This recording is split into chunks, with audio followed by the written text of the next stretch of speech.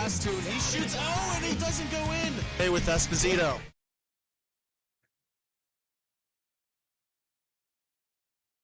Trying to get it out was Dare. That hits stick. Smith now coming to help out. Here works the cross.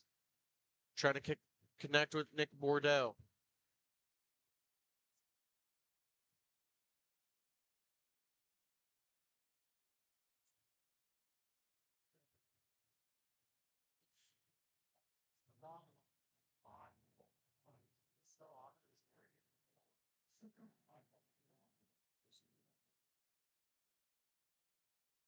Face off down.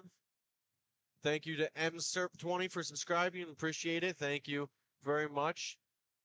Oh, whiff on the pass. Or whiff on the shot. Beautiful pass. Do apologize. It's been a long day here so far. And we do apologize for any technical difficulties. We are working on it and fixing it. So I do thank you for your patience.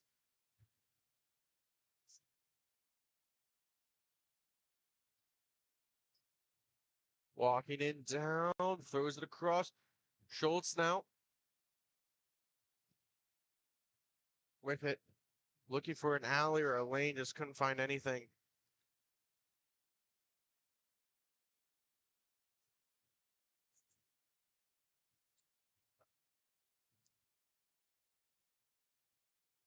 Both teams look a little bit tired here, at least through the first period. I know they played very late last night. Knights actually played in the last game. Or the Revolution played in the last game. Knights played in the game before.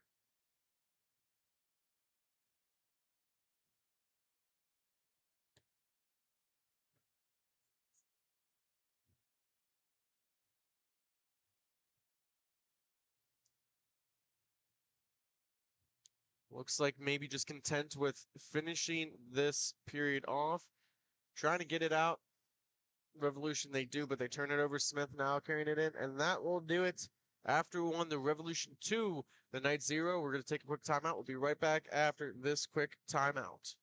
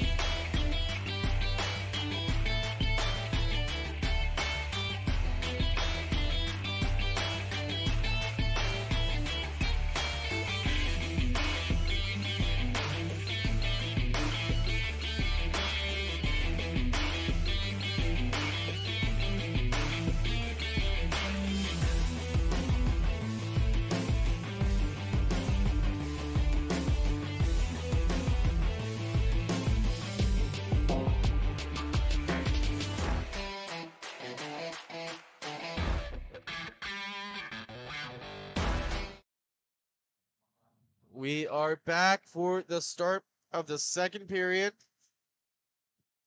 2-0 is the score in favor of the Revolution. An all Detroit matchup.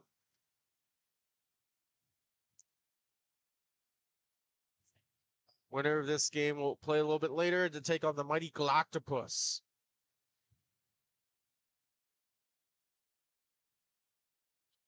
Puck taken away by Smith. He carries it on in, drops it off for Perry.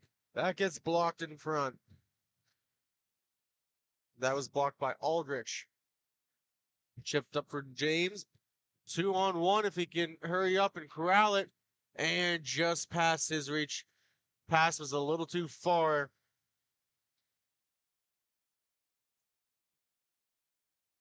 Glad to be here in beautiful Cincinnati, Ohio. Sports Plus. Got a couple ice rinks, basketball, volleyball, you name it, everything. Glove save by Gaudreau.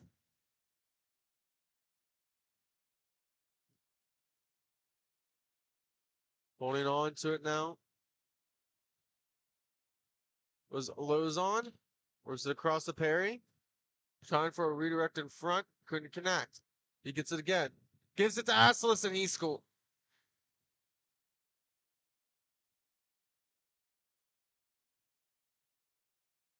See what the commotion is here.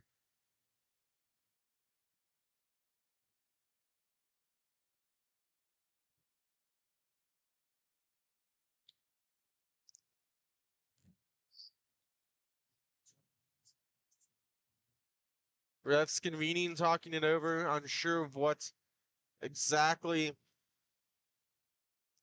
the issue is. And they're saying no goal.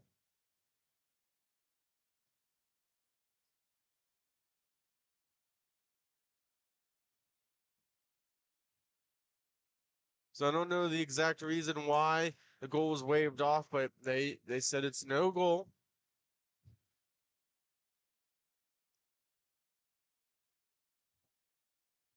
Kowalski trying to hunt it down. Henley helping out, pinching up from his D zone.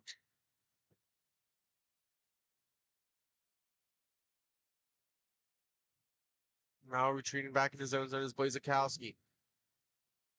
Works it across, and he's going to catch it again.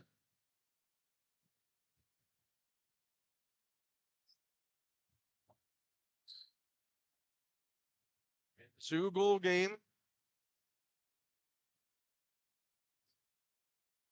The Nanzik actually got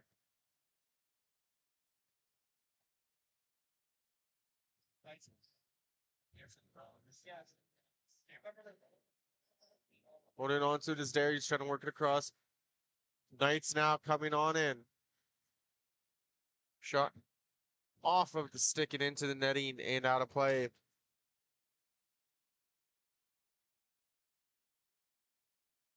Face off will be to the right in the Revolution zone.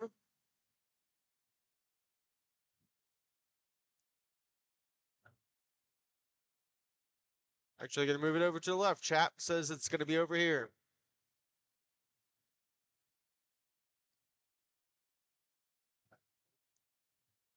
Schultz in his own zone, subbing in for the Revolution this weekend. Normally plays for the Mission Stars.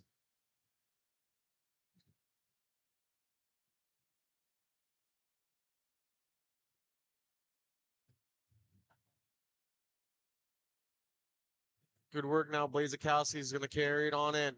Looking for a redirect down low. No one there. Hugging the post is Pione. Battle in the near corner at the opposite end of the rink.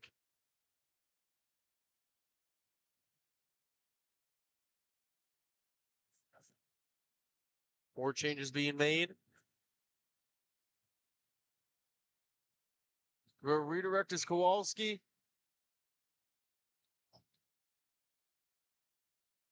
Move a player down and hopefully he's okay.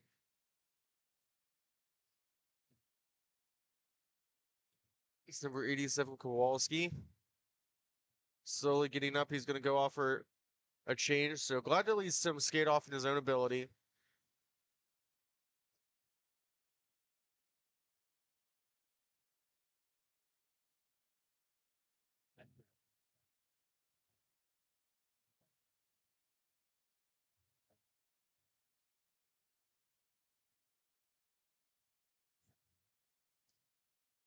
James with it now. Stops up on the near board. And they get a goal. The Revolution extend their lead. 3-0.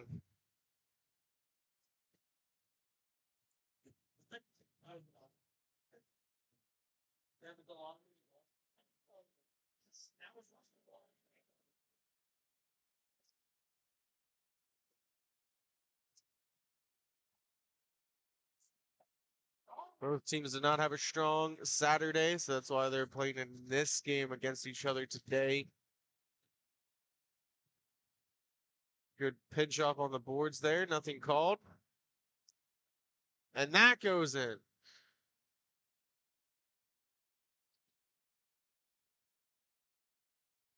Or not. No, that hit the post and into the netting out play. I thought he was able to sneak that one past.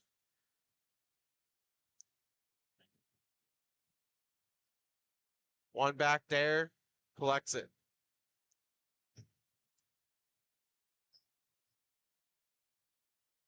Joshua Grady back there with him.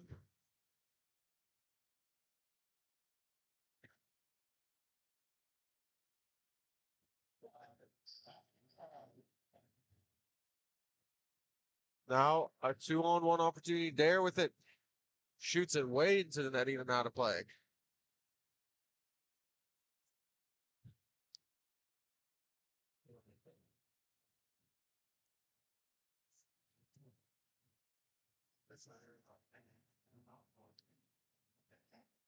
Face-off will be at center.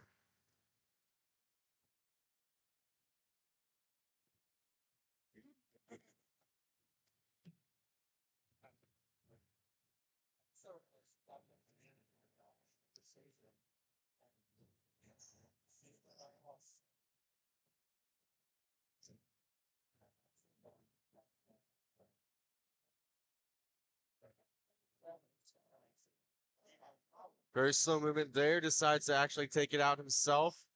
Coming up from his deep position, works across to Aslus, and he scores. There he goes. He gets his goal that got waved off back.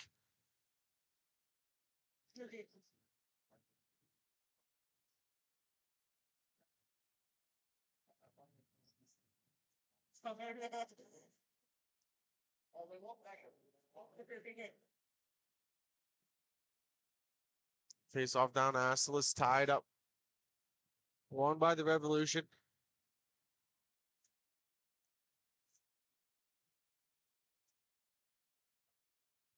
Perry now with it. Takes a shot. That goes high and wide.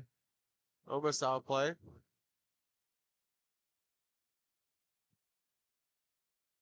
Puck comes all the way back to Aldrich.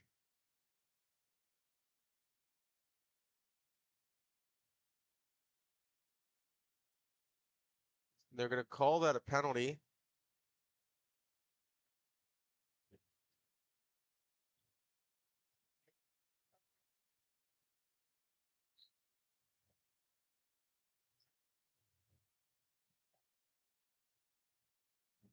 So going to the power plays, the Knights could have made a elbowing, a roughing call. Didn't see an official movement from the referee to indicate which one of those calls was made. But a Revolution power play, a little bit of a high hit. It's going to lead to this. About under 5 minutes remaining here in the second period.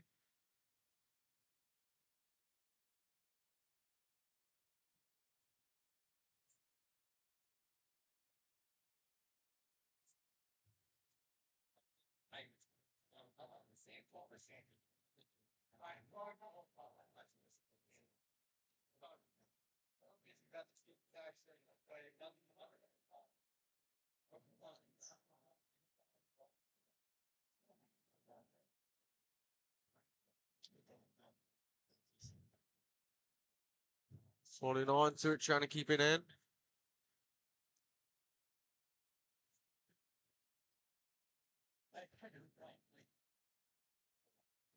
Feeds it in down low, trying for the tic-tac-toe, and it's no good. Blazakowski at the top, trying to give it back in. Good movement by this Revolution power play. Missed the net that time.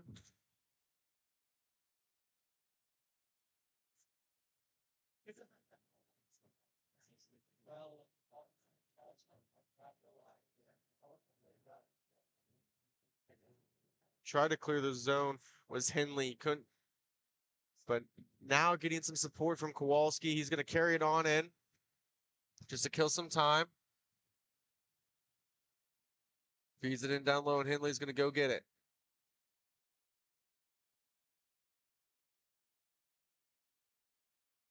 And he skates all the way back down into his own zone and just dumps it in.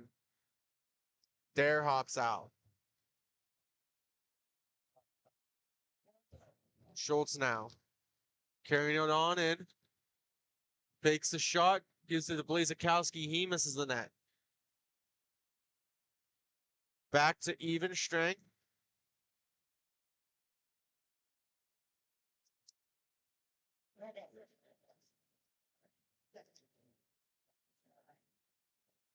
Throws one wide. Blazakowski missed it, so got about 2 minutes left here in the second period. Knights versus Revolution. 3-1 score. Revolution with the 2-goal advantage. Revolution have a full bench. About 3 subs for the Knights. Not horrible, just gotta make sure nothing drastic happens.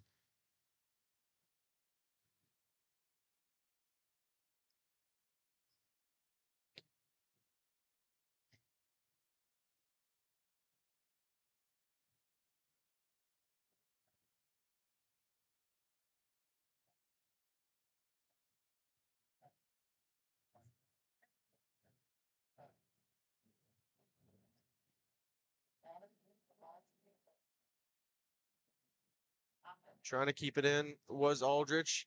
Good to see him back out there after gaining that high hit. They're feeling okay. Astolis now with the puck, works it across the dare.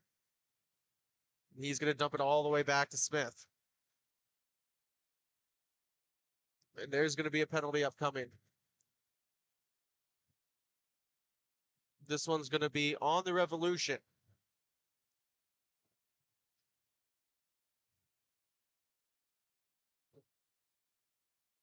So 5-on-4 delayed penalty. Smith with the puck. Goes to Dare at the point. Trades places with Perry.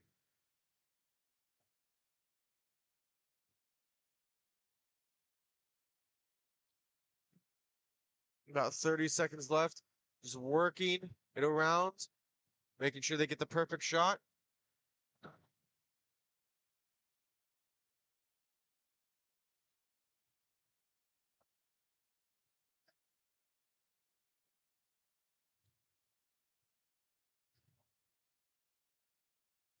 Face off will be right in front of us.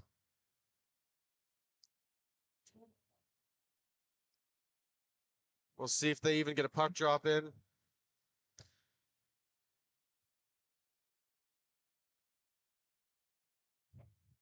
Perry at the top of the point. Smith trying to get back. It gets cleared.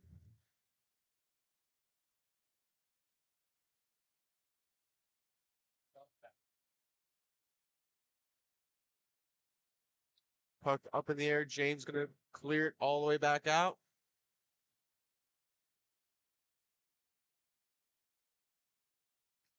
And that puck is lost into the netting, and we'll step aside after 2. The Revolution 3. The Knights 1. We'll be right back. Thank you for watching Grove City Hockey.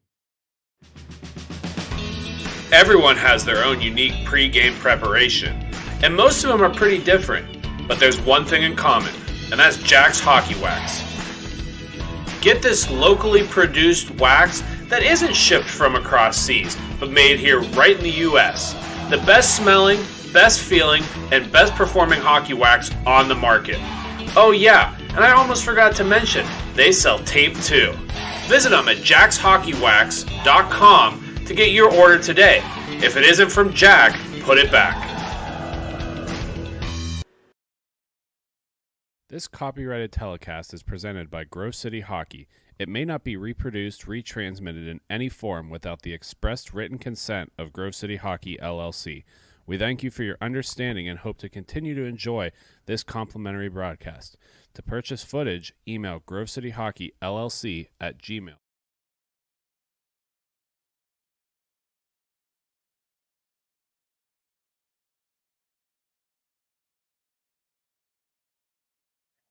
We're back for the third period. 3-1 is the score. Power play opportunity here for the Detroit Knights.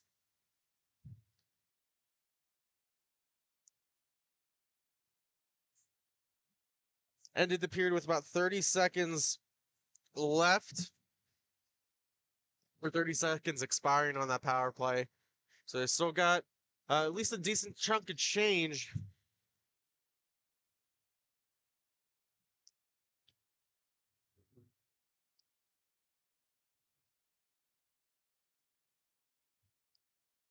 Working it across now, trying to kill some more time. Blazikowski.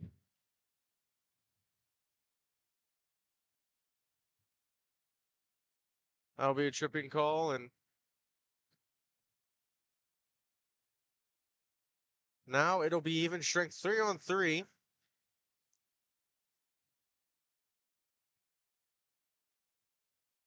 Face off will be to the left of Pione. Kowalski takes it against James.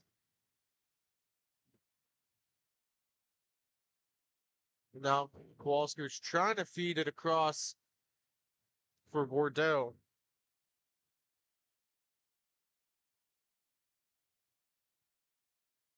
Counterattack for the Revolution. Blazikowski and James trade places backhand on the Pione, and that will go for a cover. And now out of the box, we're going to have a abbreviated Knights power play, or a Revolution power play. Do apologize, lack of sleep and long day so far already.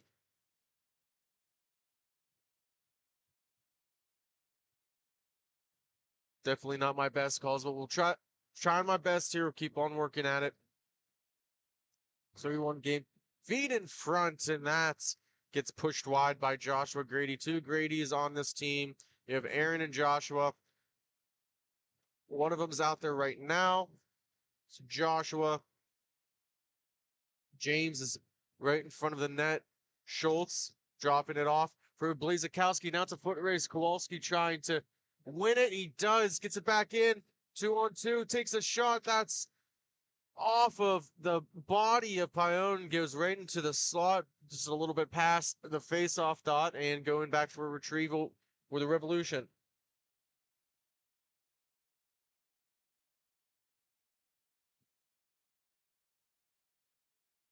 Feeding it. Oh, and just whiffing was Schultz. Now it's a hustle down. Smith and James racing for it. Goal scorers so far in the game. Blazikowski got the first period goal for the Revolution. Nick Bonanza got the next 2 for a 3-0 lead. Knights have answered once by Kyle Astalis. And that's where we stand. And now we're back to even strength. Astalis with the puck now. After this game, we'll see Indian Line and the Fresh Coast. Then we'll see the Cincy Kings in the A team. And that's EH as it the Canadian form of A. And then we'll see the winner of this game take on the mighty Galactopus. Inley now with it. Drops it back for Dare. Wasn't really expecting it, but no harm comes of it.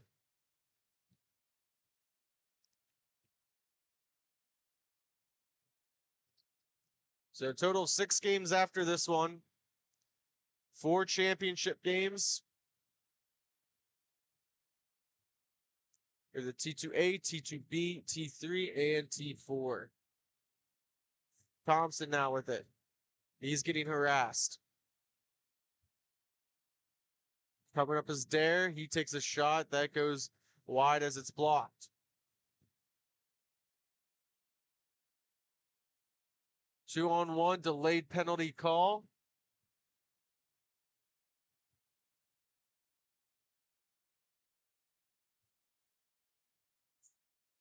Finally, a delayed penalty. Referee had his arm on the air for about a good 20-30 seconds. The Revolution did not realize it.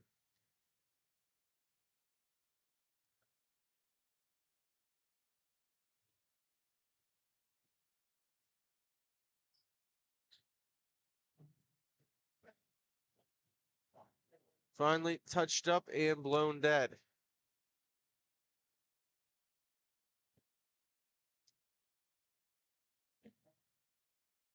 So Knights will go to the penalty kill.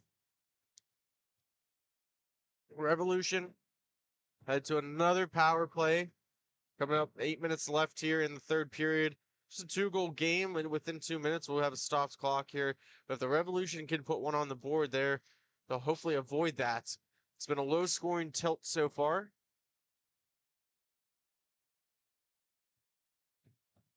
Blazikowski makes a nice little toe drag move, able to feed one into the slot.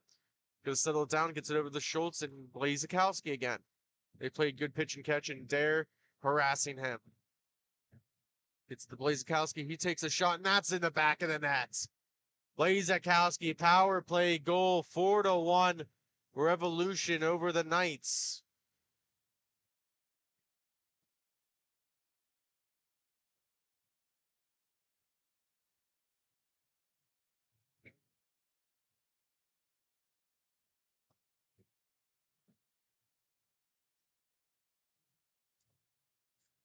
Assless talking to the referee chat.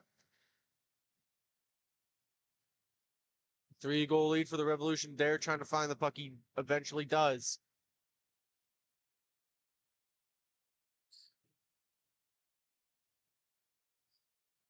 Nice little toe drag by Dare. He performs a half spin. Henley now throws it back in. And now going the opposite direction. James with it, feeds it across, was able to get enough on it, was Thompson.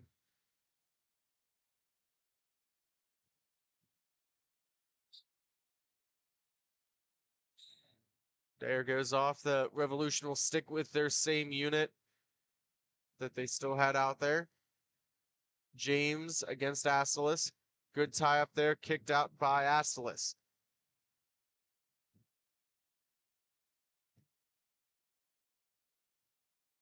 James now trying to get around Hindley. He does.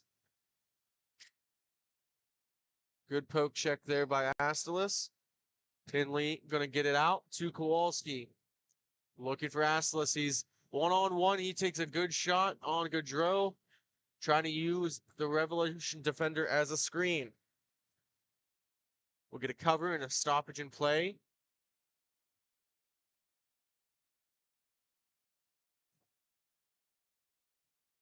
Faceoff will be to the left of Gaudreau in the Revolution zone. Taking the draw for the Knights is Bordeaux, wins it back. Smith, very long shot, just trying to really put it back in than more of an actual shot.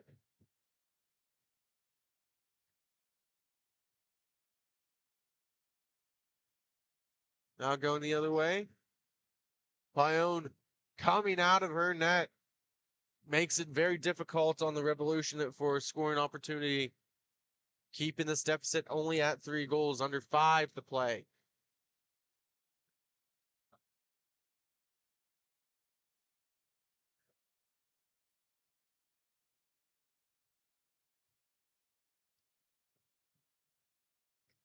Blazikowski now in the offensive zone. He gets pushed off by Bordeaux.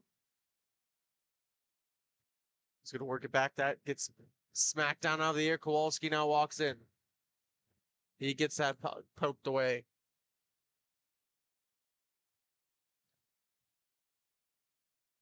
Henley now with it. Works across. Smith throws one. Looking for a stuff attempt there by Kowalski. Puck still loose. Finally cleared out of the zone. Hits off the top of the board. It's not out. Now going the other way. Joshua Grady makes an excellent move. Great save by Pione. He gets the puck back. Trying for a backhanded attempt and a good glove save.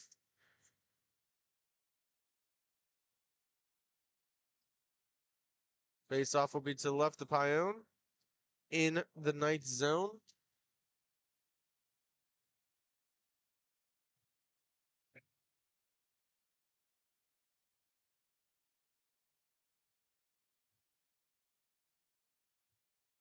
James against Dare.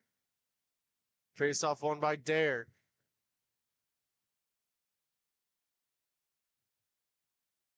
Blazikowski. Nice in and out move. Makes one miss. Gets it all the way down to James. Back to Blazikowski. He works it across to his D partner. And Bonanzik now.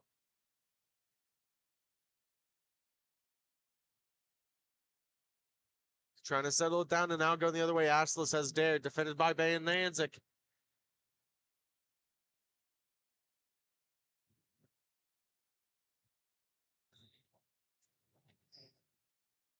Coming up on the final 2 minutes, the clock won't stop. It is a 3-goal deficit for the Knights.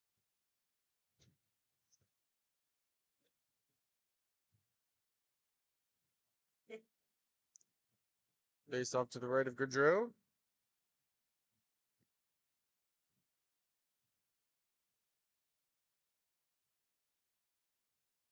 Dare stops up, gets it to the slot, but that's going to be taken away. Aldrich now gets one on Bonanzik in front. Finley and Dare on defense.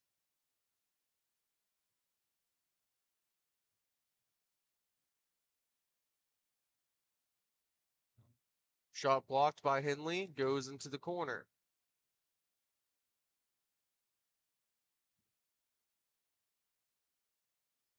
Bonanzik on the forward check. Henley works it back over to Dare. Not that much urgency. Finally gets it to Henley, and he's going to generate some speed through the neutral zone. There's going to be a delayed call this time on the Revolution.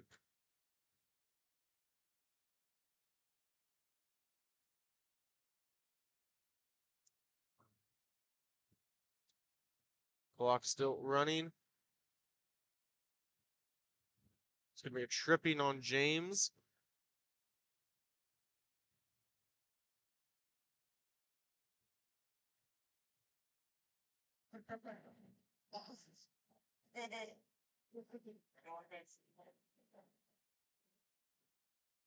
Power play opportunity here for the Knights. Revolution about to kill it, or killing it off. That shot gets redirected into the netting and out of play.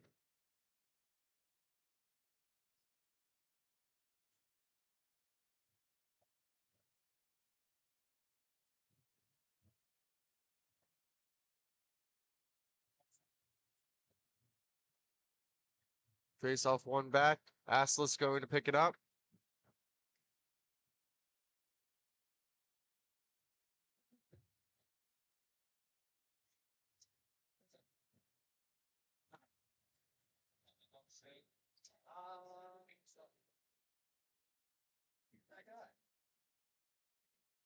Dare now walking it in.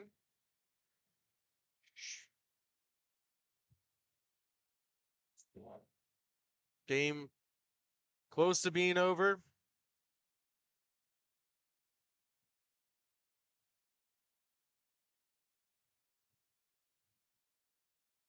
Trying to stuff it home was Astalis.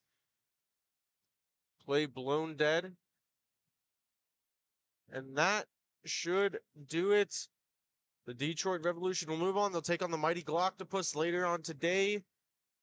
We're going to take a quick timeout. Coming up after the break, we'll see some more T2 action between Indian Line and the Fresh Coast. Thank you for listening to Grove City Hockey.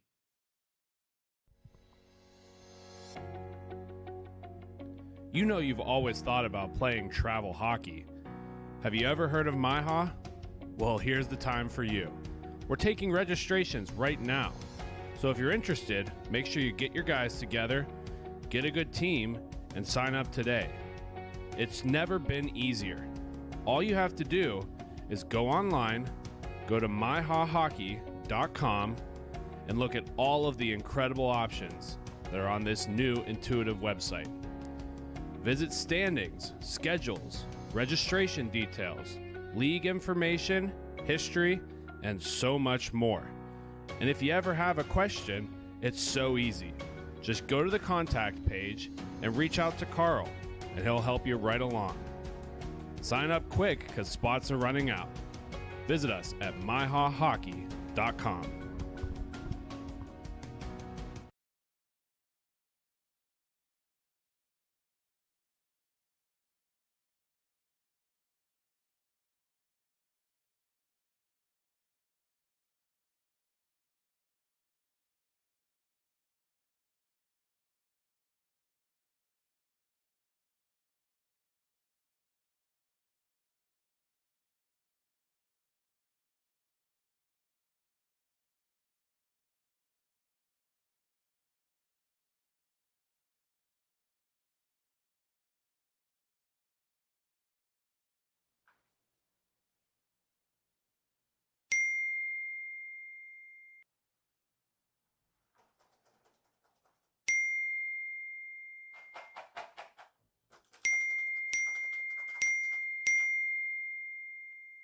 Frustrated and wasting time doing your own taxes?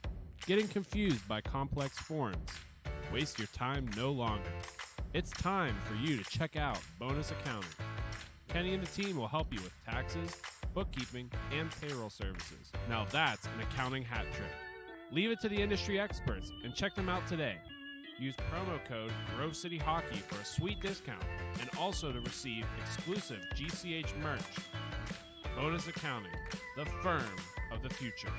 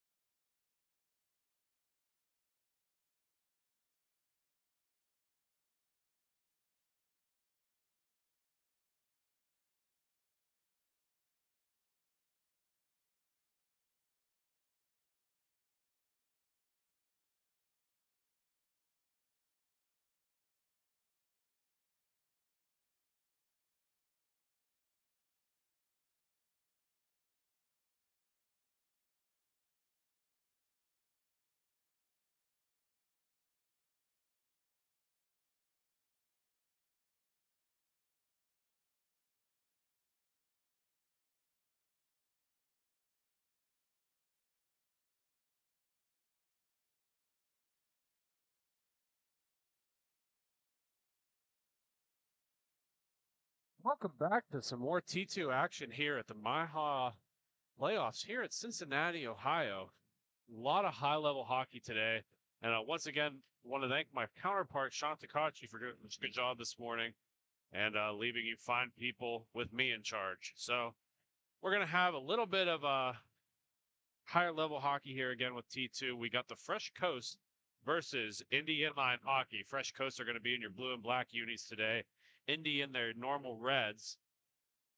So far, a lot of action both up and down in this game, and we're going to have big save from Indy, and a faceoff will be in the Fresh Coast zone. Fresh Coast goaltender Jacob Robinson will face all the way down the rink against the Indy goaltender Alex Music. Music doing a couple of equipment repairs at the moment, and referees are going to call their own timeout on the play.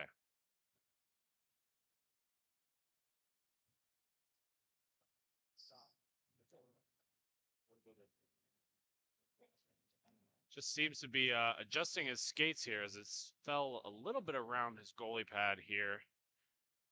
We go a little bit too much longer. We're going to take a quick break, but for right now, it might just be as simple as a skate key.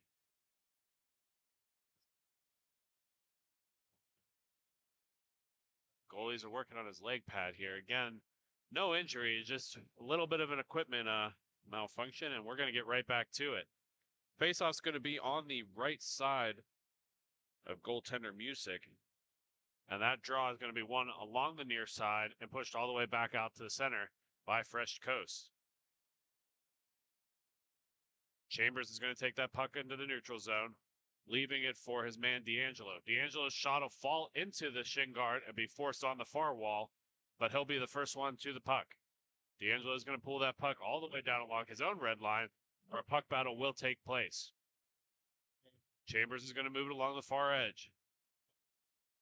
Fresh Coast is going to take their zone. A big shot will find the back of the net right over the glove of Music.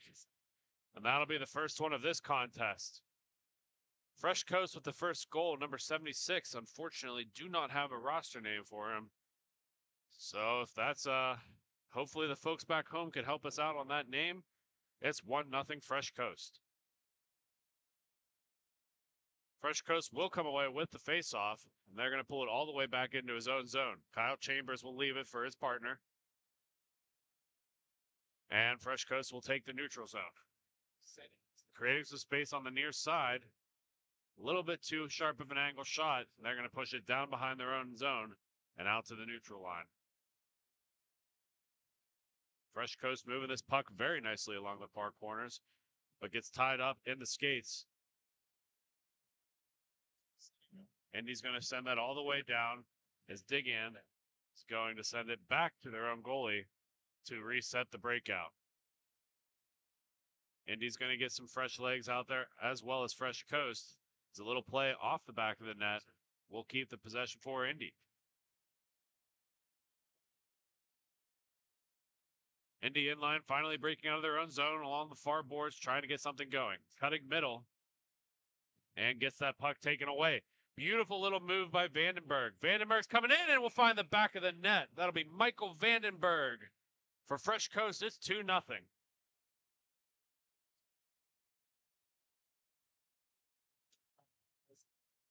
Both of these teams having really good north and south movement, but unfortunately, Fresh Coast is going to come away with that one. And Indy's going to be stuck scoreless once again. Fresh Coast with a big win back. They're going to take some time to set up a play behind their own net. They're going to push it along the near side to Sandberg. Sandberg's going to go wide. Shot from Sipperly is going to go wide and stuck in middle. Indy to come away with it. Indy's going to play it off the near boards and trying to come up along the far side. Indy's shot will be broken away. A lot of travel up front. The puck is not crossed the net. We got Jimmy Allen pointing, trying to throw off the refs, but they're going to keep that one out of the back of the net and a face-off to the blocker of Robinson. Jersey's going to lose that puck to Fresh Coast, so they're going to come down the near side. Shot on the back door will find the back of the net once again. Fresh Coast getting a little bit carried away, and this is a 3-0 hockey game. Josh Sandberg with the goal on that play to make it 3-0.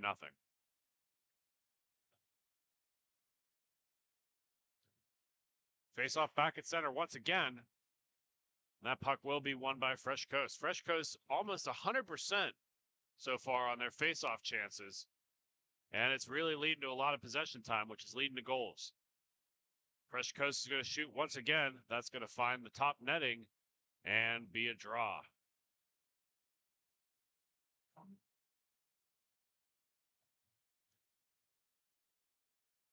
Both teams getting ready to line up for the draw.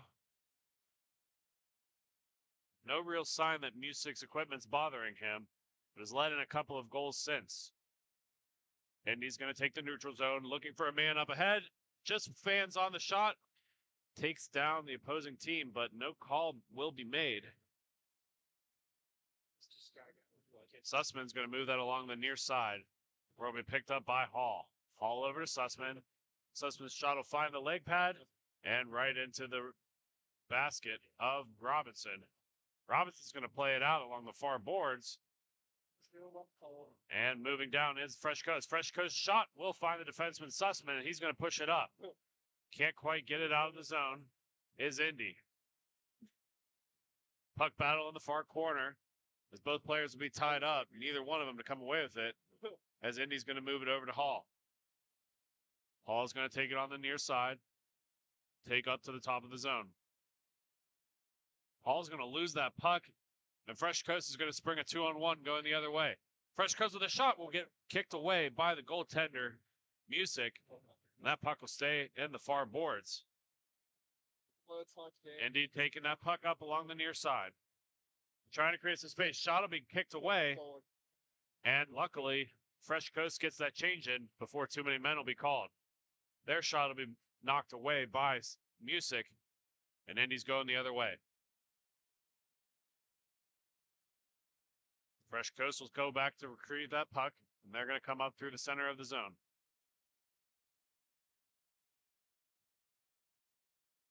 That puck will be blocked to the far corner, but Fresh Coast will keep possession.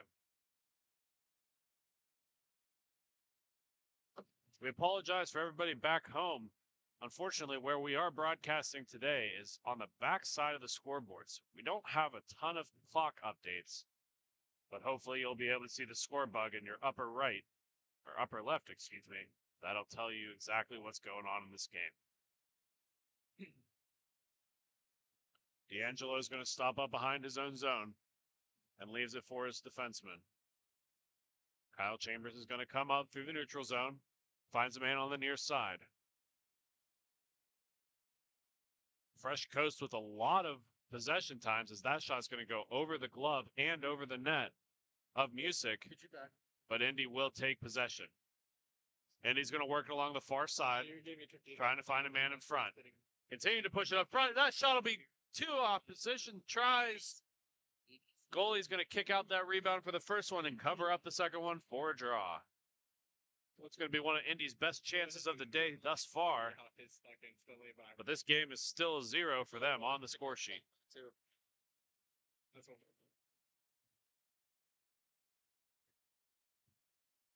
Powell's going to move that puck back where it will be picked up by Clark. Clark's going to leave it on the near corner, but take it up through. Clark's going to try to pull that between some defensemen forward, getting pushed off that puck, and there will be a puck battle on the far corner. Fresh Coast to come away with the puck, losing it along the boards, but does regain possession. One more try here as that's going to be pushed across, and Chambers can't find the back of the net. Puck battle right along the referees in that far corner. Still battling up. Big hit, but nothing called. Indy's going to come away with it. Indy pulls it between their legs, tries for a backhand, can't quite get it to go. Really talented by Diggin as he moved that on his backhand through his legs, tried to go between the legs, and lost that puck. Fresh Coast is going to move it across the top. and comes along the near side. Elects to take it back into his own zone so both teams can change.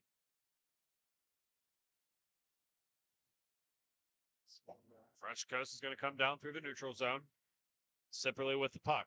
Sipperly's shot will be passed across, and Vanderberg will find the back of the cage right over the blocker. It's 4-0. Where have I been? This happened. But clearly I wasn't there. I don't know. The ride knows it's gonna. I'm already the corner of Tigers. Face off at center. Will be one back to Indy. Indy clearly having the talent, just not getting the lucky breaks. Possession is being a huge issue right now for them, but they have it right now. Broken up by Fresh Coast as that's going to go the other way for a 2-on-1. Fresh Coast shot will be kicked up into the netting, and a faceoff will happen in Indy's zone.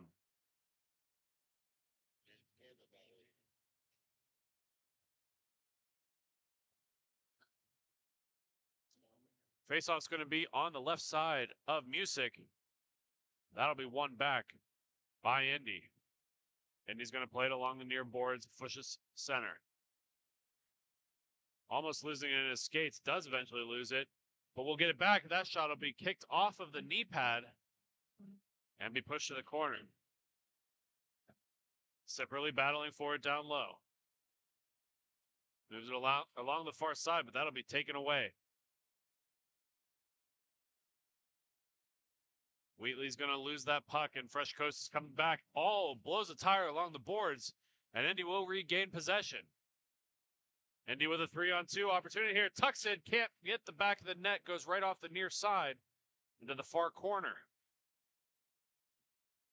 Puck battle will come away with Indy's possession. Tight angle shot, can't quite find the back of the net. They're going to pull it to the near corner. Wheatley's going to lose that puck as Fresh Coast is going the other way. Fresh Coast pushing it low. Sipperly with the shot, and that's going to go up high. The second attempt's missed on, and Indy will come away with the puck. Indy along the near side. It's a lot of pressure from Fresh Coast.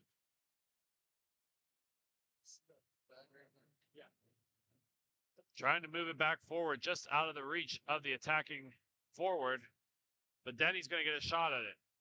Denny's going to keep possession here and trying to push it on the far side. Another opportunity goes off the glove of Robinson, excuse me. Denny with the puck, moving it up top. Sussman's going to move that over to Hall. Dying seconds of the period here. They're going to move that over to Sussman. Sussman's going to move it up. In between the legs, shot, and that'll go off the blocker. Stays in front for another opportunity. Gets pushed low. And we got a little bit of bickering and arguing as the period will end. That's going to be a big one for Fresh Coast. Big hill for Indy. When we come back, you're going to have second period action. But for right now, you're listening to Grove City Hockey.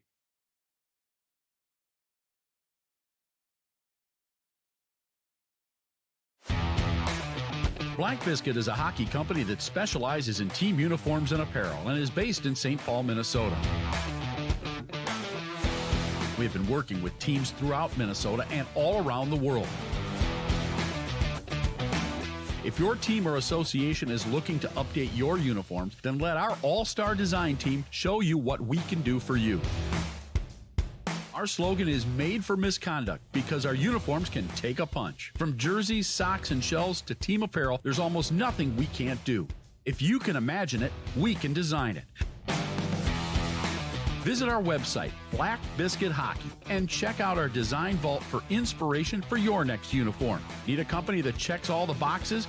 Outstanding design, quality product, great customer service, and timely delivery? Call us at 855-978-6888 to see what the Biscuit team can do for you. Black Biscuit. Black Biscuit. Black Biscuit. Made for misconduct.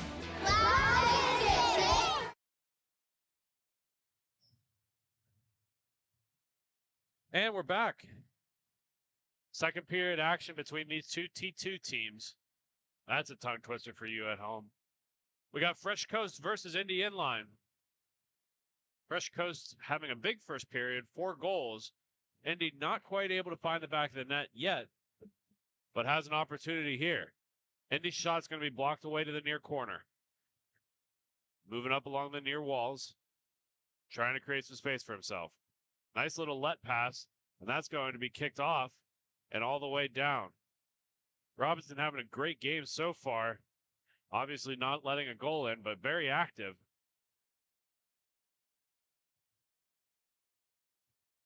Dignan is going to shoot that. That's going to be covered up by Robinson. And a whistle and a draw.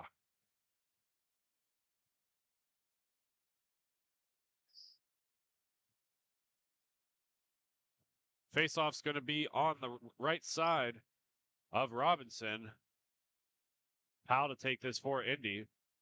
Wins it back to a defenseman. Moves it across the top. Short's going to move it down low.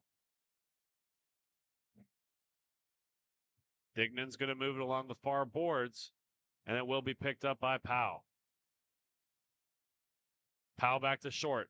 Short with a little bit of space. Gets kicked away by Fresh Coast. And they're going to play it back. Number 76 for Fresh Coast. Going to hold it behind his own zone. Looking to break it out. Fresh Coast with a lot of speed and a lot of space. That's going to be moved along by Music and pulled out by Clark. Clark's pass miscommunicated, and that'll be given right to the stick of West Coast.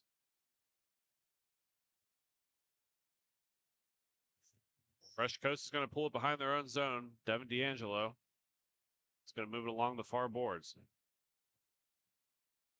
Pushed off the stick, but will be kept in by Fresh Coast. Their shot's going to be kicked away by Music, and a battle along the far boards. They need to come away with that puck, and they're going to move it down low for Clark. Clark's long stretch pass to Short with a lot of space. Finds a man on the near side, hits the corner, and that's going to be pushed to the near side. Fresh Coast is coming away with it here. Fresh Coast's opportunity up front. Fine. Oh, just misses the back of the net. And Dignan's going to come away with it. Dignan stops up Short. Pushes it all the way to the far side to Clark. Clark's going to have an opportunity here down and around. Hall with that puck. Hall's going to move it over. Big collision. Nothing called here. They are going to call a trip on Fresh Coast. And Indy's going to go to the power play for the first time today. Wait to see the call here. I believe it's going to be either trip or interference. We're going to see what the call is. Michael Vandengaard with a tripping call on that play. And Indy's going to go up on the attack.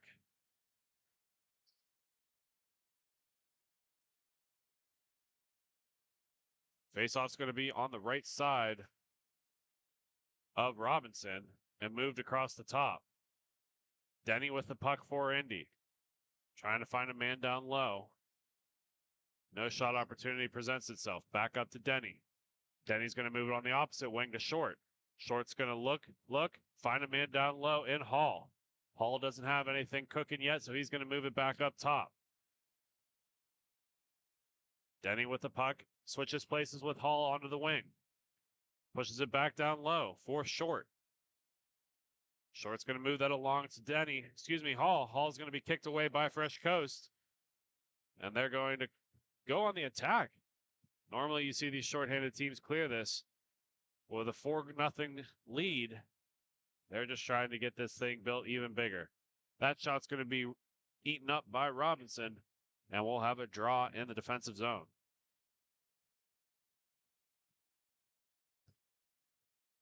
.9:20 left to go in the second period. Score remains 4-0. Both teams doing some changing. Fresh Coast taking a little bit longer to change, as this is no stop clock. They want to eat as much of that power play time as possible. Big blast by Denny. Will sneak by Robinson, and we have a first goal for Indy. Bradley Denny with a big blast up top. And it's 4-1.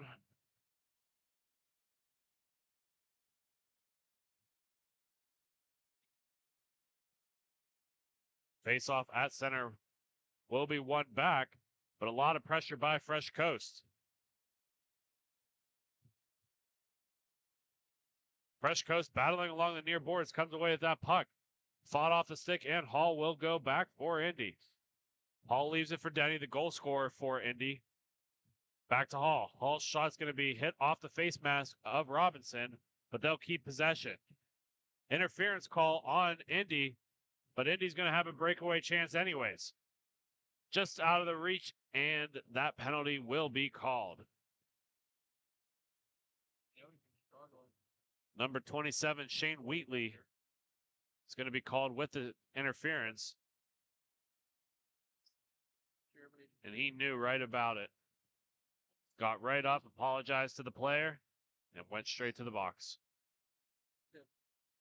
Digman for Indy's going to win that puck forward out of the reach of Fresh Coast, but not enough to clear the zone. Fresh Coast moving it across the top. Down low, looks on the shot, moving that puck around quickly, getting in as tight as possible. Shot will find the back of the net. That'll be number 76. Again, we don't have him on the roster today, but that's his second of the contest.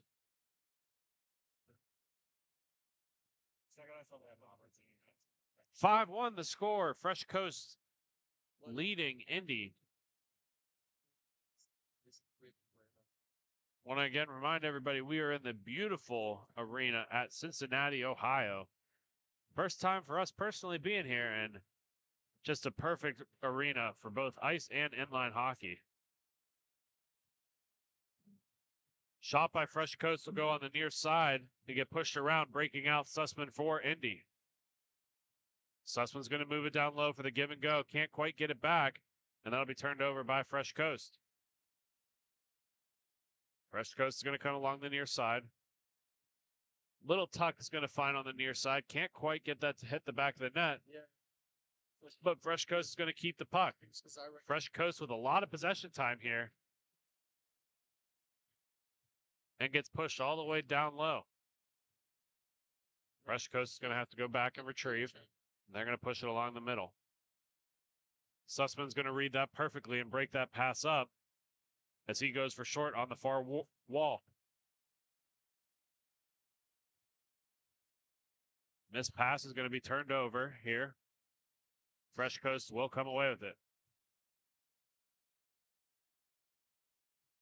Fresh Coast moving along the near side. Shot right into the glove of Music. And that will be held on to for a draw. Just under the 6-minute mark left to go in the second period here. The score is 5-1 in favor of Fresh Coast. Fresh Coast may be leading in the score right now, but take a look at those Indy jerseys. Those are really something, as Hall's stick is going to snap right in front of us, right in the faceoff circle. Hall gets the stick from the bench and goes right back around.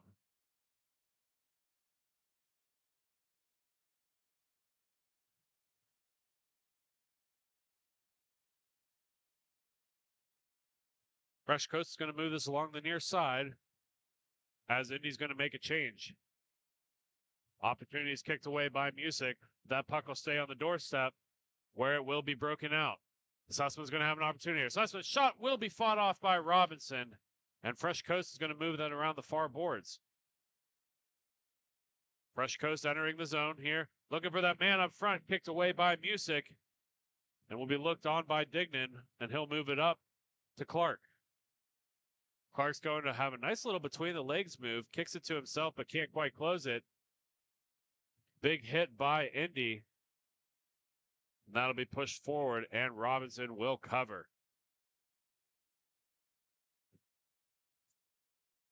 Both of these teams playing really physical. Unfortunately, the scoreboard is a little bit more spread than the actual game appears to be. Both of these teams playing their hearts out. But Indy just can't find the back of the net. Clark's going to move that puck on for Indy. That's going to be left on the doorstep. Shot over the net and up into the netting, where we will hang on for another faceoff. Puck's going to exit the zone as it was not tipped going up into the netting. We're going to have a draw at center between these two teams. Fresh Coast is going to get some new bodies and some fresh legs out there. Indy's going to take that draw at center. Indy to come away with it. Dignan with the puck. Dignan over to Clark. He's going to pull it along the near boards. Clark kicks that puck up to himself and tries to tie it back to Dignan. Dignan trying to go inside outside. He's going to be stripped of the puck, but Short's going to come back and help. Short over to Clark. Clark's going to look middle. Back to Short. Short's shot is going to miss on the near side, and Fresh Coast is going to go the other way. Fresh Coast with numbers and space. Leaves it on the back door. Dignan's going to strip that puck away, and they got their own breakout going. Powell's going to go all the way back, but Fresh Coast will be there first. Fresh Coast looking to enter the zone. Leaves on the back door. Can't quite hold on to it as that gets kicked away, and Indy will come away with it again. These two teams going back and forth with this puck these last couple of minutes of this second period. Fresh Coast shot will be directed away by Short. Short's going to move it all the way down. Short to Hall. Hall's going to struggle with that puck as it's bouncing over his stick. And will be put up into the netting. And a faceoff will happen down to the right of Robinson. Yep. Not really looking forward to it. Under 5 minutes left to go in the second period. Once again, the score is 5-1 in favor of Fresh Coast Hockey. Their shot will be fought off by Music and pulled forward by Hall. Stripped of the puck is Hall. As the Fresh Coast has an opportunity for it and finds the back of the net. Josh Ward sat right on the doorstep, got a beautiful little feed in front, and put it home. 6-1, the score is in favor of the Fresh Coast. Slumped in beds and everything. I wasn't sure. I appreciate you forgot about that. So I was I knew that. Faceoff's going to be put back. Fresh Coast is going to pull it along the far boards. Trying to push it middle again is broken up by Indy. As they're going to race for this one. Sussman moves it along to Hall. Hall again shattering his stick earlier today. He's got a new twig. And hopefully it'll help him get something generated. Puck's going to be moved along where Fresh Coast will strip it. Only to whip on that puck. Yeah, I didn't have a problem. Fresh Coast moves it down low. Shot is under the leg of Music, who didn't know he had it until the whistle was called. Under a minute to go in the period. Again, we have one more period after this, but the score for right now is 5-1 in favor of the Fresh Coast. Fresh Coast tied up along the boards. Hall will pull forward with it. Hall's going to move that over to Denny. 20 seconds left to go. Denny's going to move it back across to Hall. Hall's going to push it in front, pushed away by Fresh Coast. They're going to battle for it on the far boards. Time dying down in the second period. They're going to let this one go here. The last couple of seconds. That'll do it for the second period. Recap, we started out 4-0, and now we are 5-1. Both teams with one goal in the second period. But for right now, we're going to go to a quick commercial break. You're listening to Grove City Hockey. You know you've always thought about playing travel hockey. Have you ever heard of Miha? Well, here's the time for you. We're taking registrations right now. So if you're interested, make sure you get your guys together, get a good team, and sign up today. It's never been easier. All you have to do is go online, go to myhahockey.com, and look at all of the incredible options that are on this new intuitive website. Visit standings, schedules, registration details, league information, history, and so much more. And if you ever have a question, it's so easy. Just go to the contact page and reach out to Carl, and he'll help you right along. Sign up quick because spots are running out. Visit us at myhahockey.com. MagiClean.com.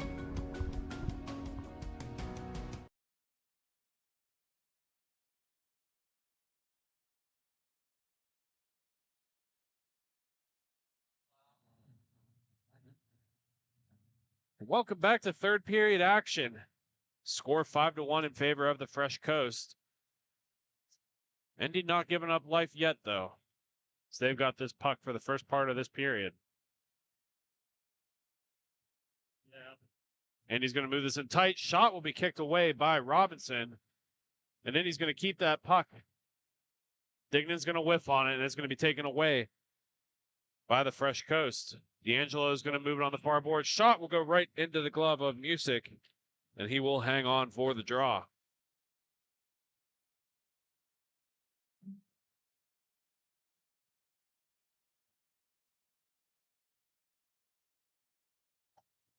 I want to remind everyone we got more T2 action after this game.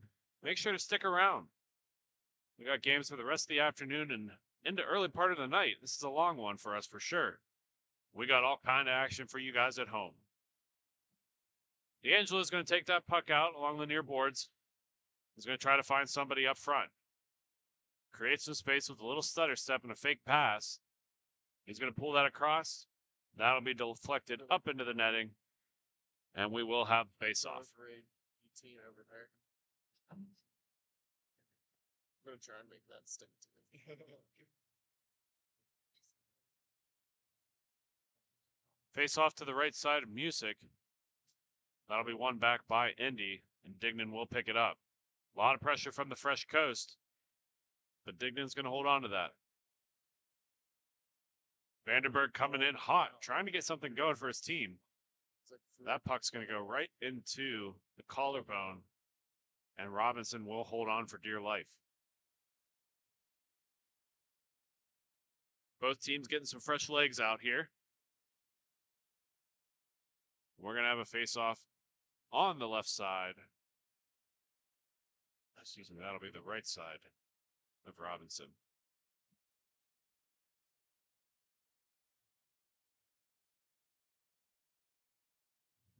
Fresh Coast is going to move it on the far boards. Burkhart's going to take that puck, and he's going to work it all the way back, where it will be chased after by Chambers. Robinson coming out of his net to help. Gets a little bit of pressure. And that puck's going to be taken away. And just missing across the front of the net was Dignan. Huge blunder by Robinson. He's had a really good game and almost cost his team a goal right there. Burkhart's going to move that down low. Big blast up top's going to go over the glove of Music, and that'll be wound all the way back in. And Robinson back to play it once again. Robinson leaves it for Chambers. Chambers is going to try to stretch it all the way back down the rink. Going across to Burkhart. Burkhart on the near side. Lots of opportunity, but took too long to get that shot off. Was Ward. And Indy's going to come away with that puck. Ward's going to steal that puck back for his team. And he's going to push it low. Putting it on the back door. And that'll be stripped by Indy. Who clears it down the length of the rink.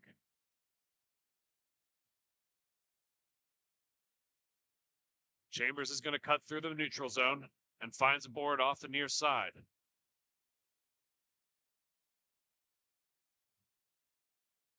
Fresh Coast with a lot of possession time here. Once again, it's been their MO all game. And now's no different. Clark's going to strip that puck, and a shot will go under the blocker and held on to by Robinson.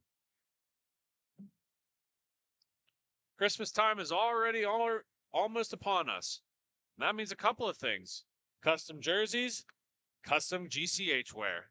Make sure you visit us at our merchandise stand and get those hot Christmas stuffers for the rest of the year. Burkhart's going to move this puck along the far side, trying to push it center.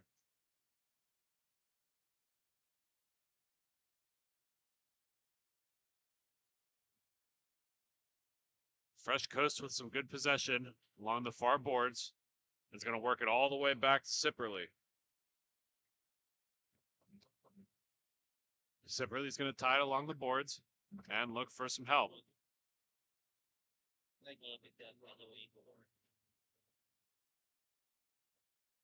Burkhardt's near shot's going to go off of Music.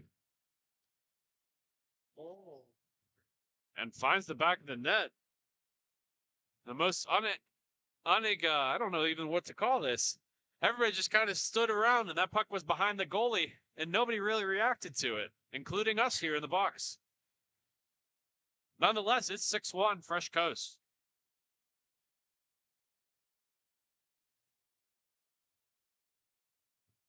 Callan's going to move this puck behind the net.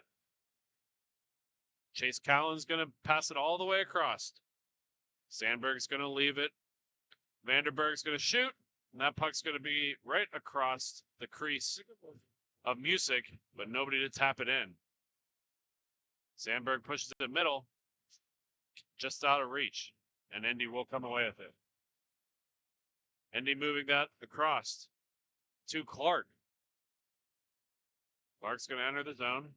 Shot will be kicked back out, but Clark will hang on to it. Puck in front will get just out of the reach of Wheatley and smothered up by Robinson.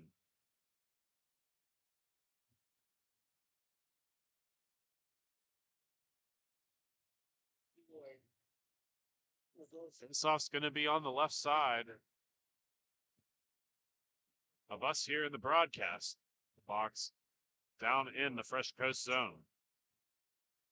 Shot across the top will be out of the reach of Robinson, but wide of the goal, and will be picked up by Vanderberg. Vanderberg moves it up to Sandberg. Sandberg to Sipperly. Sipperly tries to get some fancy stick work in, but runs out of real estate before the shot. Sipperly pulling that puck, plays it all the way back out to Robinson. Robinson may be looking for a goalie assist here. That's like Rick's problem. Robinson over to Sandberg. Sandberg's shot will be kicked away by Music and pushed along the near side. Sandberg's going to lose that puck to Digman. Digman over to Sussman, and Sussman's going to move that to Powell. Powell down low, pushing center, and that'll miss wide by Denny. But Powell will get to it first.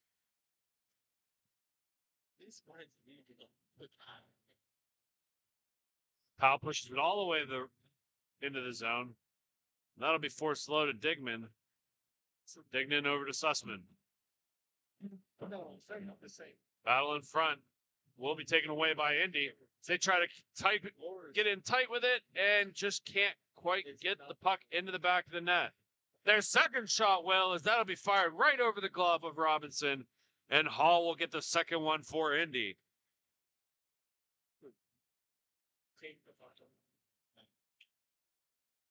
Robinson playing a really good game all day. Just can't get that out of the striking zone. And Hall's going to make him pay.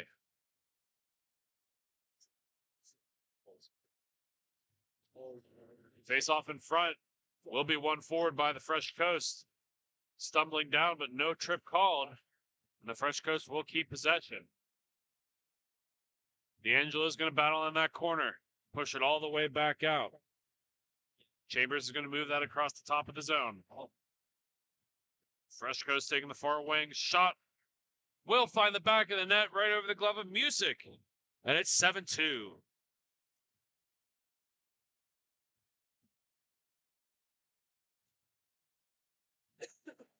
Both teams exchanging goals here early in the third. So we're getting ready to continue this game. The score is 7-2 in favor of the Fresh Coast. Draw's going to be won back by Indy, where Sussman will go to collect. Sussman moves it across the top. Coming along the near side. Another shot will go over the glove. Another one for Wheatley. And it's 3-7. These teams going back and forth with goals. Both goalies having strong first parts of the game, letting in some easy ones over their gloves. And we're going to have a face-off once again. Back to Wheatley's going to be knocked away by Robinson, and Hall's going to leave it for Denny. Denny working it down low, has to go around the net. Denny getting forced off the puck by Chambers. Chambers is going to go out and around to Ward. Ward with the puck on the near side, pushes it middle. Pushes on the far side. That'll be kicked away by Music. And the puck's going the other way. Wheatley with an opportunity here. Pushes it in tight for Denny. And Denny's going to be forced off the puck. Denny pushes that puck down low, and Wheatley will strip it. Pass going across is going to be fought off. Indy to come away with the puck. Indy pushes up top. Another shot's going to go high and wide and push around the near side. D'Angelo's going to move that puck forward and loses it to Indy. Hall's going to enter the zone, trying to push it forward. Hall with another opportunity here. Tucks it on the near side to Wheatley. Wheatley's shot's going to go wide. Excuse me, Sussman hitting the side of the net. And Sussman's going to move it along wide. Hall's going to push it on the near side, just out of the reach of Denny, but he will get to it first. Wheatley back to Denny. A lot of new life in Indy as this game's winding down. Chambers is going to push it up forward, but we're going to have a little bit of disagreement in this near corner.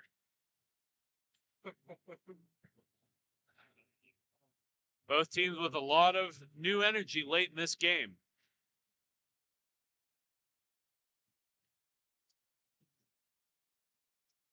Both teams are going to get some exchanges here. We'll see if penalties will be dealt.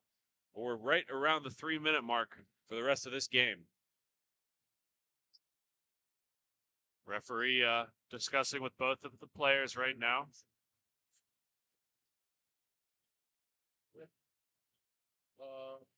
That's going to be one of their tougher games. But if they play the like a group of these are frustrating. They're going to pull this out to center. Again, couldn't quite get from the referees what the calls were. I'm assuming there's going to be 2 minors for roughing, but I'm not sure exactly. There was no actual punches thrown, just a lot of pushing and shoving. Fresh Coast is going to move that along the far side. Sipperly coming middle. Sipperly trying to find a man. It's Titan Burkhart, and that'll be kicked away by Music and be pushed down along the end wall. Fresh Coast is going to move that all the way out and try to enter the zone again. Back in tight to Sipperly. Sipperly is going to dump that all the way down, and it'll be fought back by Robinson, who will leave it for his partner. Robinson's going to hang on to the puck. Moves along the near side to Sipperly. Sipperly is going to move it up. Sandberg with that puck over to Callan. Callan on the far side can't hit wide, and that'll be kicked away. Another opportunity fought off by Music.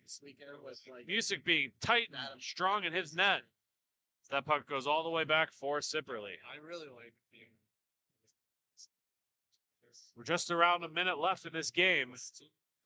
That puck's going to be moved along the far boards. So Sandberg's going to try to cut across. Out of the reach of Callan. Callan over to Burkhart. Burkhart with a nice little in-between outside move and finds it over the blocker of Music for yet another goal for the Fresh Coast. And that will do it, folks. T2 action tied up here, and we got Fresh Coast moving on.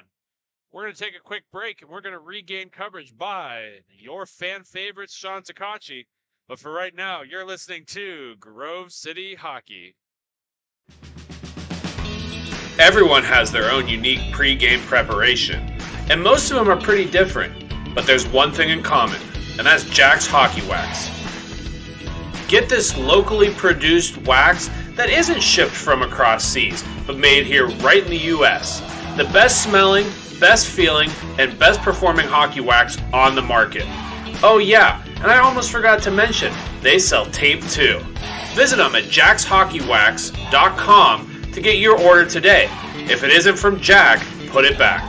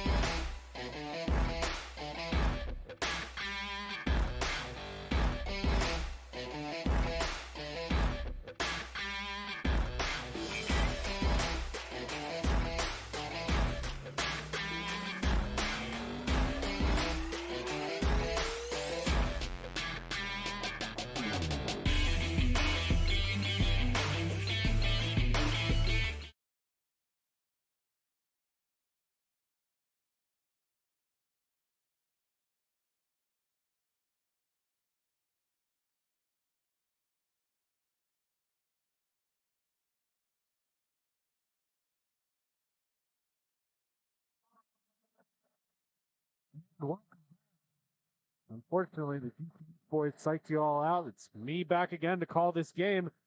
I didn't get very far into my introduction before we have the first goal of the game. For Team A, number 12, unfortunately, is not on the roster. But I want to welcome here the other fan favorite. We got Mr. Skylar Hetrick. Sky, welcome back to the show. Buddy, how are you? Oh, we're doing well here. USA is a team from our adult league back home. So if you hear a slip out of me or Mr. Skylar, that would be the reason why.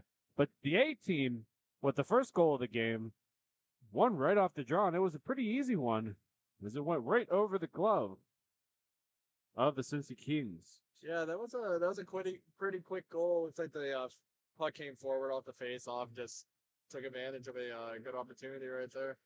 Now, I know a lot of teams will have design set plays off of face-offs to try to get something early like that, but that looked like just an individual effort by the Drawsmen. Yeah, I feel like that's something they probably have drawn up in the past, but it's not something you're going to be doing like every face-off, every game to try to catch him off guard, which, hey, it worked for him. So we want to introduce the Cincinnati Kings, who are going to be in the white, and the A team, who are going to be in the black and red. Goaltender for Cincinnati is going to be Mitch Harden, and for the A team is Curtis Adams. A team's going to work it across the top all the way back into their zone. They're going to move it along the behind the net and doubles back as there's a lot of pressure from the Kings going forward. A little bit of controversy between the Kings and some of the officials yesterday. So we hope this one goes smoothly. I don't know about you, Jacob, but I really love the Cincy Kings jerseys. The nice little Rhine guys. I'm assuming sponsorship, but the colorway is pretty dope. It sort of reminds me of like an old school like computer load up screen. It does, definitely that techno. It almost reminds me of there's an album. It reminds me of an album cover, and I can't remember whose. If you have any idea what album cover it is, please throw it in the comment section, because this is probably going to bother both of us in the game. Some old disco music. That's the era we're looking at. Battle along the near boards will come away with Cincy's possession, as Matcha is going to move it up. Trying to tuck it along the far side. We got a little bit of controversy down low, but that will be covered up by Harden. Looks like we're throwing some bodies a little early this game. I'm assuming that's foreshadowing coming up for the rest of it. Yeah, these two teams get into it and they get physical for sure. But hopefully this game is a little bit level-headed and just some really good high-level hockey. Puck's going to be won back into the Cincinnati zone, and they're going to push it all the way forward where it will be raced for. Matya's going to fight for it along the near side and try to push center with it. Push back into center, and the A team's going to come away with this. And apologies for not having proper rosters here, but we're going to do the best we can with what we got. Long stretch pass is going to be broken up by the Kings, and they're going to come back to it to collect. Surely that's not number 19's name, as it says Mathlete on the back of it. Again, no rosters here, but nonetheless is a funny one. That's something you wouldn't expect on a hockey jersey, but hey, they're making it work.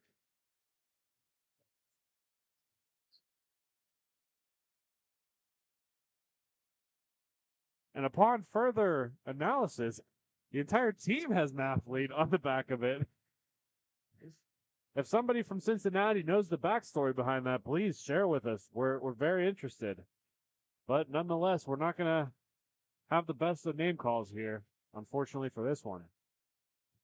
Cincinnati's going to push it into the near corner and brought it along the end wall. The A team's going to try to get out of here. Nice little fake pass.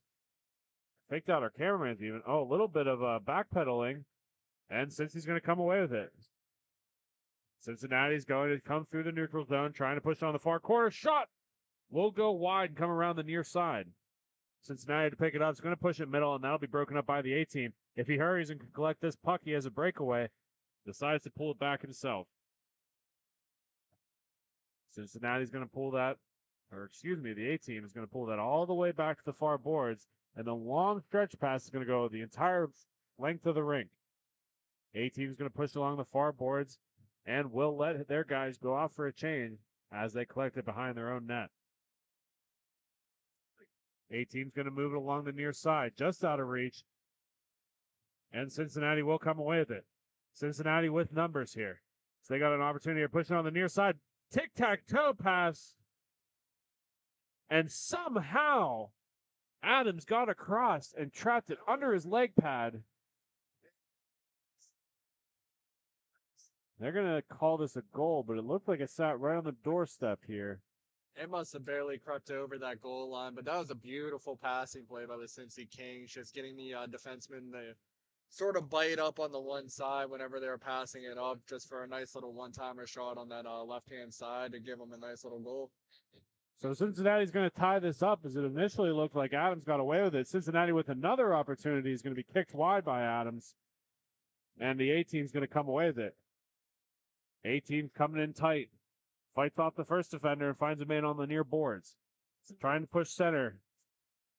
Just gets rocked off the puck, and Cincinnati's going to try to apply pressure here. Racing for it, with Cincinnati coming away with this puck, as they're going to pull it in tight. Penalty's going to be drawn here, and we'll have the first power play of the day. Excuse me, of the game. Certainly not of the day. We've had too many games here today. Looks like they got him with a nice little hooking call, and we'll see what this Cincy Kings power play is going to be looking like. So Michael Serper is going to go off for a hook there on the play. And Cincy's going to get the first power play opportunity for the game. That puck's going to be trapped underneath the Cincinnati player. Odd that he wouldn't try to move it out. But the A team's going to fight for it. Another opportunity. We're going to have an interference by Cincinnati. We're going to go back to even strength, coming the other way. Jack Telfer is going to go off for Cincinnati for interference. That's going to be a little 3-on-3 action. Now, Sky, inline hockey is so exciting because it's already 4-on-4, which really opens up the rink. What's 3-on-3 action going to bring to these two teams? You're going to see a lot of puck movement out of these teams. It's going to be all about possession, which inline hockey normally is, but there's going to be so much more time and space, and we'll see what these teams are going to be able to do with that. Pucks are going to be fought along on the end ball, with the A team coming away with it. A team trying to push middle, gets tied up along the boards. Now, I always get a little confused. And this is where I get tied up with the officiating. And we always love our officiates here at Miha. But it seemed like that play along the board was so physical, and it was kind of taken for granted because it was T2. Do you think that play gets called in T4? Honestly, I feel like it probably would to some degree. I just feel like the intensity of these T2 teams, they just let them play off just a little bit more than you would in the T3 or T4 division. Since he's going to have an opportunity in front, when we were analyzing so much that we missed the goal right there, Cincinnati's going to go up 2-1 in this contest. Yeah, you just have a nice little cross crease pass there. There's not really much a goaltender can do on that, having the amount of space that that Cincy Kings player had to just put it right behind him. That's going to be number 64 for the Kings. Again, unrostered, unfortunately. But hopefully somebody back home will know who that player is for us and give us some information. We care. Puck's going to be pushed all the way along the end boards, where the A team will go back to collect it. Now, one of the other things that we notice here at Miha, which is so important for a lot of hockey players, but mostly people in the area for inline, is check out like the Muzzy game here, man. We got number 92 with a huge one. We got the goalie with a huge one. Both teams are having it. A hand pass is going to be called here. But let's even talk about Grove City. Some of the Muzzies that you've seen in the Grove City crew. We want to share with you guys who the GCH boys is, and here's a little look inside. You know, Jake, you may not want to admit it, but I still think you're rocking the best one, brother. out of the GCH boys. You got me, we got you, we got Mr. Damon Pajak, Rocket One, representing for the good on Movember. And if you're curious on what Movember is, ladies and gentlemen, it's to promote mental health and physical health for men because, there's a stigma to it. And whenever, someone may ask, like, okay, what's growing a mustache have to do? How does that spread awareness? Reason being is I'm someone with a beard, but whenever I shaved up to a mustache, the first week for sure, I have so many people asking me like, "Hey, why the mustache?" And that's wherever you promote mental health. Like, that's something I'm very big on, and just hoping like, hey, if you need help, go out and get help. It doesn't make you weak. It doesn't make you unimportant. Just if you need help, go do it. And the big part about, you said about mental health is being part of a community here. Everybody who's wearing a mustache right now, they all reach out and give either a smile or a wave or a nice stash.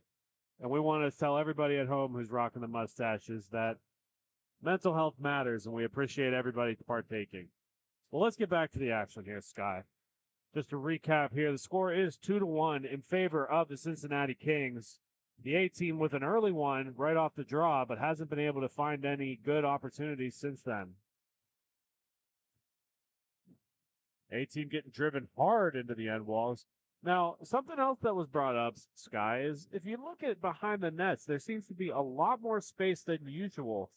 Whether they move that red line up or not, it just seems to be more open. Is there going to be a lot more plays that are directed from passing behind the net up front? Or is that just not something that's used that much? It's a mix of both. Like you look at the old school NHL, that was always a thing to do. Like, they always call it Gretzky's office behind the net. And it looks like a lot of teams have adapted to it, though. You notice whenever they're getting behind the net, they're getting a lot more physical at this rink. And it's probably just so to avoid the time and space that the other team would have. And as you can see, we had a nice little deflection goal up front when we're sitting here going on and on about the rink. and that goal was not directed from behind, as that'll be on the far boards. And a shot pass up front will be right over the blocker side of Adams. Since he's going to take a 3-1 lead, and hopefully the 18 can get something going here to tighten this game up. 18's going to pull it behind their own net, find somebody on the far boards. Pushing center is the 18. They're going to try to find somebody. A tight shot will be hit off the paddle of Harden, and it'll be directed all the way back into the 18's end. Back to collect it is Serper. And Serper going off for a penalty earlier today, but loses that puck to the Kings. Kings top going to go end around and come along the far boards, where the A team will be the first one to get to it. A team looking to cut in middle. Gets tied up along the far side, but that's going to be directed all the way back in and fought along the near side right in front of us in the broadcasting booth. Since he's going to pull it along the near side, and with an opportunity, a shot will be kicked away by Adams, and Adams struggling with that rebound protection a little bit. Yeah, and if I'm Cincy, I'm making note of that. Whenever they're struggling with a little rebound control, you're going to want to just throw some sort of odd angle shots on net just to sort of hope something comes off for someone to pick up some trash. You know what I mean there, Jake? 18 shots going to be fluttered in behind the zone. It'll be fought along for the near side, where Fisher's going to come away with it. Fisher's going to move that puck up, trying to create some space with a little bit of creativity in the stick handling department, but he'll lose that puck to the 18. 18's going to work it along the near side. Stripped for the puck is the Kings. Kings' puck's going to be blocked up front, and that will end the first period. Once again, the score is 3-1 in favor of the Kings, but when we come back, we got second period action. You're listening to Grove City Hockey. He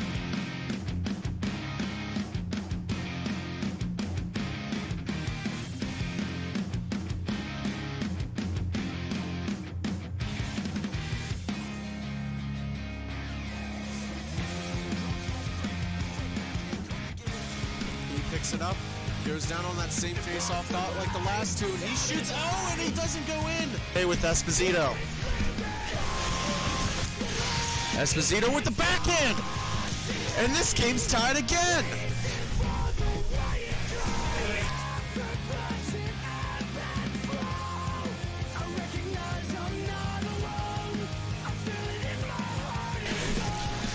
picks it up. The left-handed shot on the very far face-off dot. He scores! Tropic skip. Just the hand that I've been dealt, regardless of how I felt. Then I reason with myself. Slowly coming up on the face-off dot, and he scores!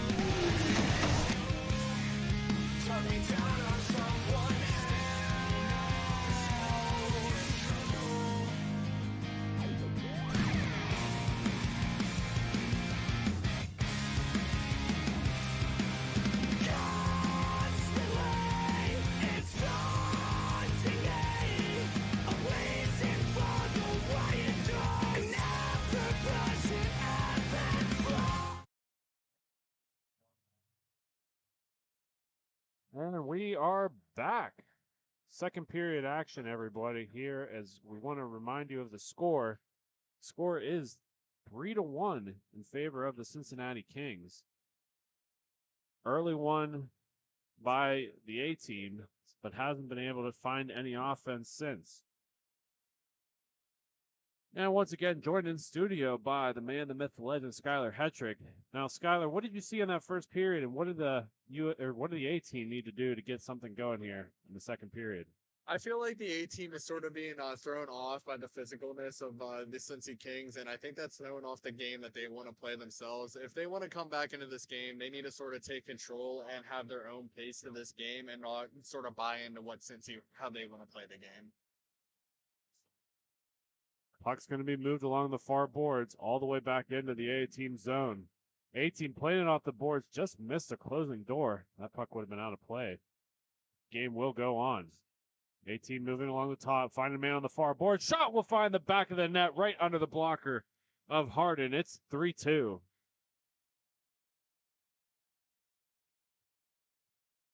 Beautiful little redirect. And that pass will be moved across to the side, and that shot will find nothing but the back of the cage. Yeah, that looked like it came in from sort of a sharp angle, and he got all of that shot, Jake. The A team with a little bit of life here. So they get another early one, but we know what happened the last early one they got. Hopefully they're able to get something, continue to roll for this game. A team's going to move along the far boards. And they're going to pull it out. Again, unfortunately, nobody rostered for the A team here that we have. But nonetheless, that puck will be battled in low. A team working it around low, trying to find somebody up front once again. Pass evades everybody and gets moved all the way back into their own zone. And a long stretch will re-enter the attacking zone. Shot will be fought off by Harden and moved around wide once again. The A team have to go back and collect.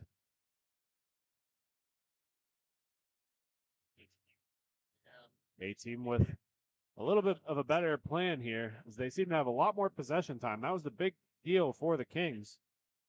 Hopefully they're going to get something going here. Redirect attempt fails wide, but puck will stay into the A team's possession. A team moving in middle. Shot will go up into the netting, and we will have a draw. Both teams getting some fresh legs out here. We're going to have a face-off to the right. The goalie Harden. Watching these two goalies, Harden definitely seems a lot more active in his crease, and the size also seems a lot there too. When you're an inline goalie and you can't move that well laterally, size is really everything, and it's certainly helping this team right now. Oh yeah, that's for sure. Having that bigger goalie has always been a helpful thing, and it looks like the A team is definitely happy to have that. Shot from Cincinnati will make its way to Adams. Rebound control a little bit sloppy there, but he hangs on and gets to it eventually. Face off one forward by the A team as they're going to pull it along the near boards. A team trying to cut middle, leaves it for his partner. Nice little inside outside move. Shot will go wide and up into the netting for a draw.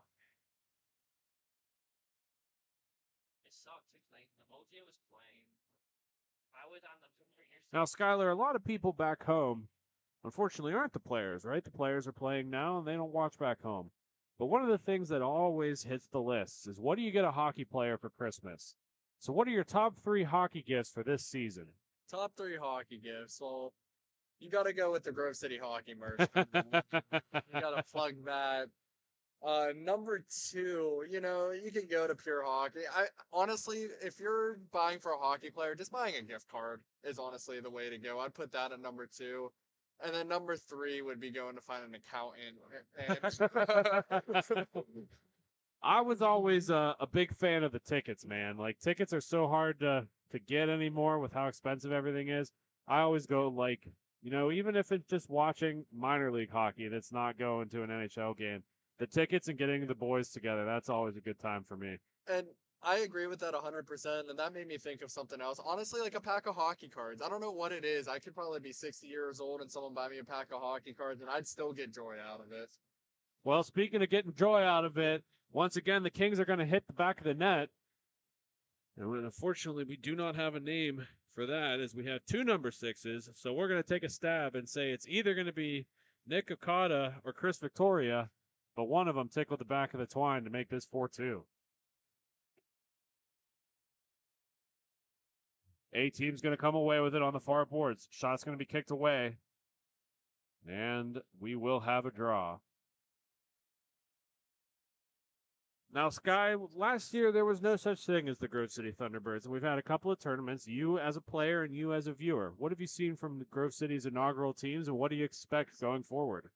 Honestly, I'm seeing a lot of passion from both teams. They're coming to play. They want to play. Sometimes you don't get that whenever you get up to the older age.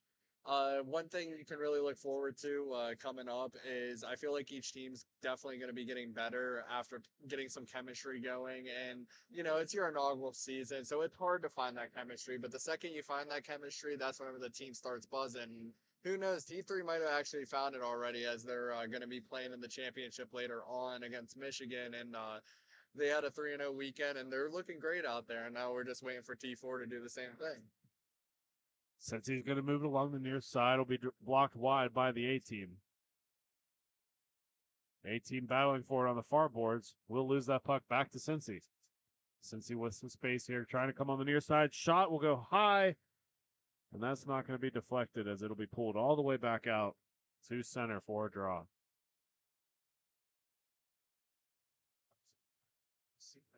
Now, Skylar, a lot of people don't know, but we have a new video series coming out. We're going to tease it real quickly here, but you were a big part of it, and that would be the Charlie and Friends golf outing. Now, what is the connection, and why do so many hockey players enjoy golf and play it as much as they do? Honestly, I feel like golf is one of the most challenging sports out there, and hockey being up there as well. I think they just want to sort of find something competitive off the off the rink. You can say that golf and hockey have a lot of same mechanics together, and it's just a place to go and unwind, even though if you take it seriously, golfing doesn't help you unwind. But that is definitely a video to look forward to. Me, myself, and then you as well. Joining in for some good old fun golf. I mean, you're not going to see the best shots out there from me, but it was definitely a fun time, and can't wait to bring out more content like that. A team with a little bit of light there, as they had a couple of good scoring opportunities. Adams staying real strong, or excuse me, Harden staying real strong for Cincy and gobbling that most recent one up for the draw. Slow change for Cincinnati. I think the refs are going to let that go because number 29 is going off with a little bit of a limp. Hopefully he's okay and get right back out there. 18's going to win that puck back along the near boards, pushing it on the far side. 18's going to go back to the near side, and nothing will happen there as that gets pushed all the way out past center. 18's going to give it another chance in here, trying to push middle. Left for a man on the far wing and moved up high.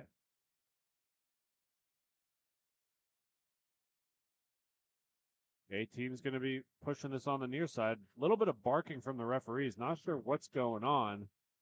trying to get some eyes on it over there, and we'll circle back with you if we find something out. Since he's going to strip that puck and come back the other way, if they push it wide, shot will go wide, and both teams going for a change. A team moving along the far boards, trying to create some space for themselves, but it's tied up. Since he's going to steal that puck away and move it along the near corner. Cincinnati Kings trying to come through the center zone. Little no-look pass is given right away to the A team. Their shots fanned on it, and we have a penalty. Are we going to have a penalty shot? That'd make me We exciting. will see here. They're going to call a hold on the play, and does not look like we're going to have a penalty shot. Nonetheless, the A team's going to go on the power play here, down in the defending zone. Since he's going to move that along the far boards and looks for a man up front. Cincinnati not necessarily looking to clear the puck, but they're going to try to score. And try they do. Succeeding on that will be number 6. Once again, it will either be Okada or Victoria. Unfortunately, not sure exactly who that was, but that's going to be a shorthanded goal for Cincinnati. Yeah, that was just a beautiful pinpoint accurate shot. You can't really do too much on that there, Jake. A little bit of pushing and shoving from the A team. Nothing will be called, but the A team's going to come away with it again. Pulling wide on it, tries to tuck it middle. Finds a man up at the top of the slot. Alex now passes it back. Back and forth across the top. Big drive will miss wide and come all the way around where it will be kept in by the A team, who's going to move that back up top again. Another big drive is going to be fought off by Adams. The A team moving this in. Back across. Coming back on the near side. Back down low. Shot will find the back of the net, and the A team has capitalized on the power play.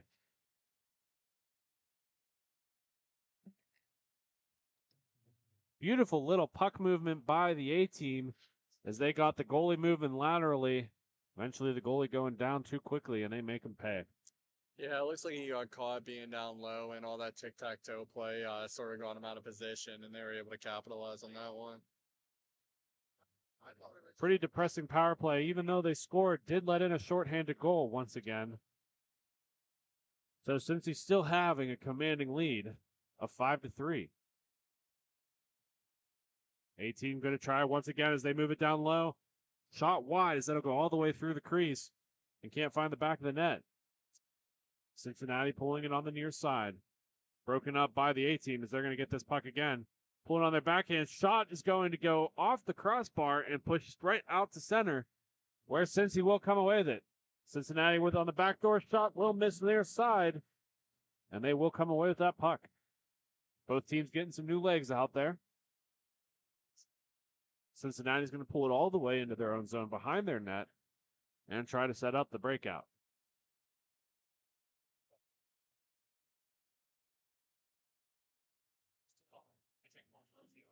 Cincinnati's going to hold that puck on the near wall and pushing it onto the far side.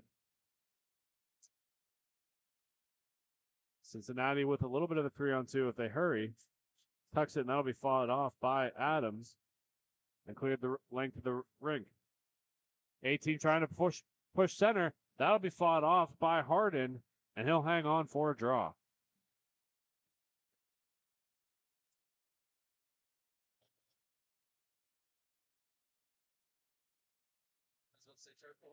Puck will be dropped down in the Cincinnati zone.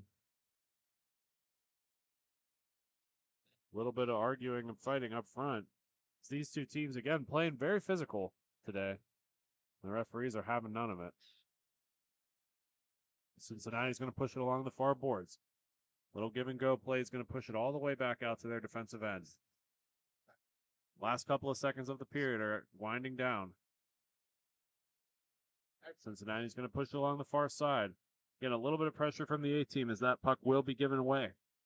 The A team with A little bit of time left if they hurry. Last couple of seconds here as that's going to be cleared down, raced in, and will be taken away by the A team, but they're going to run just out of time. 10 seconds to go as they're going to push along the far boards.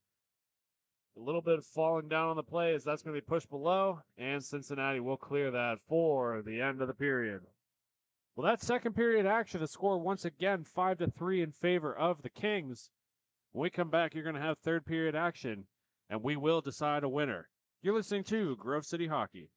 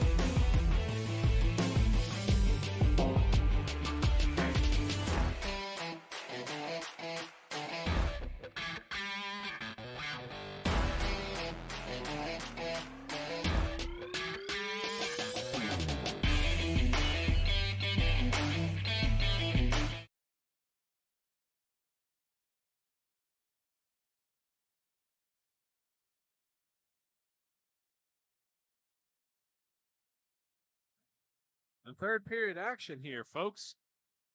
Once again, the Cincinnati Kings leading the A team, the score of 5-3. We got third period action here. Well, somebody will come away with this game. Cincinnati's shot is going to go right off. And now, Sky, both of these teams having goals within the first 30 seconds of every period. What's going on with coming out of that meeting and getting something going? Yeah, the captain might be just speaking up, saying you got to get your game together, and it might be lighting a fire underneath them. Also, I feel like both teams off the initial face-off they're rushing, and I feel like they're just getting some good breaks coming down the rink and being able to put the puck in the back of the net. I know you don't have a ton of goalie experience, but you have played goalie a time or two. What's taking a break over intermission kind of go for your, focus, I don't know. Do you get tired? Do you get kind of distracted? Honestly, for me, whenever I was tending a little bit, it broke my focus just a little bit, I would say. Not too much. It might be different for these full-time goaltenders, there definitely is a craft to this goaltending thing, and it'd break my focus, but sometimes you need that reset after a hard period as well. So, there's some good to it and some bad. Well, we'll make sure to get more of Skylar's Pee-wee street hockey goalie experience here for the rest of the broadcast. But nonetheless, good information, Sky. Cincinnati's going to move that along the far boards as we get back to the game here. Puck stolen by the A team. Little fake shot, tied in tight. And that's one of the things I've noticed about the A team is they get a lane and they try to do too much with it rather than just shooting, where Cincinnati has no issue of just shooting. Yeah, it seems like Cincinnati loves to fire the puck, and I think that's a big reason why they're winning this game. They're not trying to do nothing too special, and whenever they have an open shot, they're just letting it rip, and a couple have gone in the back of the net. Cincinnati's going to pull it all the way back out to set up.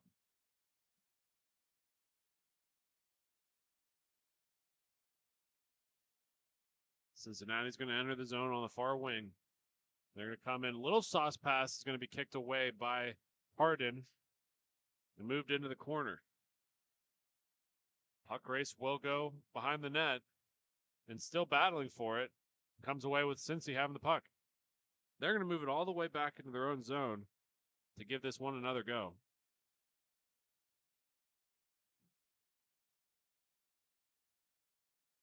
Cincinnati's going to move it along the near boards here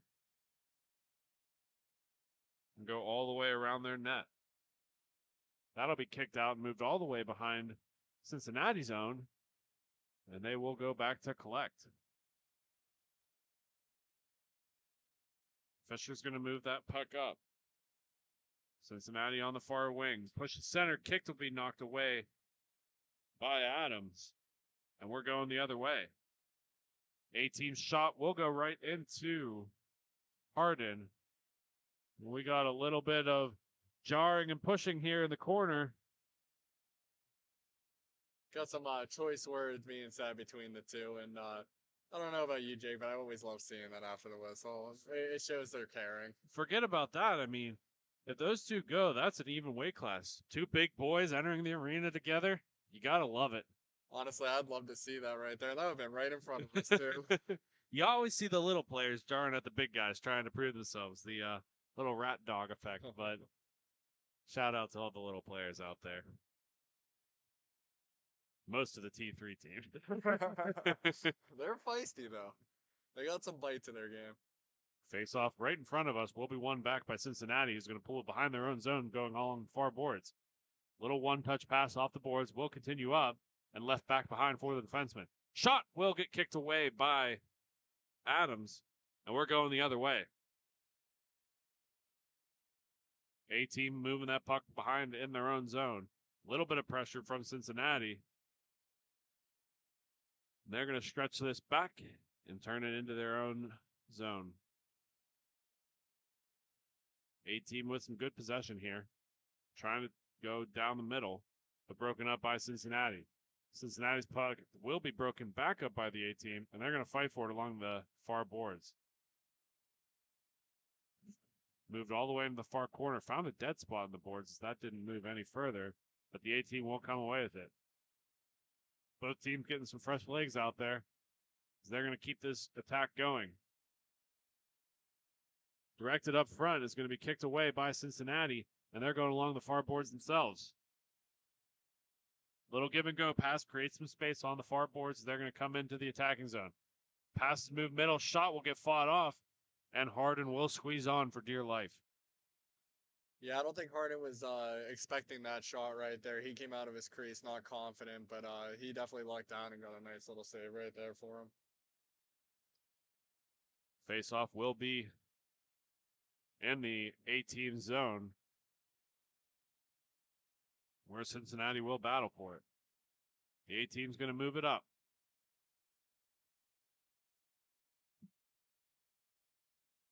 Little give and go play. Shot between the legs will be fought off. That was a beautiful save and a beautiful try. Makes you really love hockey. Big blast will be a fake pass or a fake shot pass. And Cincinnati's going to have an opportunity here. Shot will be covered up. Another opportunity, and that'll find the behind the net, not quite in the net. The long stretch pass will be cleared up to reset. Puck will be knocked through center. So we got a streaking King. King's going to shoot, and that's going to be knocked behind the net and onto the far corner. But they will keep that puck possession.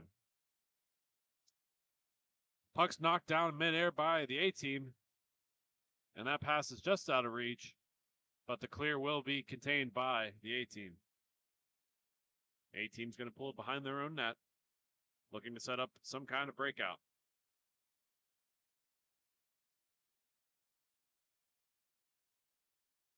A-team's going to pull it along the middle, trying to push wide. Again, not shooting when they had an opportunity here, and Cincinnati's going to battle for it. Little bit of a takedown, and Cincinnati is already barking at the referees once again. I had a feeling that was coming, Jake. They're definitely finishing their check.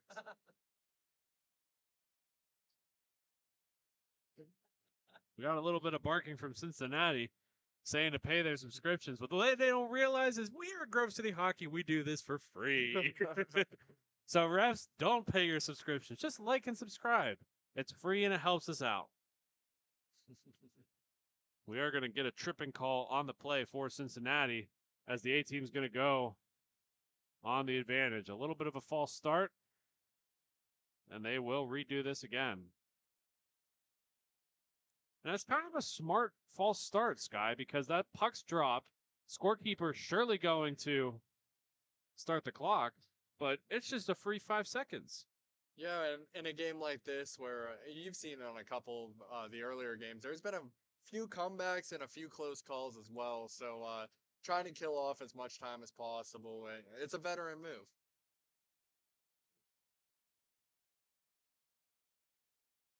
And we're going to have another goal. This time it's going to be for the A team as they tighten this lead up on the power play.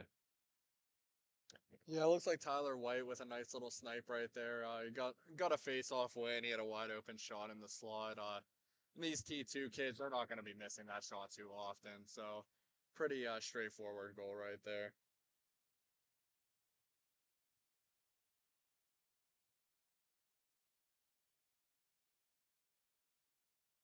Face off at center will be fought to the far boards, and the A team will go back to collect. A team's going to move it along the near side with a little bit of space. Again, tightening up this lead on that recent power play goal here. A team trying to direct it in tight. That'll be taken away by Cincinnati. Cincinnati's going to come away with this puck. Cincinnati fighting through the near side, pushing it down to the far corner. They're going to go end around with it where there will be a puck battle, and the A team to come away with it. A team is going to move this puck along the far boards, trying to cut middle. Both teams going to go for a little bit of change, trying to cut in tight. Another little opportunity here. Shot will be fought away, and that'll be pushed out to center where Cincinnati will come away with it. Cincinnati's shot will be blocked away by Adams, and that's going to come to the near corner. Big battle along the near side. Neither team getting a penalty on that one, but they're going to come away with this as the A team. A team's opportunity as they cut in middle.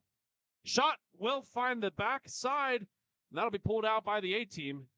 They're going to pull it all the way back into their defensive end and reset.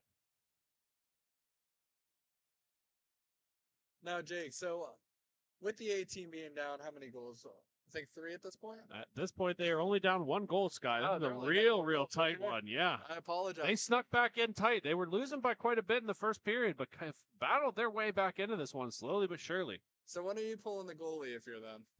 It's a tough one. These games matter, right? It's win or go home. At some point, you got to look at situational awareness, right? If you got something going here, maybe just stick with it, right? You don't want to break up the feng shui by having 5 people out there. On the same sense, you need a goal at some point. So we'll be watching this clock as it starts to wind down and see what the A team's going to do here. And who knows, they might score beforehand. A team's going to pull it all the way behind their own zone, looking for a man up front. Broken up by Cincinnati, and that's going to go along the far side now. Cincinnati's going to race for this on a little 2-on-1 opportunity here. Shot will go off the glove and up into the netting, and we will have a face-off in the A team zone. Honestly, if you think about it, the A team right there, it was a little 2-on-1, not really that great of a shooting angle, but that save could be a momentum turner right there if they come back to win this game. We want a little bit of a score update. The score is 6-4, Skylar. My apologies here, as the score bug just did update here. So now that you need 2 goals, eventually you're going to get a little more aggressive. I'm thinking right around this 2-minute mark, they're going to start looking at this goalie if things don't change for them.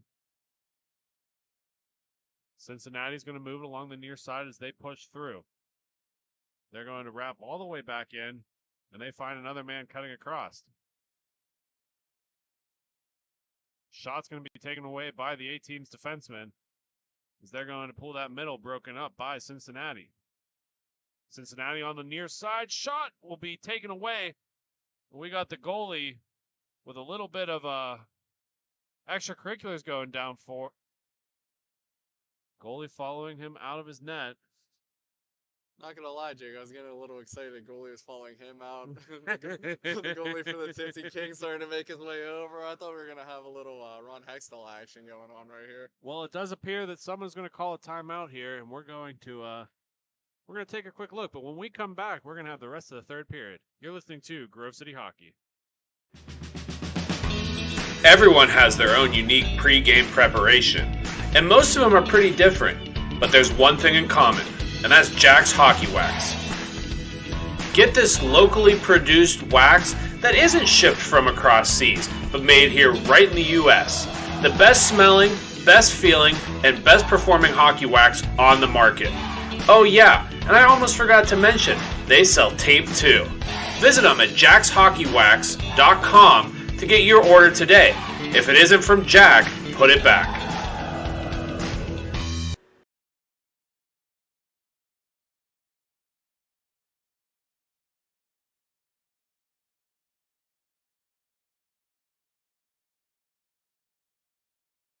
This copyrighted telecast is presented by Grove City Hockey. It may not be reproduced, retransmitted in any form without the expressed written consent of Grove City Hockey, LLC. We thank you for your understanding and hope... Welcome back. Correction on the score. The score is 6-4 in favor of the Cincinnati Kings. 2 minutes left to go in this game. And the referees are trying to figure some stuff out at the score box. And we're ready to go. Puck drop will be won back by the A-team, as they might have to race for this. A-team chasing deep into the Cincinnati zone. They're going to push it through center. Broken up by the A-team, but Cincinnati will keep it.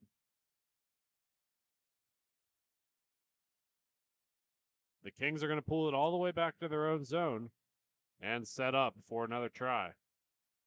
Cincinnati, again, in no real hurry or rush. They're going to play really smart and conservatively and eat up as much of this 2 minutes as they can.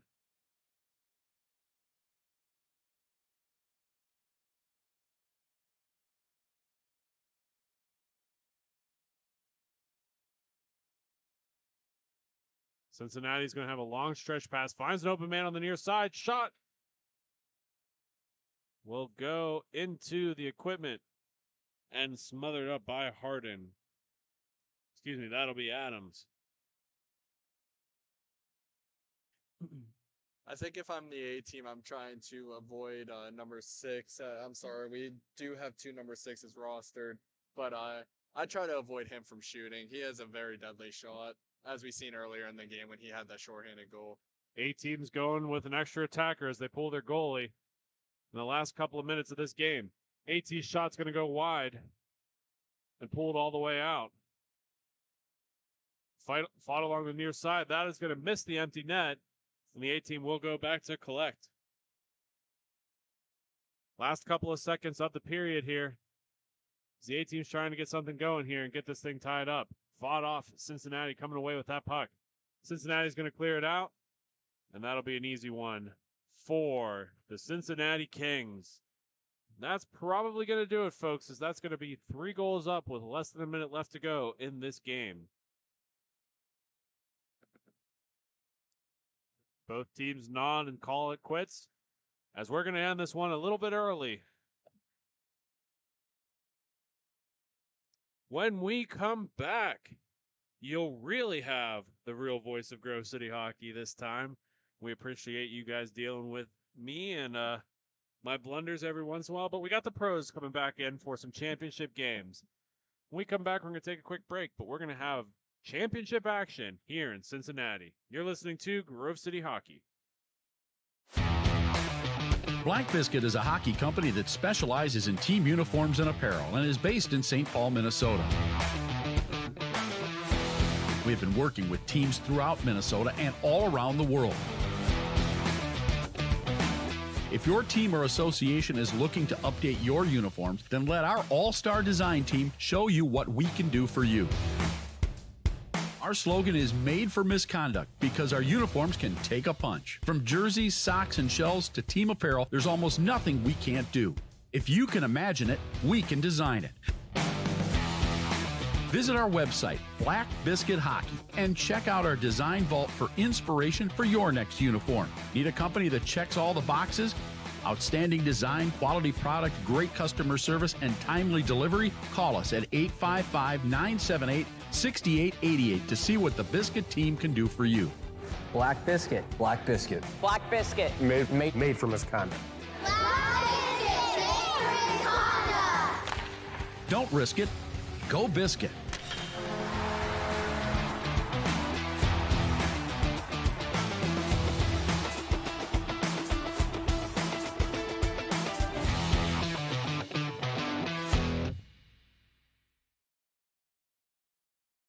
Hey guys, you know what time it is. Back to school and back to hockey. Visit Epic Hockey online to check out the newest and greatest in the hockey industry. They've got custom sticks, custom gloves, and oh yeah, they're all at a great price. Make sure you visit them on their social media and their website to find out all about this new cutting-edge company.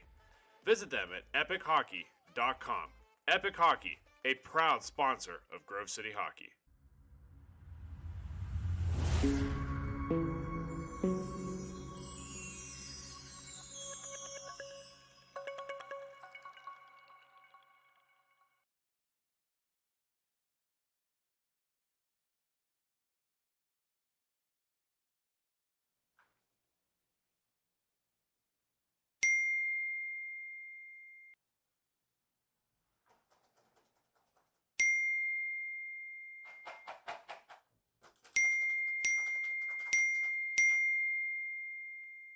Frustrated and wasting time doing your own taxes?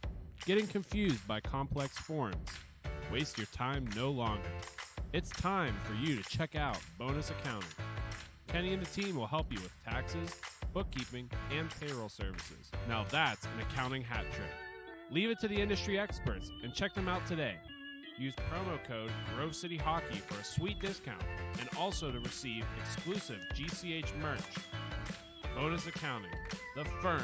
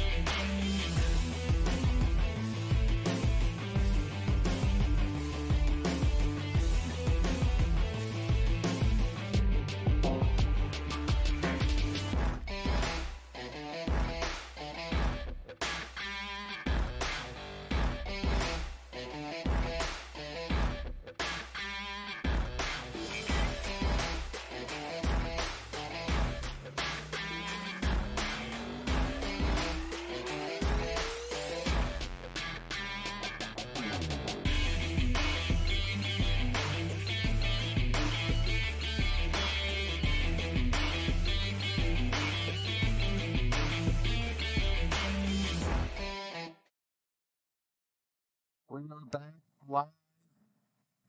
Thank you very much, Jake Cincy, calling a couple games here, taking over for me. We're just about underway. Puck down between the Detroit Revolution and the mighty Galactopus. The Galactopus in the black and purple. And then in the Revolution, their traditional red with black trim. They're working from left to right. The Galactopus working from right to left. Physicality already picking up here. A couple of cross checks here down in the low corner in the Galactopus zone. Puck comes out, trying to get it out of the zone to get through the neutral zone. They finally do is the Galactopus. That was number 94, Tyler Grimshaw. Now back in his own zone is Brad Bernia. He's getting harassed there by Colton James with some support by Bonanzik.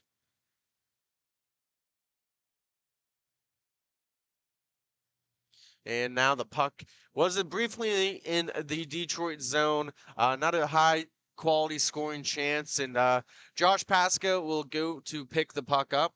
Had a brief conversation with him yesterday, kind of behind the meaning of the Galactopus team. And something is just the Detroit Galactopus, and they did a travel tournament. And not to brag or anything, they were winning the game, and just kind of how someone skated by and just, gently mocked him, saying, "Oh, the mighty Galactopus," and that's how he got the name. And it's been that since. They used to be the Detroit Knights Gray, so now they're officially the mighty Galactopus.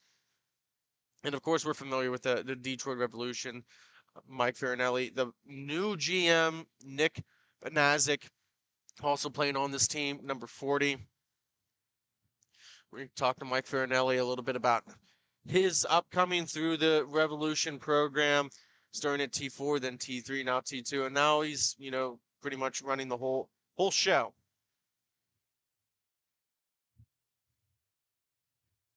Works it over across to Emblad.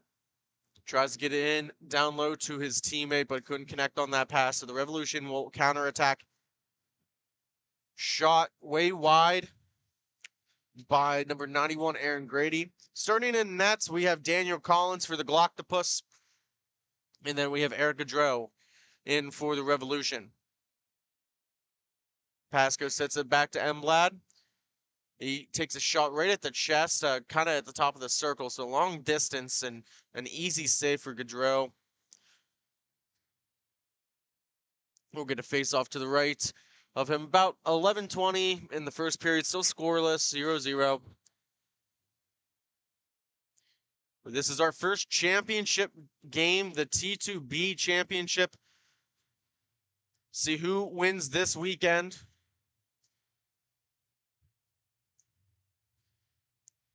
After this game, we'll finish up with the T4, then T3, then the T2B championships. Scoring opportunity here. Led by Lozon, and just couldn't connect. A good team defense by the Octopus. Now James with some speed. Was able to accelerate through the neutral zone, now harassing Bernia.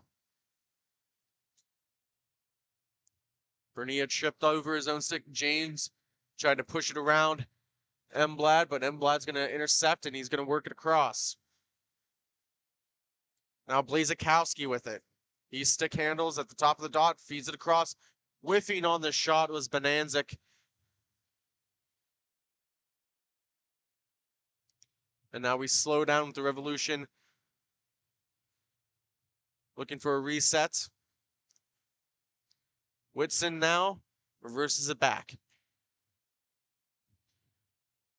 The left-handed shot, James coming down now. Full acceleration into the offensive zone.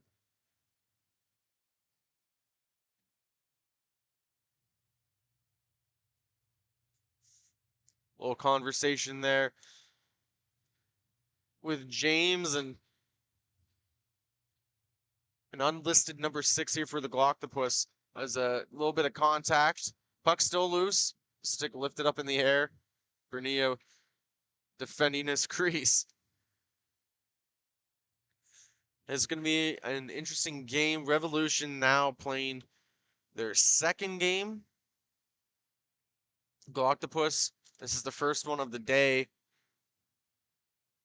But they have a 5-man bench. We have a full 8 here for the Revolution, so we'll see if it's the fatigue from an earlier game or the short bench that's going to be the bigger factor. Blazakowski, nice in and out move, good edge work on his wheels.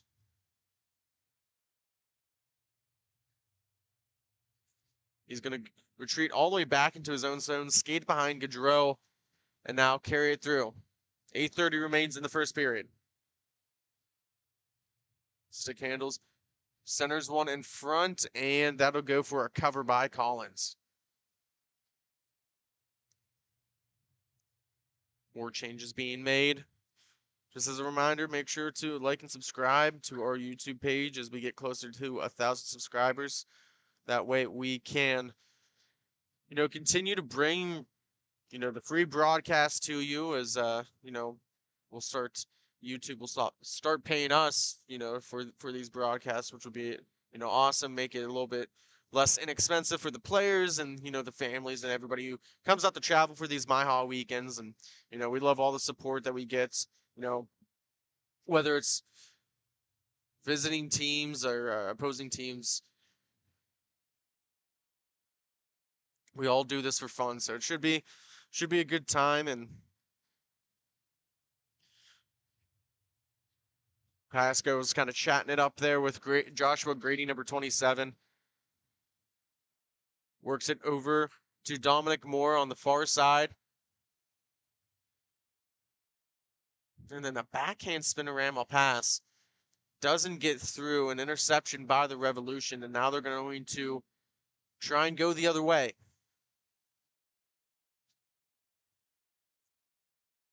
Very few shots, and of the shots, there's only been about a handful of legitimate scoring opportunities. Pasco now on the back skate, holding on to it.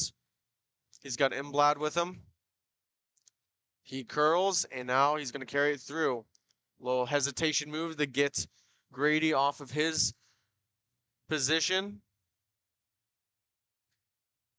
And then he just loses that at the last second, overskates, and now the puck is just bouncing behind the netminder, Gaudreau. Quick up now, Aaron Grady with it. He's got his brother on the back end. He's going to take a shot. Great save by Collins. He read his eyes, and there was no intent for a pass on that play.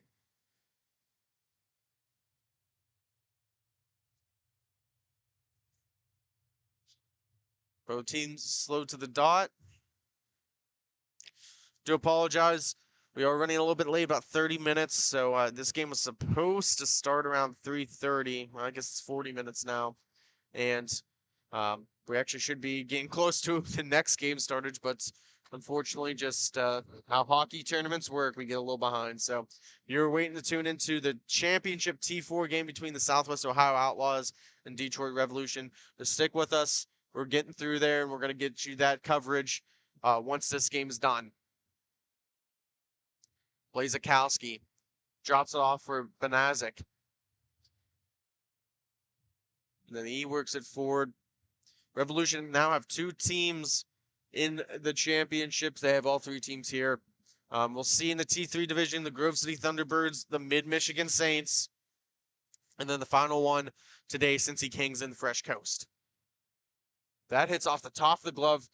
Shot by James. Stops. Got it to Blazakowski in front, and Collins was able to gobble that one up.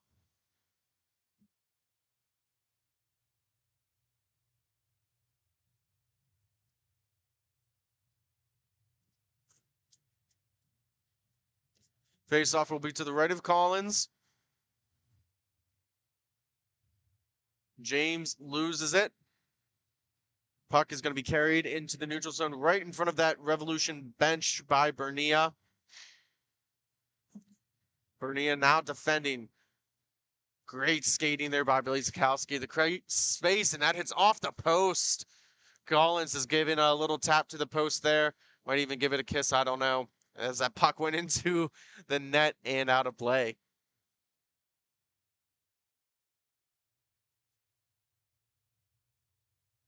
Face-off will be to the left. Moore to take the draw. He's going up against Lozon. He wins it back. Trying to pinch in was Whitson. Now Grady with it. Taken away by Emblad. It's going to be reversed back. And Bernia is going to stop up and settle it down. Trying to get through the neutral zone. Unsuccessful. Collins plays it for Emblad. And Emblad's going to get the motor going. Puck rolling on its edge. Trying to settle it down. A great back check by the Revolution. As that was Joshua Grady making life difficult. And now it's going the other way. The Revolution with it. Aaron's got his brother on the backside. Couldn't connect. Emblad now switches positions with Bernia. Light forecheck by Grady, works it across right in front of their own bench. Drops it in down low, and Moore trying to stuff it home, and a good save there by Eric Gaudreau. Still scoreless 3 minutes ago in this first period between the mighty Glocktopus and the Detroit Revolution.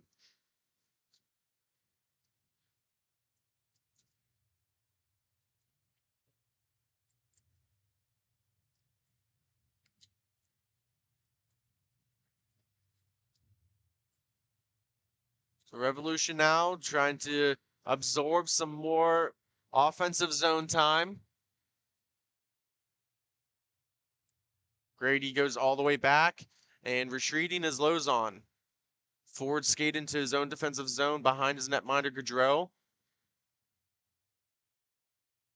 Joshua Grady now, he's got his brother all the way down, stretching out the defense. Cuts it to the slot, shot right into the belly of Collins.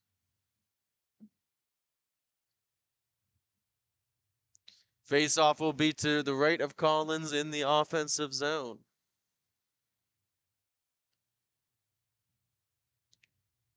Taking the draw is James for the Revolution, and he's going to win it. He's got the puck. He's looking for an outlet pass, banks it off the boards. And Lozon's going to work a D to D, walking that line, gets it down to Banazic. He just throws it in deep.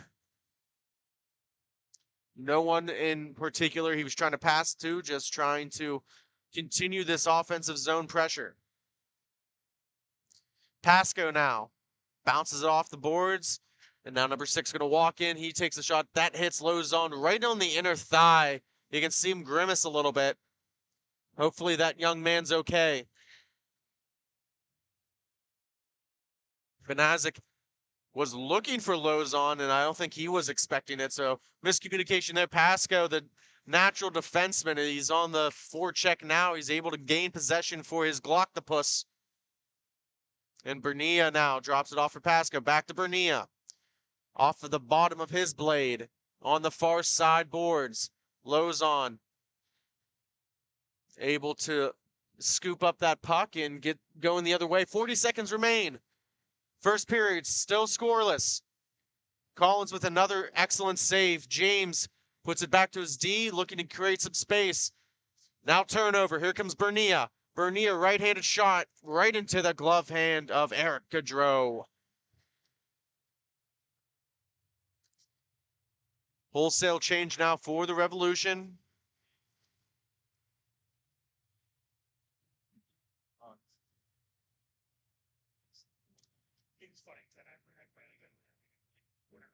We're gonna have maybe one more face-off here, but one quick shot, and that should do it. After one period, championship game. We're scoreless between the Glocktopus and the Revolution. Thank you for watching Grove City Hockey.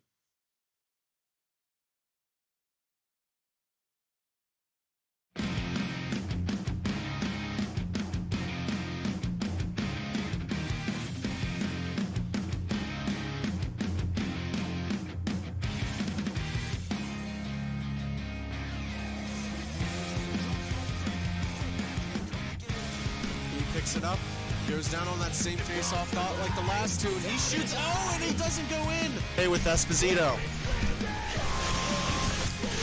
Esposito with the backhand, and this game's tied again.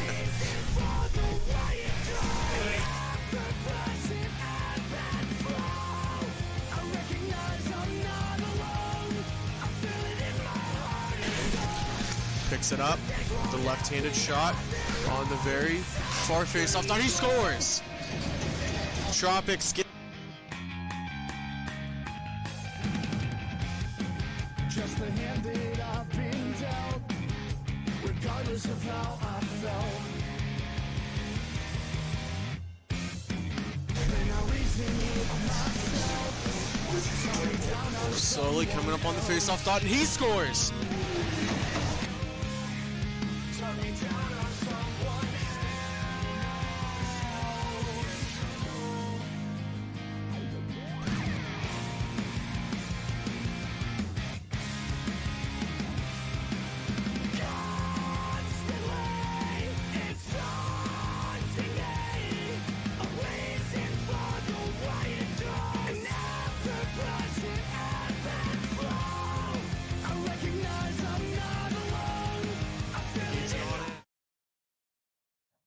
We are back for the resumption here of period number 2 between the Mighty Octopus and the Detroit Revolution.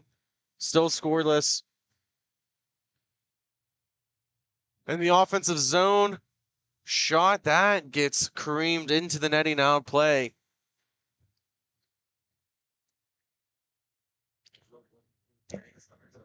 And joining me in the broadcast booth is Mr. Jacob Drzezinski, the president and captain of the T4 Grove City Thunderbirds. Jake, thank you for joining me, and how are you doing today? Oh, you know, Sean, it's always fun broadcasting hockey.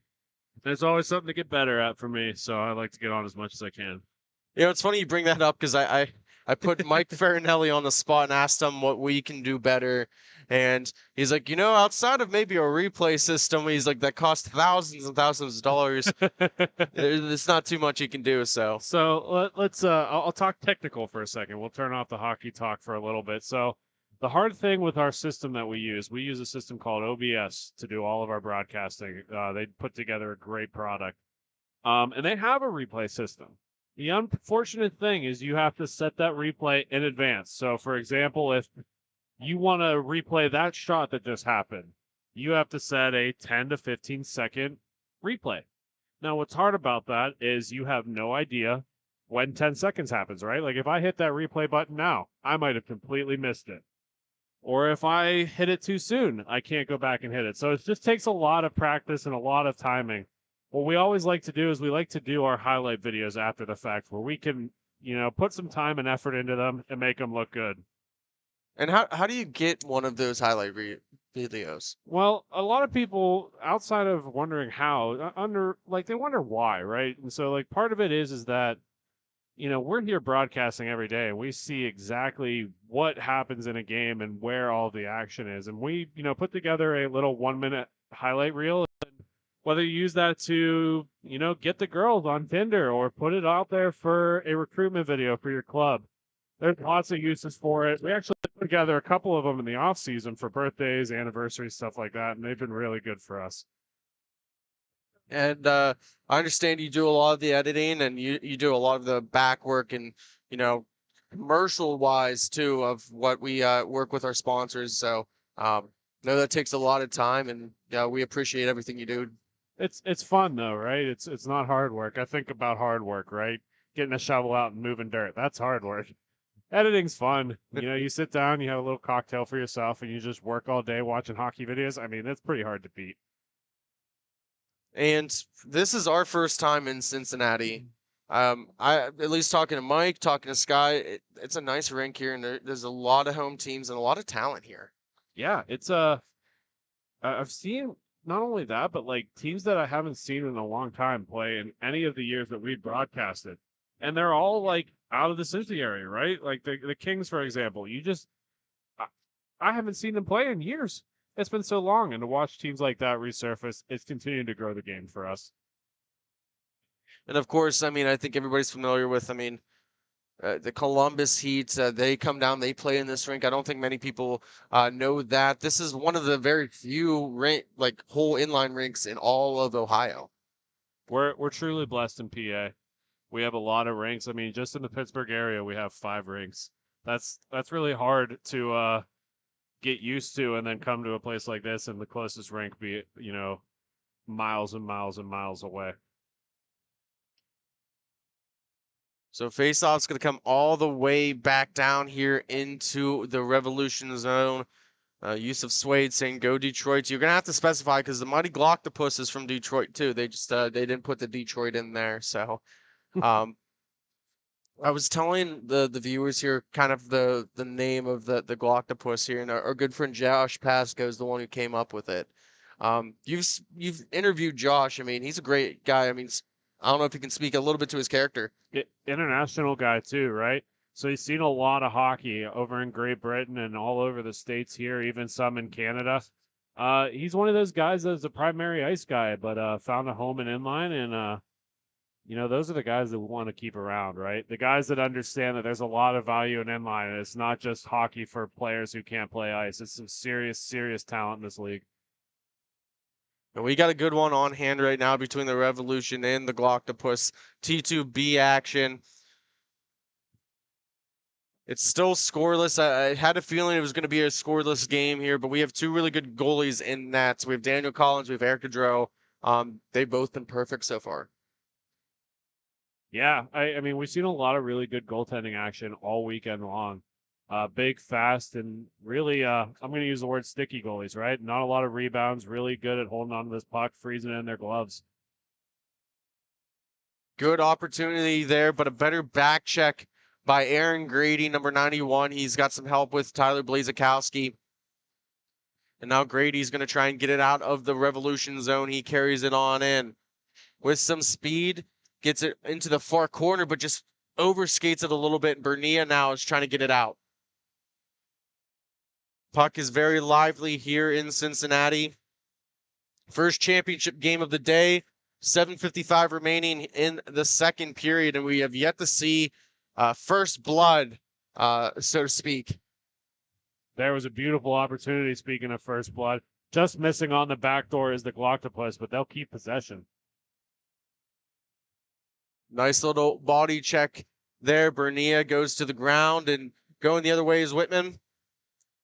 Got it to Joshua Grady, number 27. And now we have it back down here in the Revolution zone. Bernia drops it off, shot blocked, and it bounces all the way through the neutral zone, and now a one-on-one. It's up and down, non-stop action.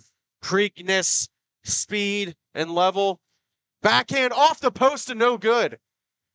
Yeah, man, he had all kind of room on the far side, but tried to trick the goalie on the short side, but luckily he was ready there to make a good save.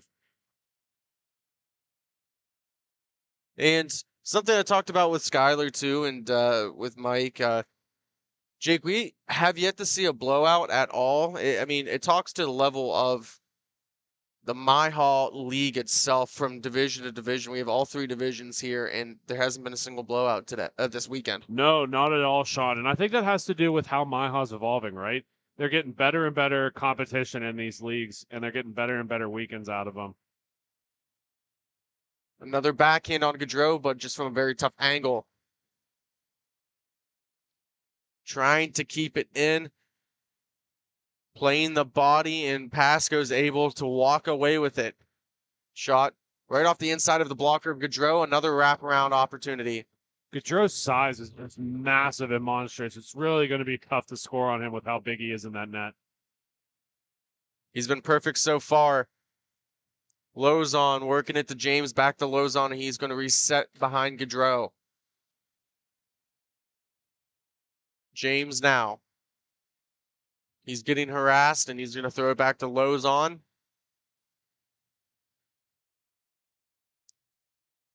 And the new GM of the Revolution, Benazik, drops it off for Aldrich. We haven't called his name that much, at least in this game, a little bit earlier in the first game to qualify for this championship. Shot just wide of Collins. Aldrich always is a really active player. We call his name a lot. A lot of goals for this kid in other tournaments. He's going to get something going for sure. And now Moore with it. That shot hits Lozon. Pasca falls off. That's off his glove. Again, with how aggressive Gaudreau is way out in the top of his crease and how big he is, there's almost nothing to shoot at, even if you were a super sniper. That makes things really difficult as a shooter and as an offense. I mean, we're still scoreless. Inline's a high-scoring league, and it's high-scoring game, sports. I mean, you can see the frustration. If you were out there, Jake, I mean, how frustrated are you playing against a guy like Gaudreau? Well, the thing about Gaudreau that is to Inline's advantage is if you're going to come all the way out that crease, you got to make the first one. If there's any rebound control whatsoever, you're not going to be able to scurry back into the crease and get across. So for the Gloctopus, you got to continue to crash the net every single shot on these guys. Well, we'll hopefully see that maybe on the next couple opportunities here. Just under 5 to play, about 4:15. And Blazakowski with the interception, going the other way. 2-on-2. James opens up for him, and another blocked shot.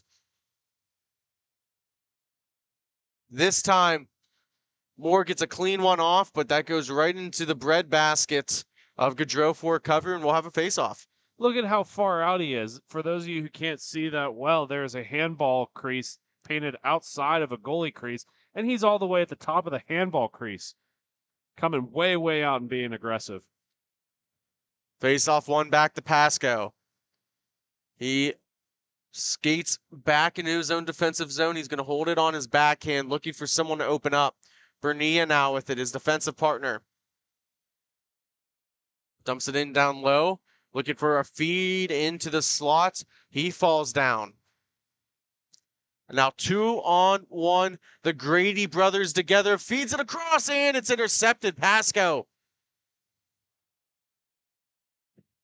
Heavy shot, puck's loose in front. A good garbage clear by Whitson, and it's all the way back down into the Glocktopus zone. Man, these two teams are fast. Not only in skating, but how quickly they can get the puck from one side of the rink to the other. And this is more of a regulation size rink. It's a little bit bigger, and that touches the netting up top. And I don't know if you've noticed this when you were broadcasting. There is netting going all the way across the top, and I find it unique. I haven't seen that too often, and I think it's good. I think it's going to be helpful for keeping the play going, because the refs don't have to go out to pick up a puck and come all the way back in. The puck's going to fall right in their lap, and they go right in for a draw. And here comes that draw. Grimshaw wins it back. Bernia fakes the slapper, works it across. Now a long-distance wrister that comes to Blazakowski. Grady's already heading towards the net. His brother Aaron with the shot. 2 minutes to go in this scoreless championship match. Grimshaw and Blazakowski go at it in the far corner. If the Revolution hurry, it could be a 3-on-2, 4-on-2 maybe, and that is another block shot into the netting. And I think we've seen about 10 or 15 of those in this period alone. And you're going to continue to see them. These teams are so good. They're so quick. They know how hard it is to score. And likewise, they know how hard it is to defend, and they have to show up for both. That's exactly what both of them are doing. And we do want to say thank you to everyone that is tuning in. Obviously, we're a little bit behind. So if you're looking for the Outlaws game and Revolution game in T4, that will be coming up after the conclusion of this one. So just stick with us. We'll be getting there after about, let's say, 15 minutes or so. Really big reaction by Daniel Collins here. Just snaps to every single position he needs to be. Quick on the feet, quick on the legs. Absolute stunning goalie right now. As the final minute ensues, Bernia with the shot. He goes crashing into Gaudreau. He's able to shake it off. And now the Revolution. Banazik charging towards the net. A little bit of congestion down low. The Glocktopus are able to walk away with that puck and come through with the counterattack. Moore, forehand, backhand. He stays on the backhand, and now Lowe's on with it. He's battling with his own teammate. I think there was a miscommunication. Now they realize that they have some time. About 15 seconds. We'll see if they're content with just exiting the period, still scoreless and still tied. It looks like that's what they'll do. So after 2 periods, we are scoreless. Unless we get a miracle goal here.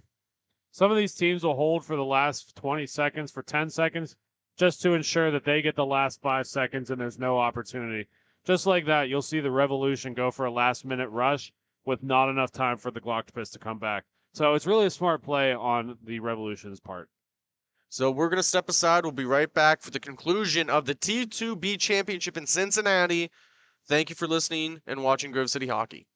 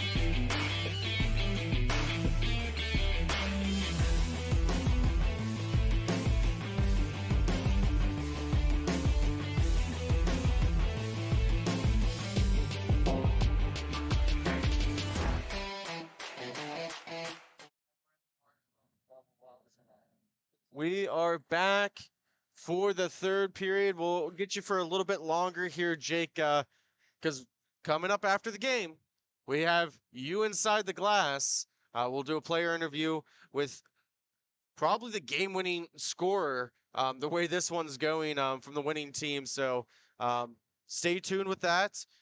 Jake, you got something fun for us planned? Well, first of all, before we get to the fun stuff, Sean, do want to thank Epic Hockey, a proud sponsor of Jake Inside the Glass. Really understands that it might not be all about getting dasher boards painted, but it's a fun part of hockey, and it's we enjoy it, man. It helps us connect with the players, which helps us put on a better product and helps showcase the league a little bit. But yeah, Sean, we always have something new and exciting. As you know, Jake Inside the Glass, always sponsored by the Grove City Hockey Robes. But we have a new hat for this weekend. Have a new hat or new outfit every weekend, and we'll see what it is this weekend in just a few. Daniel Costa, he's a really good hockey guy. If you're not familiar with Epic and his story, just go to their website www.3p1c.com and read up on it. Puck's gonna come all the way down into the Glocktopus zone. Retrieval by Bernia. He's got Mblad with him, and he gets it to him. He's gonna skate up through the neutral zone, defended away by Grady. That hits Gaudreau and goes into the corner. And now the Revolution are looking to capitalize on this. The Blazakowski on his backhand. Another backhand shot that goes into the chest of Collins for a cover and whistle.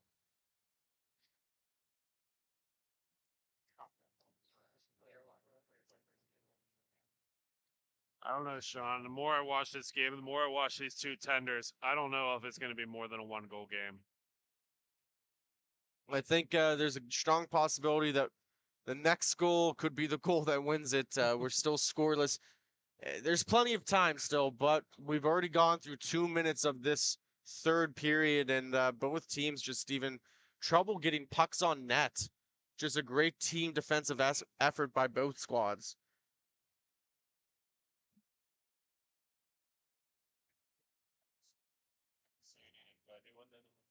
Face-off will be to the left of Gaudreau. More changes being made by the Revolution. James to take the draw. He's going to be victorious.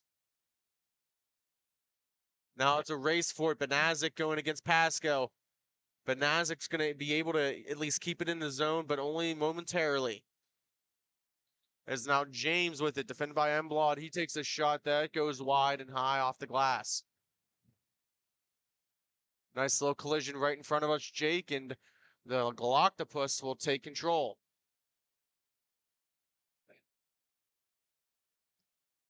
Puck goes all the way down as Aldrich will go for the retrieval, and he scoops up the puck. Light forecheck. He's going to be able to get it through the neutral zone, but now he's got two other, let's say, octopi on it. Glocktopie. That was a conversation in between the break between the man running OBS and a couple of our other volunteers here. I mean, do we call him Glocktopie or, what's the actual plural for this? Well, Glocktopus isn't a word, so the explorative form will have to be decided by this team. I'm sure they would like a plural amount of goals upcoming. And that's a steal. More racing after it. Puck rolling on its edge. Backhand, and he couldn't settle it down. A tough break by the Glocktopus. And now Pasco's going to carry it in. Left-handed shot defenseman. Easy glove save. And man, Jake, what did you see on that last breakaway opportunity? Rolling pucks are hard to control there, but outside of the breakaway, Pasco's got to get some traffic in front. That's just way too easily seen by Gaudreau. Got to get something in his vision and get something in the back of the net. As we're just under 10 minutes to go, and possibly the final frame, as broadcasters don't like to use that other phrase sometimes, but we'll see what happens as Collins gets one squared up to the puck, easy save, and we'll have another stoppage. No O words, no S words, and no SO words. It does make for entertaining hockey. We've had a couple of those instances yesterday and today, of course. So I'm sure neither one of these teams wants to leave it up to that. They want to get this settled within the time frame, the 42 minutes.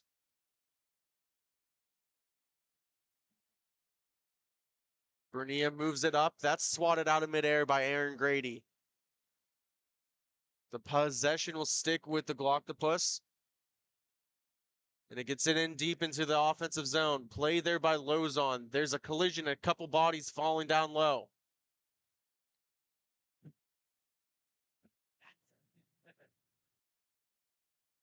Bernia, just overskates it. At least he's got some support from Pasco. He's going to throw it in back down to Bernia. Good block by Lozon. He's trying to get out of the zone, and he does. Joshua Grady now skating it up one-on-one. And Jake, that's got to be, let's say, the 6th or 7th block there by Pasco and the whole Glocktopus team. Yeah, there's just not a lot of pucks getting through to the net. And it's really, really showing on the 0-0 score sheet. We got to get some pucks in deep here. Get some opportunities in front, a lot of traffic, and one will squeak by eventually.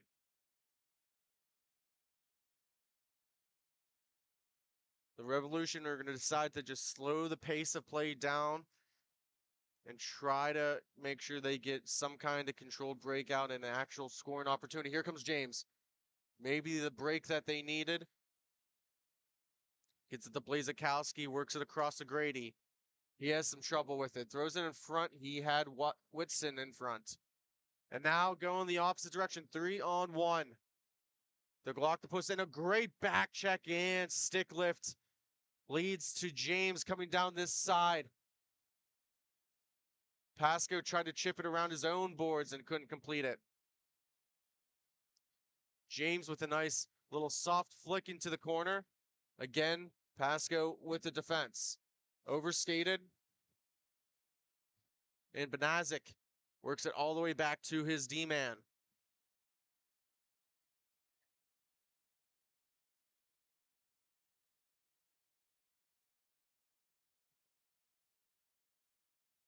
Revolution still with possession, taking their sweet time. Benazik now with the shots. Still working with it. 6 minutes and counting coming up.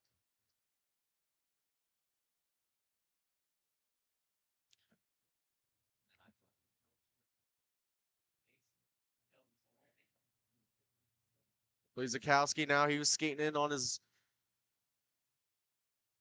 backhand. Now lets one go. He's got a man in front, and now it's going the opposite direction. The next goal could easily win the game. Both teams just struggling to find the back of the net.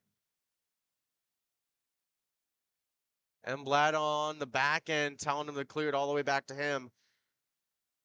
His forwards couldn't see him down low, and the possession will go to the Revolution. Blazakowski with another spin. That's a favorite in his arsenal of moves, and works it across. Whitson trying to get it to the slot. That's good defense there by Pasco.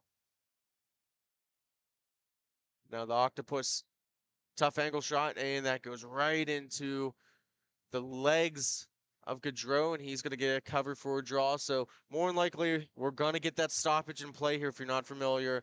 2 goals difference within 2 minutes. Well, unfortunately, Sean, it is at the end of the game and the end of periods, hopefully. So I am going to take off and get ready for Jake Inside the Glass. It was a pleasure being in the box with you, and I will see you again in the next game. Well, thank you very much for joining me, Jake. We'll be seeing him in about, depending on when the score comes, in about 5 minutes or so. Got to go get ready, and we'll pick out a player to interview from the winning team. Still yet to be decided, since neither team has yet to find a goal in this game.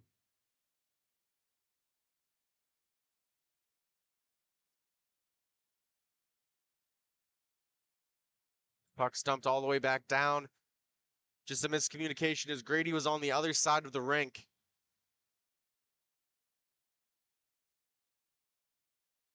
Octopus boat went 1-1 yesterday. Detroit went 1-1, or sorry, 0-2, and then they got the victory today. We're able to play into this game. -7 goal differential for the Revolution, but they'll make up for it here if they can come away victorious. So we have a timeout. We'll step aside. We're going to take a quick commercial break. When we come back, you'll be listening to Grove City Hockey.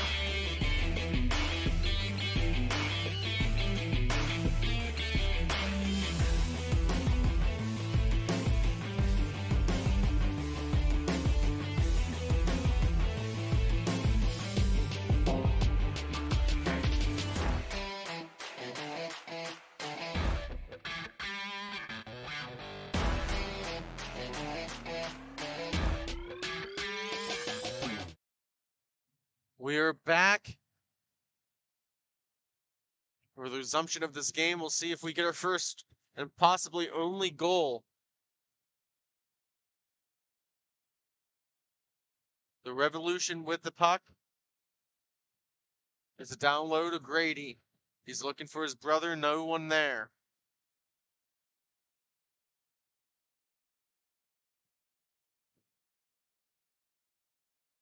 Holding on to it, feeds it in. Joshua Grady was looking. Pasco now holding on to it all by himself.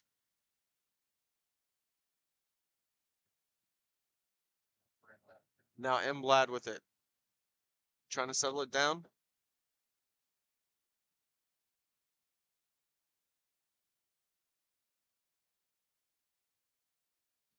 Pasco was waiting behind Collins, forced out by James. Now Emblad drops it off. Looking for Dimshaw.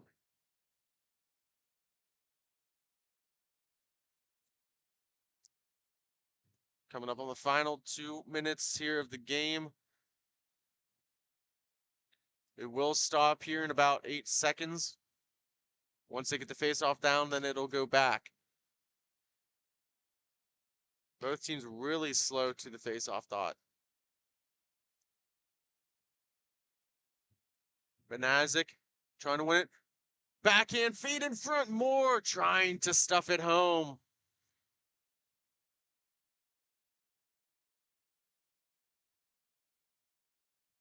Bernia now with a good move. He's trying to chase after it. He's got Emblad on the back end.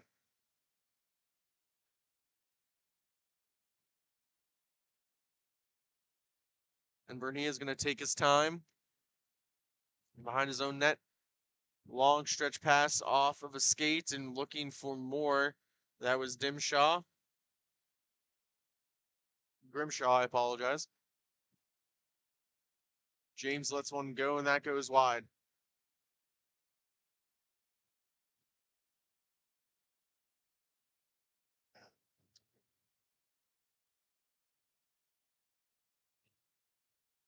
Both teams just struggling to get possession. Coming up on the final minute here of the third period in the T2B championship game.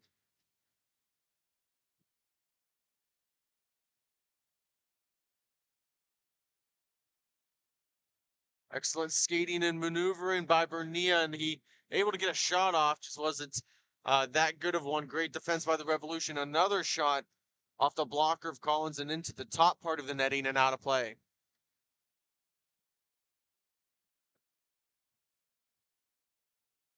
Face off will be to the right. Stay in the Glocktopus zone.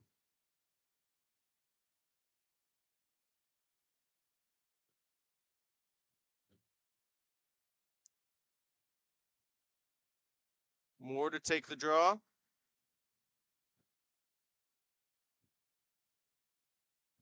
Goes right past the stick of Aaron Grady. Emblad off of the glass.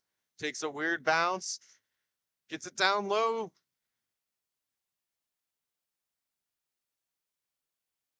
Blazikowski makes a nice spin move. Redirection in front. And a cover by Collins.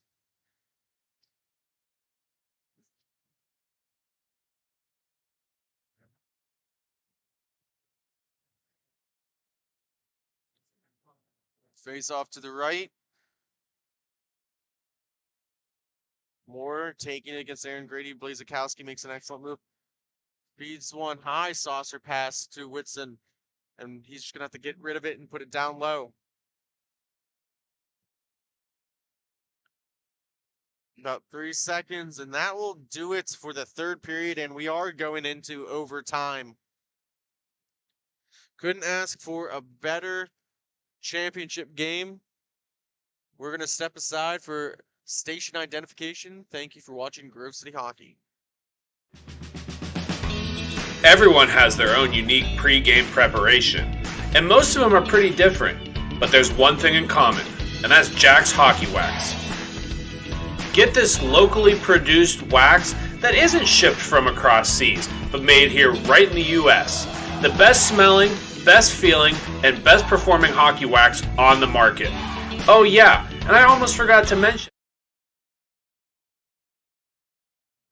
We're back for the 5-minute overtime period. Next school will win it. And just as a reminder, coming up after this game, we'll see the Revolution T4 side take on the Outlaws of Southwest Ohio. We have 2 Detroit teams here. We'll see at least one of the home teams in the T4 championship with the Southwest Ohio Outlaws. Toe drag move. He puts it in between his legs. Lost it at the last second. 3-on-3 action.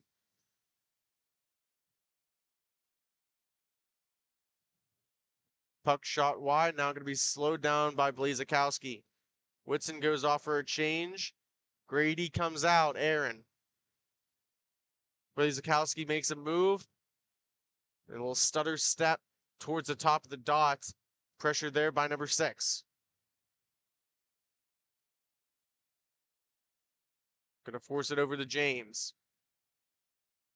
Long stretch pass trying to beat him to the rebound. Pasco now with it. Pasco's going to use his acceleration through the neutral zone, going to create an opportunity and maybe try to make one too many moves. Got it right into the slot, but didn't get a shot off. Defended away now by Grady. He takes a shot. He scores. There it is. It's over. The T2B champions of Cincinnati are the Detroit Revolution. What an excellent game by both teams. Had to end some way, somehow. And Aaron Grady, number 91, was able to finally beat Collins.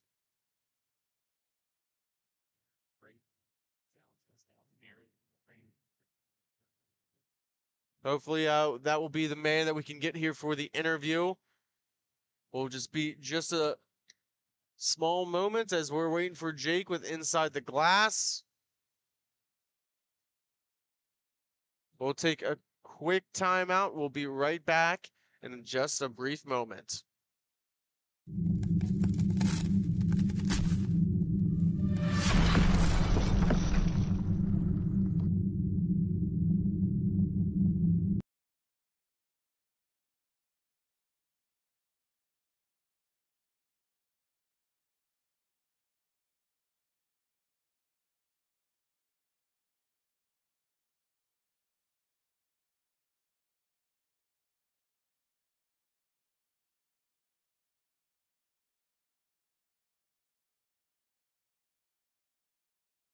This copyrighted telecast is presented by Grove City Hockey.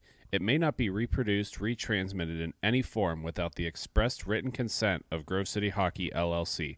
We thank you for your understanding and hope to continue to enjoy this complimentary broadcast. To purchase footage, email grovecityhockeyllc@gmail.com.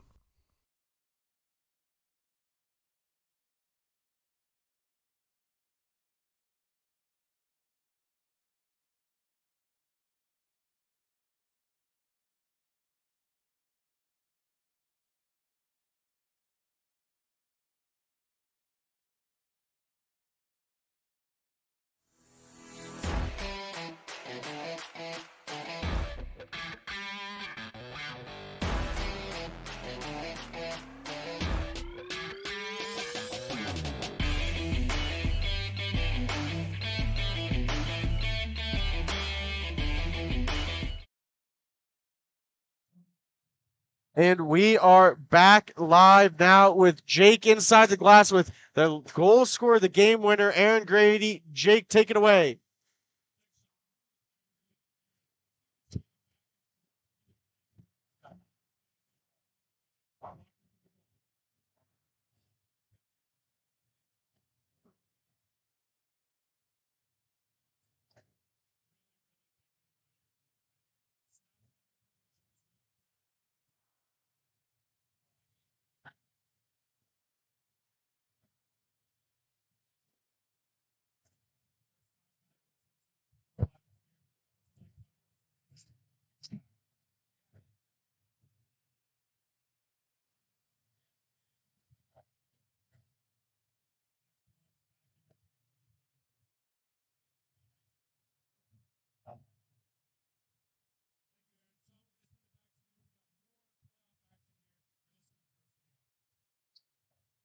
Thank you, Jake. We'll take another quick timeout, and we'll be right back with the Detroit Revolution and the Southwest Ohio Outlaws.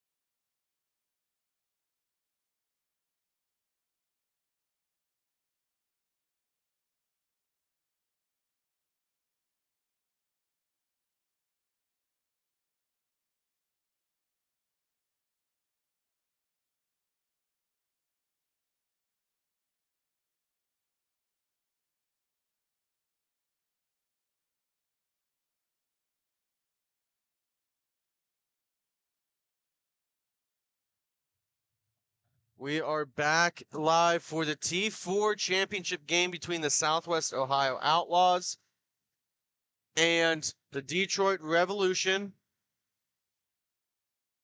Working from right to left is the Revolution with the black and red trim. From left to right is the gray, black, and red. Very similar colors for both teams here, but the gray, predominantly gray, working from left to right, will be the Southwest Ohio Outlaws. They're technically away, but they are the home team. This is their home rink, so we are underway. And now Minekin just over skates it. He's going to get some help here from Costello. Pressure there by Boyke. Gonna force him to skate up. Slap shot doesn't contest the starting netminder, Joseph Alesso for the Revolution, number 39. Starting in net for the Outlaws will be number 77, Greg Geyer.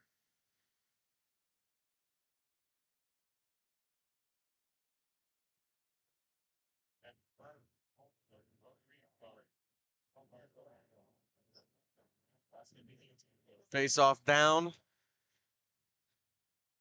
Outlaws have had to play a couple games to get here. The Revolution only had to play one. They won. They were the number 1 seed. Played their way into their championship game. A little bit well rested. Both teams have full benches. So stamina should not be an issue. Looking for a shot. Fed it across right through the mouth of the goal crease and couldn't connect.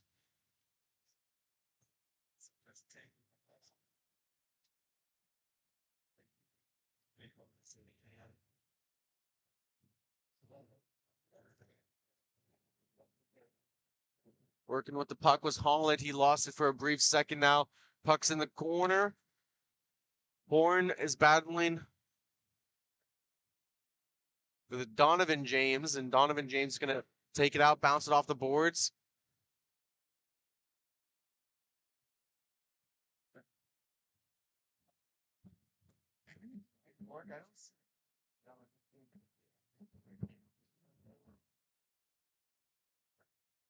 Outlaws now with possession through the neutral zone. Kramer with it now. He's going to slow the pace down. Scoreless just after a couple minutes here in the first period.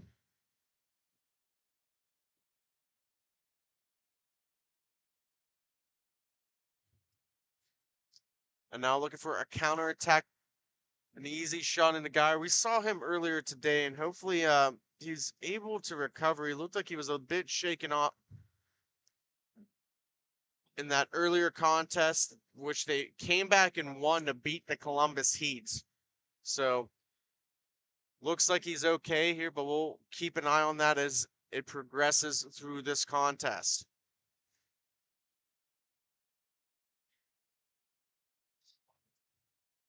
Changes being made by the Revolution. Horn.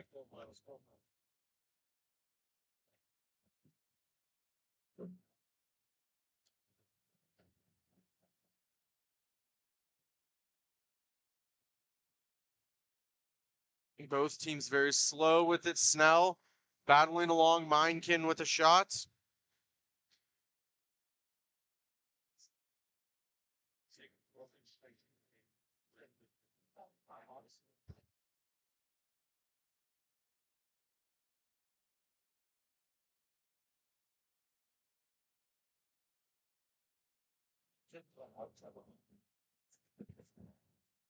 Holding on to it. Kramer in his own zone.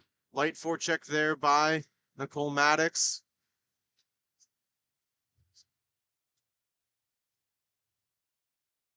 Now with it is Lester. Lester carries it in, feeds it across, and couldn't connect.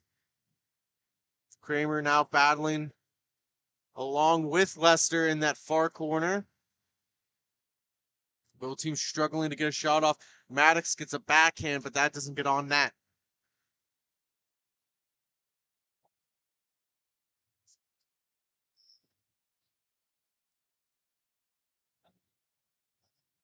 A little bit of battle behind the netminder, Geyer.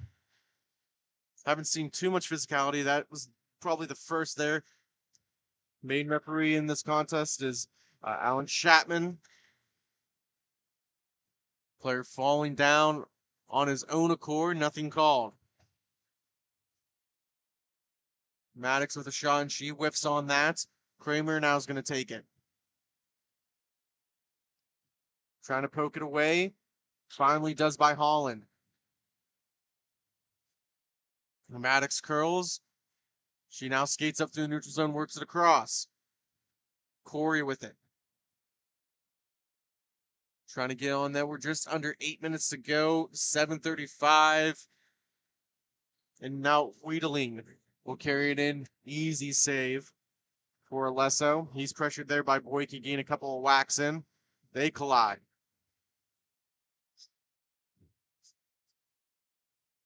Boyke now in the slot, able to get a shot off.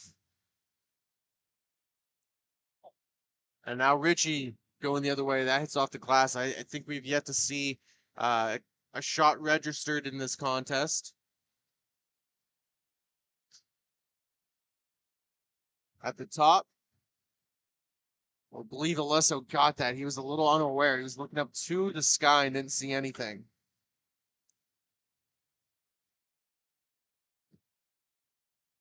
Costello now, long distance, and Alesso's going to go cover it up. Couple of players crash in.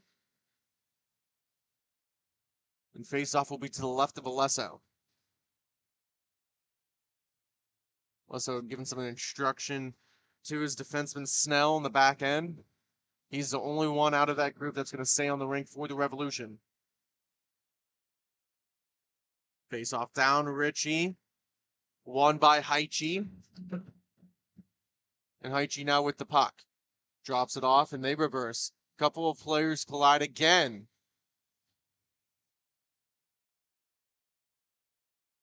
That will probably be an interference call.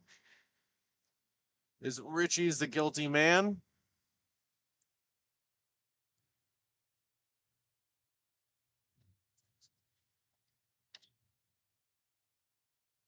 So we'll see our first power play of the game, and actually our first power play of the championships. Face-off will be all the way down into the southwest zone.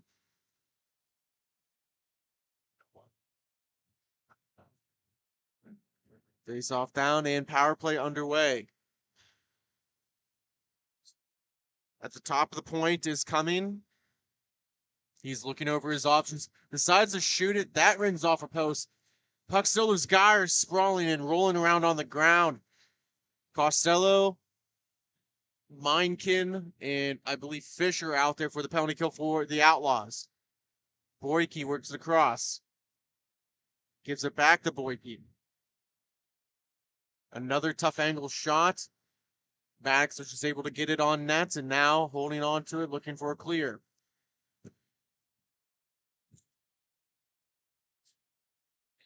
Good forecheck for only a brief moment. Fisher's able to spring Costello, and he lets one go. That hits Boyke in front.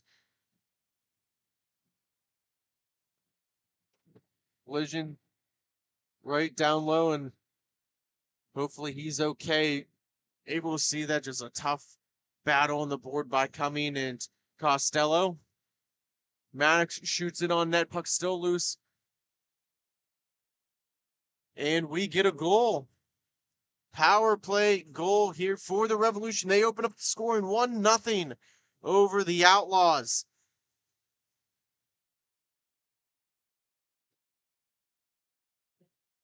Believe it should be Maddox with the goal. We'll see if she does get credit for it.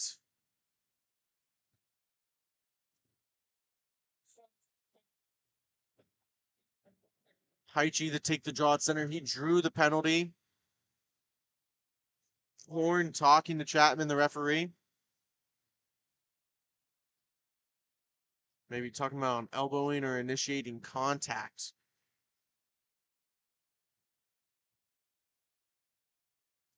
Haichi and Horn in the draw. Horn wins it. They work it across. Trying to look for Meinkin.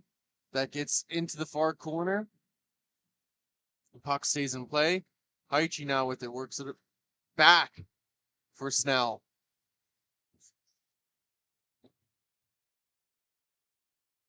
Cast up now. Works it all the way back to his D. Trying to slow it down. We do see Nicole Maddox with the official goal assist for Chris Cumming and Nick Boyke. Officially at the 4:07 marker of the first period. Now a reversal for Horn in Gretzky's office behind the net. He's on his backhand, trying to get one in net.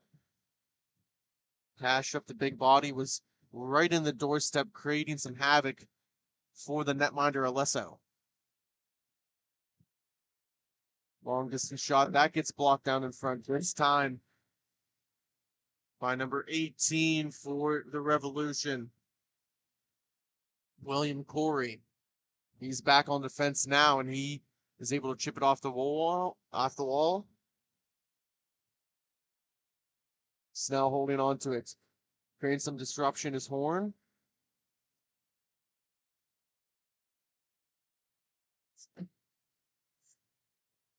He's trying to keep it in as Kramer, and he does. So Snell has to go all the way back into his own zone to pick up the puck.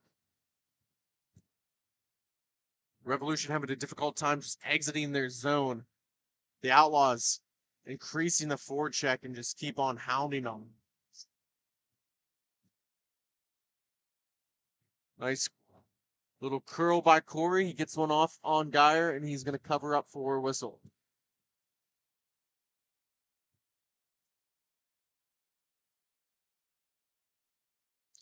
Thank you to Pamela Sherman for liking and subscribing. We appreciate your support. Thank you very much. Let us know who you're rooting for. I know if you're tuning in. We're running a little bit behind. After this game, we will see the Grove City Thunderbirds take on the Mid-Michigan Saints.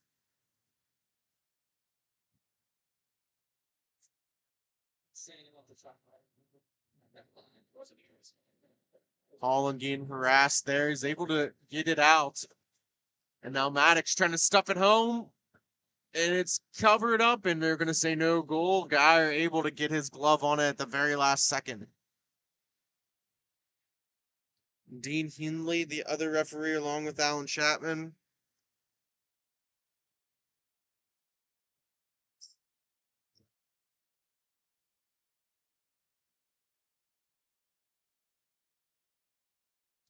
Puck loose in front, and Geyer going to cover it up again.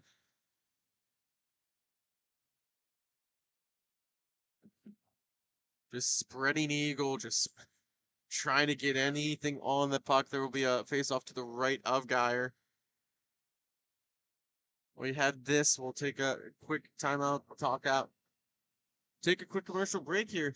That's the period. So after 1-0 in favor of the Revolution over the Southwest Ohio Outlaws. We'll be right back. Thank you for watching Grove City Hockey. Everyone has their own unique pre-game preparation, and most of them are pretty different, but there's one thing in common, and that's Jack's Hockey Wax. Get this locally produced wax that isn't shipped from across seas, but made here right in the U.S. The best smelling, best feeling, and best performing hockey wax on the market. Oh yeah, and I almost forgot to mention, they sell tape too. Visit them at jackshockeywax.com to get your order today. If it isn't from Jack, put it back.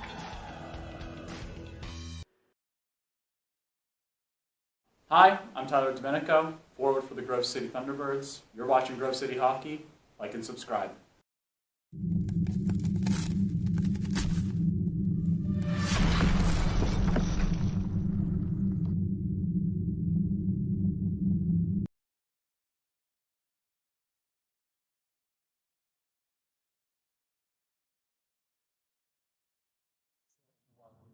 We are back for the second period between the Outlaws and the Revolution.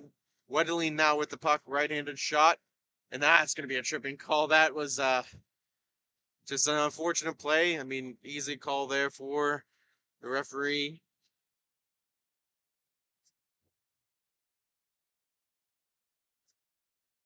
Wheeling a little bit slow to get up, so we'll see here if he's just staying out there for the power play opportunity.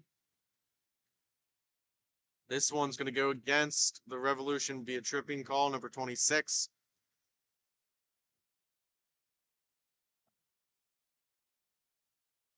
Face off down.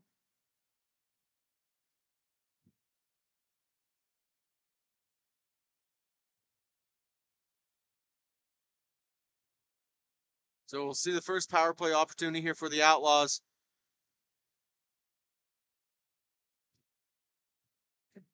Slap shot opportunity, trying for the rebound. It's kisses off the post. The Outlaws now. Horn. He's going to set it up for Costello. He's at the line, now getting it to the point to Kramer. He's looking right back at him. At the top of the dot. Slow movement. They have one man down low. Trying to go across. Misses the shot. Puck was bouncing in the air, and they're going to get it clear. Geyer's going to set it up for Kramer, who's going to carry the puck now. Looking over his options and deciding just to take it himself. Force it over to Wheeling. He's the one who drew the penalty to get this, and he shoots and he scores. Number 3, Jacob Wheeling with the power play goal, and now we're all tied at 1 in period number 2. Championship T4B action.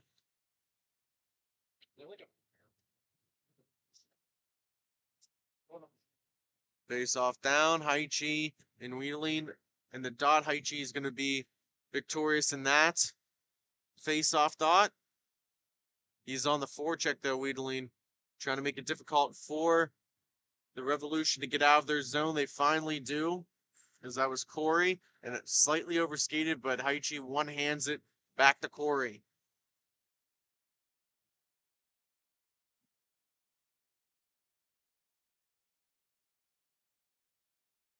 Just about a couple minutes have gone by here in this second period.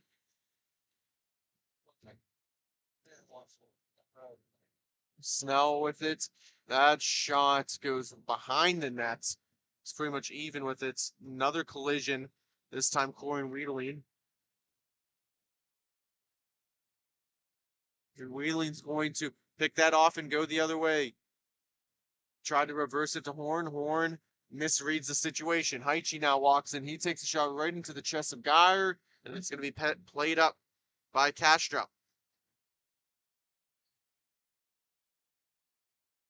All the way up for Wheeling.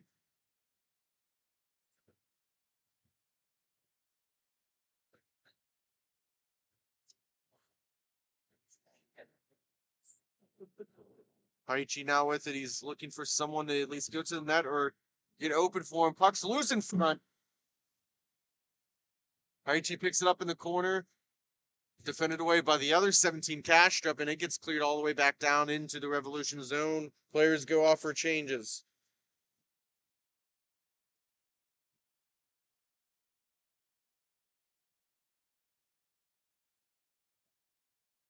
Good interception by Horn. He's going to walk in, takes a shot. That's partially blocked. It comes right back to Horn, and Alesso's just going to lunge out, cover it up, and we'll get a draw.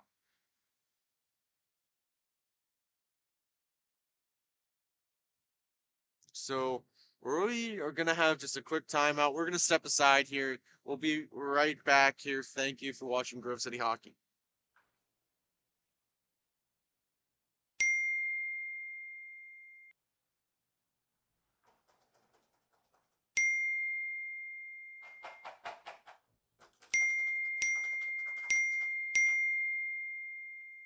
Frustrated and wasting time doing your own taxes? Getting confused by complex forms? Waste your time no longer. It's time for you to check out Bonus Accounting. Kenny and the team will help you with taxes, bookkeeping, and payroll services. Now that's an accounting hat trick. Leave it to the industry experts and check them out today. Use promo code Grove City Hockey for a sweet discount and also to receive exclusive GCH merch. Bonus Accounting. We're back. Thankfully, the Revolution player is okay. Just injury. He was able to skate off on his own power. Referee Dean Wilding decided to, just call a little bit of stop as he was very slow to get up. So glad to see he is okay. Now the collision here on the near boards. Puck stays in the zone of the Revolution, and now they're going to try and get it going the other way. Puck comes up to Costello. Boyke and Richie coming together. A little bit of chatter and talk. Costello now on the forehand.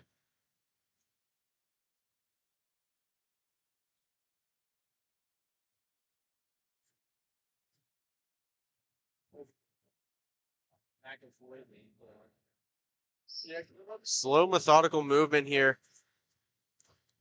Go D-Rev from Sterling Heights, Michigan. Well, thank you, Anne Marie Holland. We appreciate it.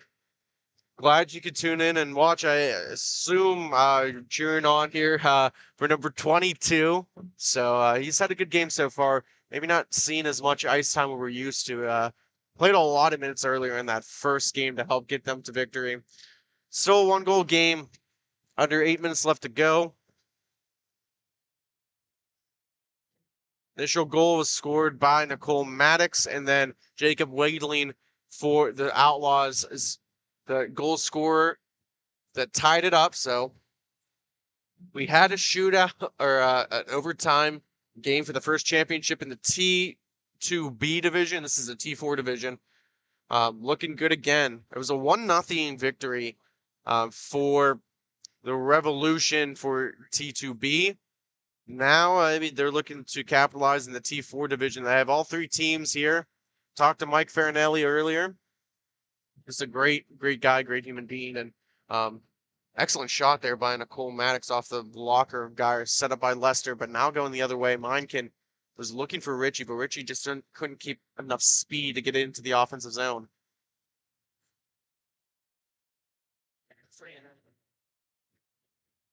Now Nicole Maddox with it. She cuts to the slot, looking for someone to cross with her. Geyer fights that shot off into the corner. She retrieves her own rebound, defended away by Kramer, who gets to Minekin. Minekin's going to settle. And now look over his options, works it across, and Holland there, pressuring him.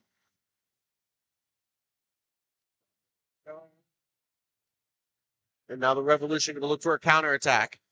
We do apologize for any yelling you might hear. We do have some volleyball tryouts that are going on right beside us. They did stop for a little bit of time. I guess a new group has now come in, so a little bit of yelling is what that is. Puck just floating in the air. Had about 3 or 4 seconds of airtime. Most NFL punters wish they had that kind of airtime. Richie on the wall against Donovan James.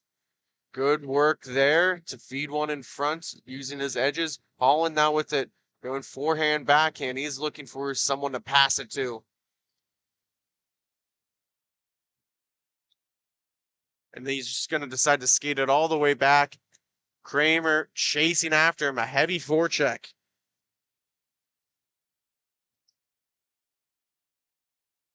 With a shot that hits off of the glove hand and just bounces right in front of us. Kramer with a collision there with Haichi. He's able to get away from both players. Just some nimble movements by number 2 Kramer, and a shot on. Lesso just, puts the paddle down, gets it into the corner, and the Revolution are looking for at least a clear.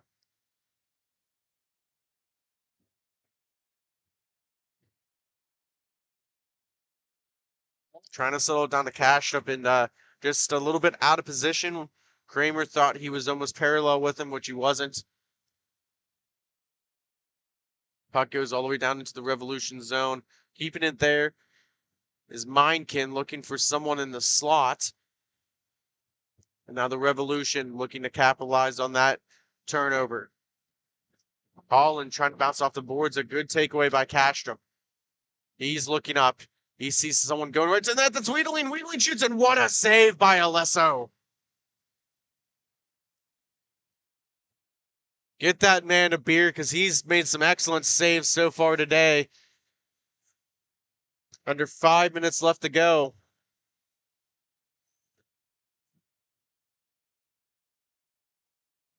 I feel like they got face-off will be to the right of Alesso. One back by the Outlaws, and Alesso gets that squared up again, and we'll just stay in the same face-off thought and redo it again.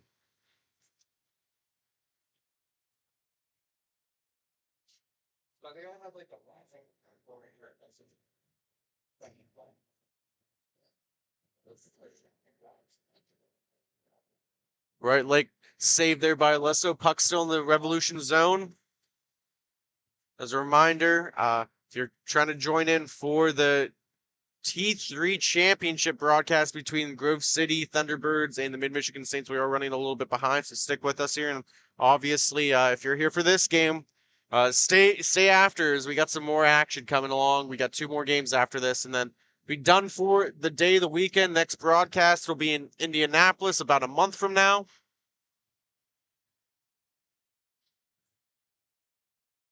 Carrying it on in is Corey. He stops up at the dot, looking to just create some space. He does. Shot down low. There's a man screening, and that was Snell. You have Steve Snell and Matt Snell. Matt is number 26. Steve is number 21. So I do apologize if there's any confusion there. That is correct. Reversal for Horn, who's going to play it. Fisher, who normally plays defense, is going to hop up into the rush. And Horn takes a shot that goes right above the glove of Alesso. And now good up to Maddox. Maddox walks in, tries to dangle, gets taken away by Costello. And now Lester keeps it in. Nicole Maddox is right by herself. No outlaw defender was near her. Lester just needed to get towards the front of the net. Now Wheedling now for the Outlaws. And he shoots and he scores. Jacob Wheedling gets the lead for the Southwest Ohio Outlaws. Their first of this championship game. 2-1 is the score.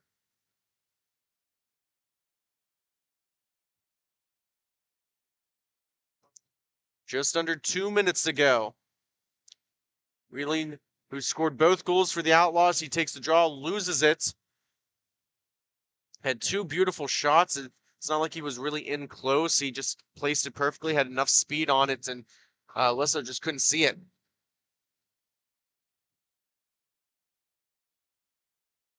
Angle shot, and that's it. Geyer was caught reaching just a little bit out of position, and it's now tied. Chris Cumming with the goal. He was coming right down Main Street with that shot.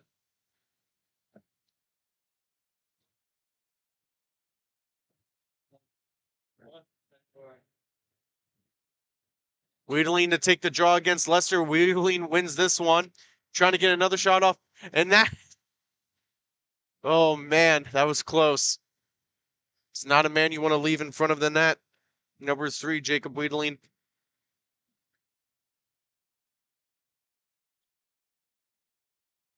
Another tie-up, and this time Leicester is going to win that battle. Wrapped around the boards to be played there by Maddox. Looking for a stretch pass, and that will do it after 2 periods. The Outlaws 2, the Revolution 1. We'll see the conclusion right after this quick commercial break.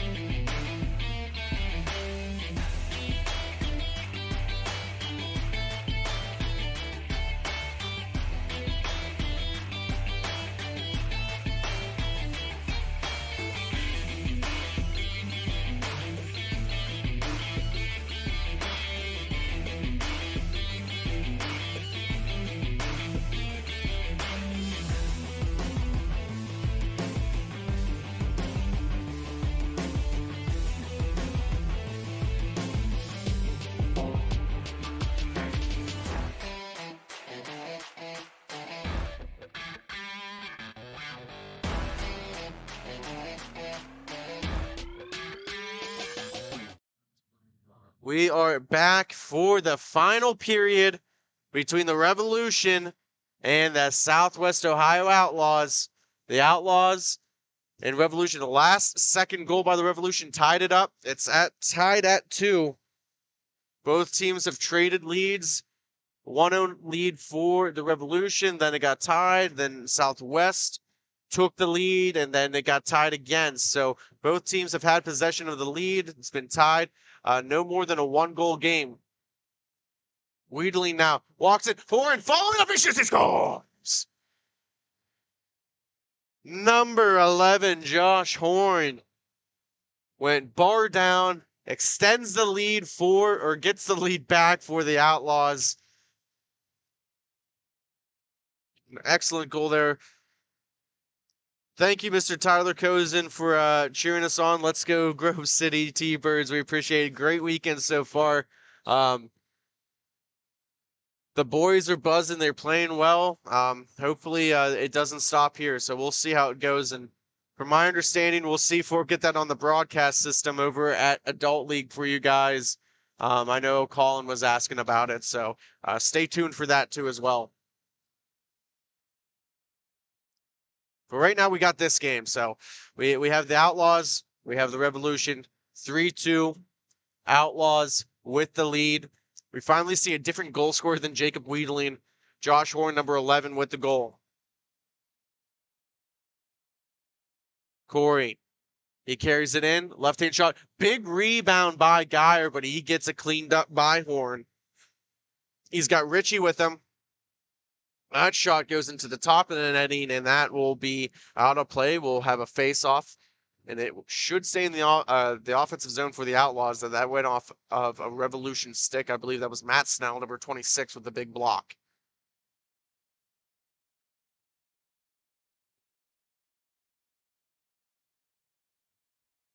So Richie won it forward, kept in. Costello has a screen in front, pucks in the corner. Richie's going to corral the rebound, looking for another centering feed. Coming, trying to just chip it out. Castrop works it all the way back. And Kramer's just going to continue to back skate it, make Boyke skate to him. Horn tried to get that pass just a little bit too hard.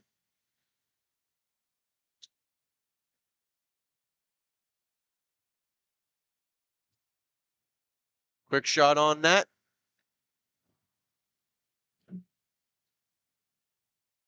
Coming, going the other way. He's got Boyke shooting to net. Looking for a saucer. No, he's going to wait for the trailing Snell.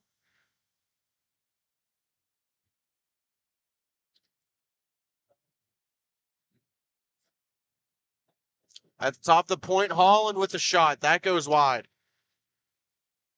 Game's starting to slow down just a bit. Another scoring opportunity here for the Outlaws. Horn behind the nets. Pressure there by Holland. He pushes him off into the corner. Cummings loses the puck. He just overskated. Costello now with it. He throws it on net and it's loose just for a brief moment. Horn tried swatting at it, and we'll get another cover coming up on the 10-minute mark here of the final period. Like I said, stay tuned after this T3 action. The Grove City Thunderbirds take on the Mid-Michigan Saints. Lester to take the draw against Meinken. Face-off goes right to the corner. It's going to be won by the Revolution. Played in the boards there by Corey. Looking for some support. And that was typically number 13, Shuhei Yumura, that was pressuring. Haven't called his name too much today, or at least I mean in this game.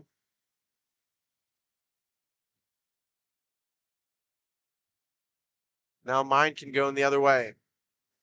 Mine can flips it forward. Collision here on the boards. Snell pushing him off.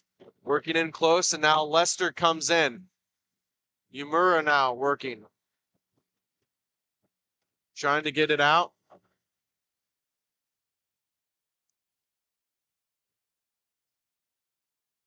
Shot on Geyer. Meinken now, and that's bodied. Cross-checked, and that's going to be a penalty. Didn't even play the puck. So we'll get a stoppage here. It's going to be a power play opportunity for the Outlaws. They hold a very slim lead. Only a 1-goal lead. Look to extend it here.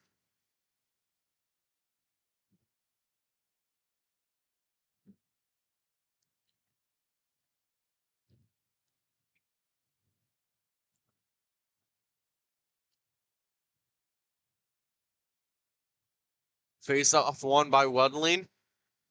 Over Maddox. Holland now battling Horn. He takes a tough angle shot. That hits the netting and will be out of play.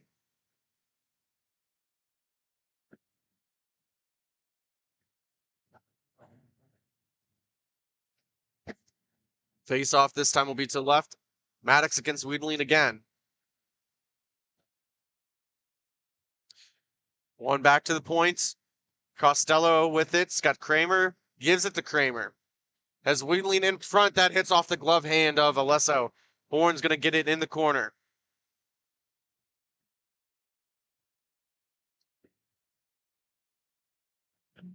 Horn goes across to Costello. He's got a net, and it's in. Excellent cross crease feed. Somehow that puck had eyes. A power play goal, and the Outlaws extend their lead to 2.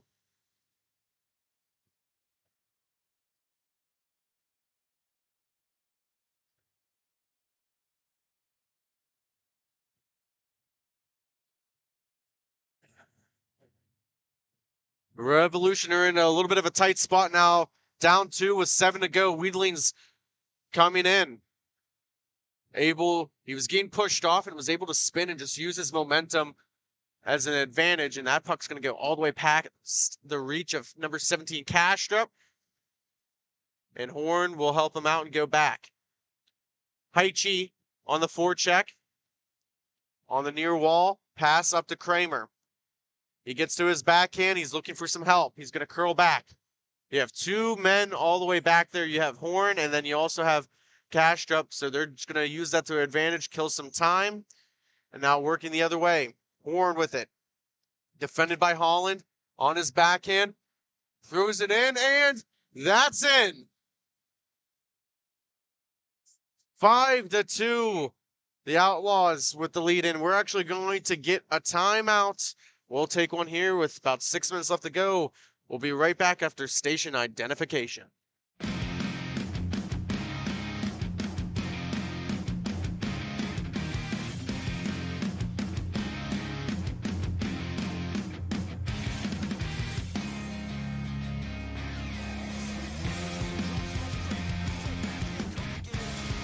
picks it up. Goes down on that same face-off dot like the last 2, and he shoots. Oh, and he doesn't go in. Hey, with Esposito. Esposito with the backhand. And this game's tied again.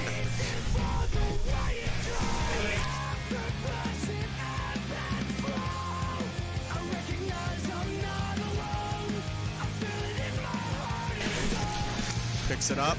The left-handed shot on the very far face-off dot. He scores. Tropics get.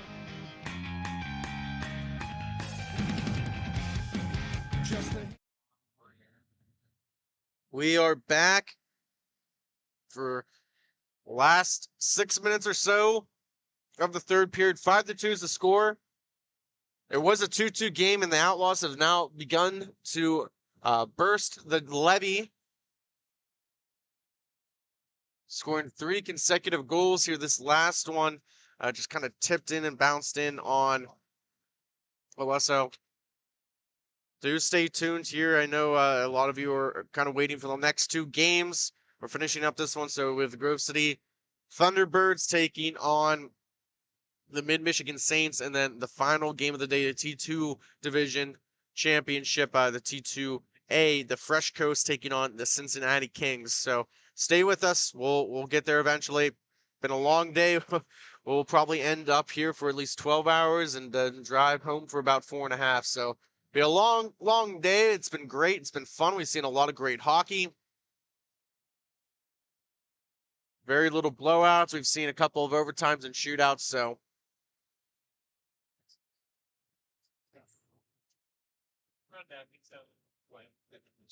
Kramer, he's going to dump it back down in for Horn. Horn's going to carry it up. Wiedling trying to cut to the front of the net, defended there by Steve Snell.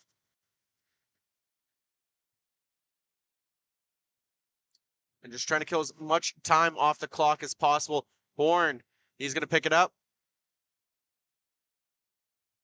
He's getting harassed by Leicester, trying to force him into an issue. Wheatley now with the oh no, he whiffs on the shot. He's able to at least pick it back up. Played off there by Corey. On the near boards.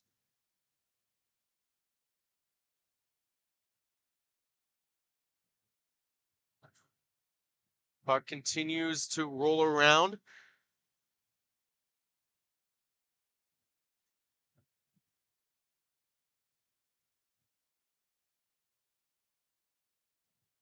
Wheatley now with it.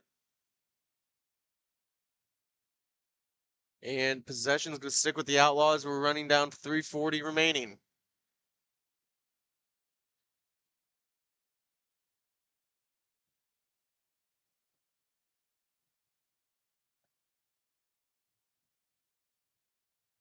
Holland's able to get it.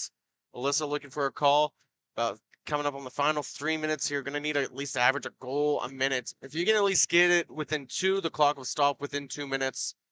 So the Revolution just need to at least focus on getting this next one. Kramer carried it into the offensive zone. He's going to pin it up on the boards. Haichi and Cumming working at it.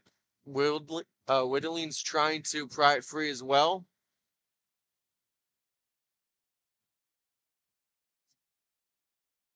Finally, it's going to go the other way off the back of the skate of Leicester. Now Wheatling with it. A little physicality ensues. Just trying to get the puck off. And Cumming with it. That shot's blocked. Horn with a big block. Coming up towards the top of the point, and that goes just wide.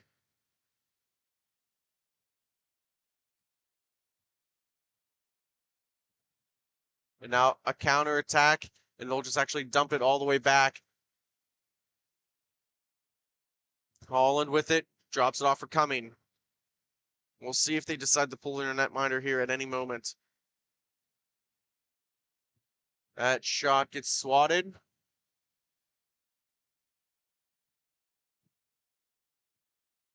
Coming with it now, a good save by Geyer.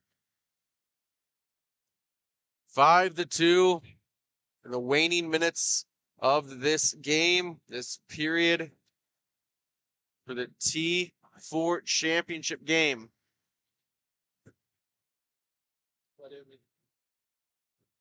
Boyke with the shot, and he scores, and that's going to be stopped clock now. Number 92, Boyke with the goal, 5-3, and that's exactly what they needed. Now they have plenty of time. 2-minute warning in play.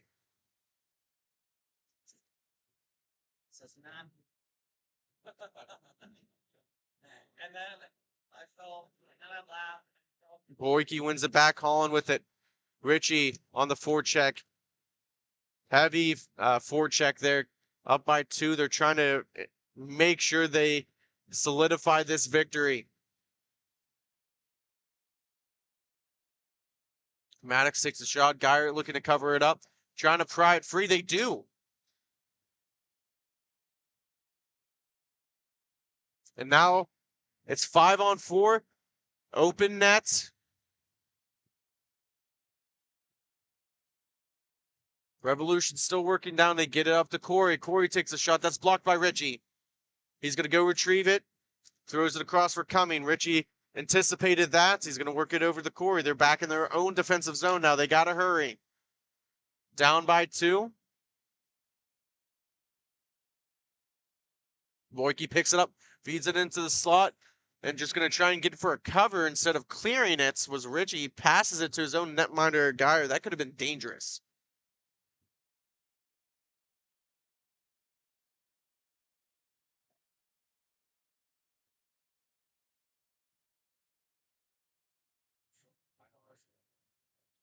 Face off down. 1 back to the point. Revolution trying to find it. It's in the slot. They're losing it. Leicester shot it off his own knees. Looking for a clear here. Deflection, that goes wide of the netminder Geyer. Corey with a shot, that doesn't make it through. Meinken finally gets rid of it, and that should do it for the Southwest Ohio Outlaws. They will take the T4 championship here in Cincinnati, their home rank, home field advantage, and they make good use of it. We are going to step aside before we start the next game. We'll have Jake's Inside the Glass, and then we'll bring you the Mid-Michigan Saints and the Grove City Thunderbirds. We'll be right back after this commercial break. Black Biscuit is a hockey company that specializes in team uniforms and apparel and is based in St. Paul, Minnesota. We have been working with teams throughout Minnesota and all around the world. If your team or association is looking to update your uniforms, then let our all-star design team show you what we can do for you.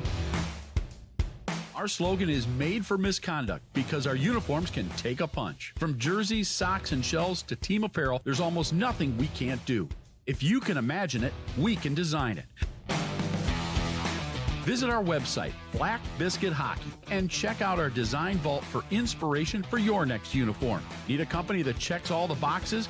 Outstanding design, quality product, great customer service, and timely delivery? Call us at 855-978-6888 to see what the Biscuit team can do for you.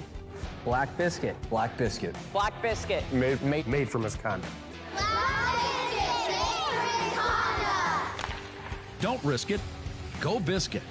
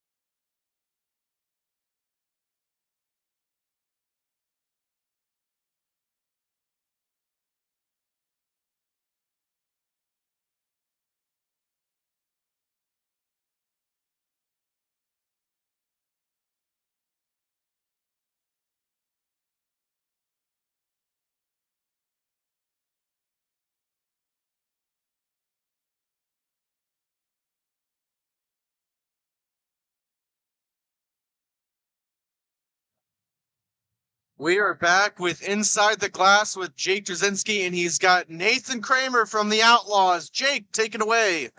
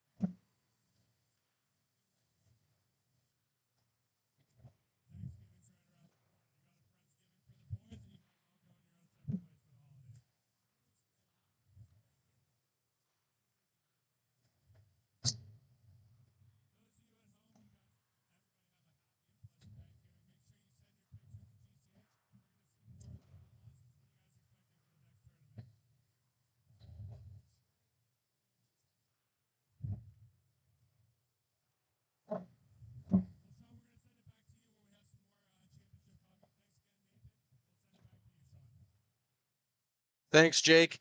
We'll take a quick timeout. We'll be right back.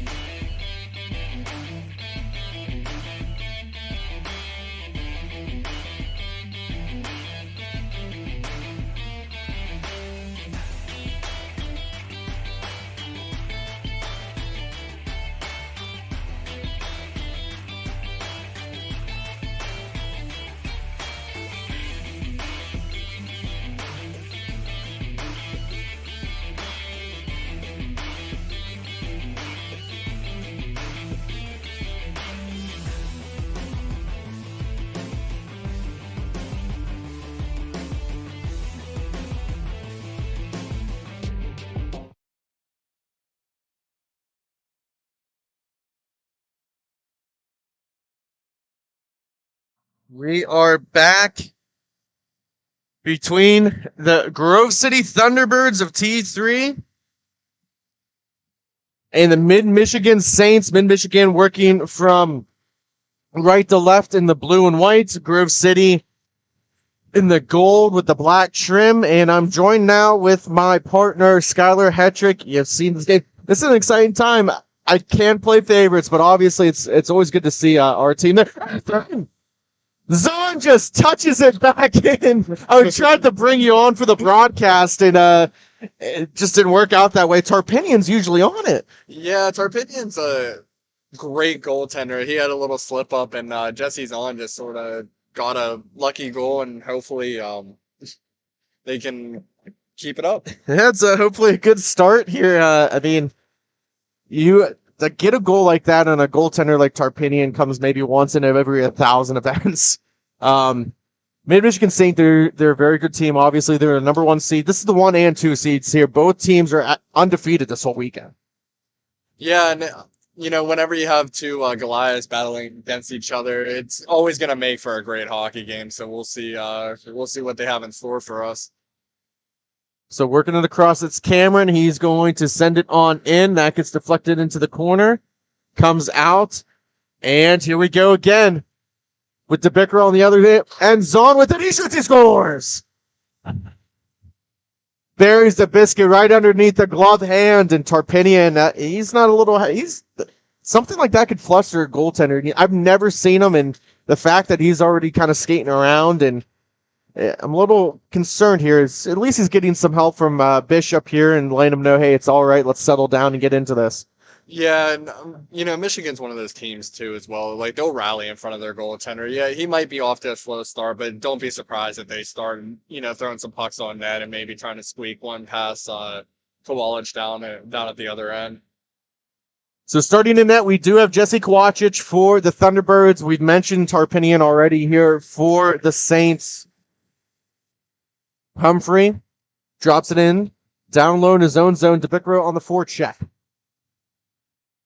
Dow now going to carry it right in front of the Thunderbirds bench. Trying to get it deep into the zone. Pressured there by Bird. The captain on defense. He's going to follow Dow up. And he works it in across right through the slot. And now they're going to try to keep it in deep. And eventually just decide to throw it back to Bishop here for a reset.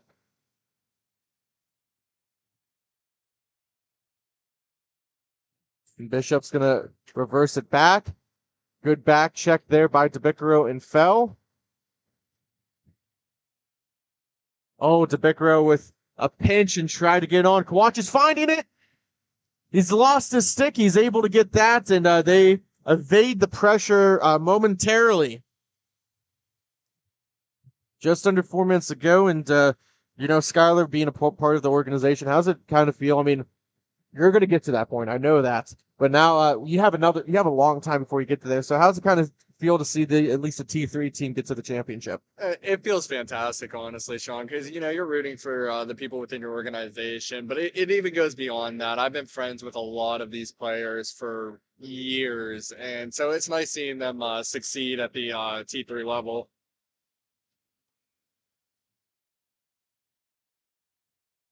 So looks like we'll get a call here. Probably I'd assume tripping. DeBickero trying to skate it through 2 guys and, got pinched off there. And that's something with DeBickero as well. He's not afraid to get to the little grimy areas. Like, he's a shorter player for sure, but he doesn't play like it. He plays like he's 6'5". Yeah, I mean, played ice hockey for the university, Cal U University, now formerly known as Penn West. Shot on, and Jason Westfall is going to go pick it up. He's the catalyst for this Mid-Michigan Saints team. It's going to come all the way back where Hagerman picks it up and Schwarr on the forecheck. And just to point out, Sean, it looks like we do have some even hockey going on. It looks like that was a no call from the prior play. And again, probably a good no call there. I mean, nothing egregious, incidental. I mean, looked like DeBickero skated in. Handa tried to put it in between, and that might be the only one I would say got played off and then play the puck. So, but A good play there by Mid-Michigan. They're going to counterattack now. Westfall going the other way. Right into the chest of Kowachich. And good defense there by Crummert. That's one thing with Crummert. He's having a great bounce back weekend. I know that first weekend in Indianapolis, I feel like he wasn't really feeling the competition at the time. You know, getting back in that competitive groove, it always takes some adjustment. He's bounced back and has been playing a great weekend this weekend in Cincinnati. And it's weird now having a lot of this little extra insight. We brought Farinelli in, and it was very nice to have him on because he was telling us all the backstories. And like talking to Crummert, he's a guy that's converted from ice hockey to playing it. He's played mostly defense on the inline, but he's still learning the position. He's relatively new to it.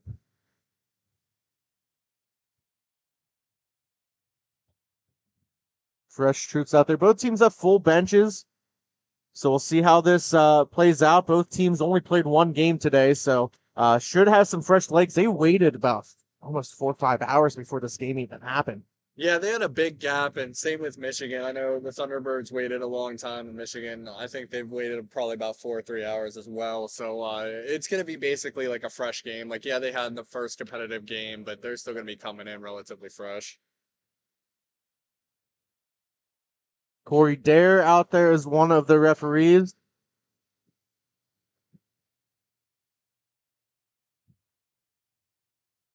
It's 2-0 in favor of the Thunderbirds coming up on the 7-minute marker of the first period.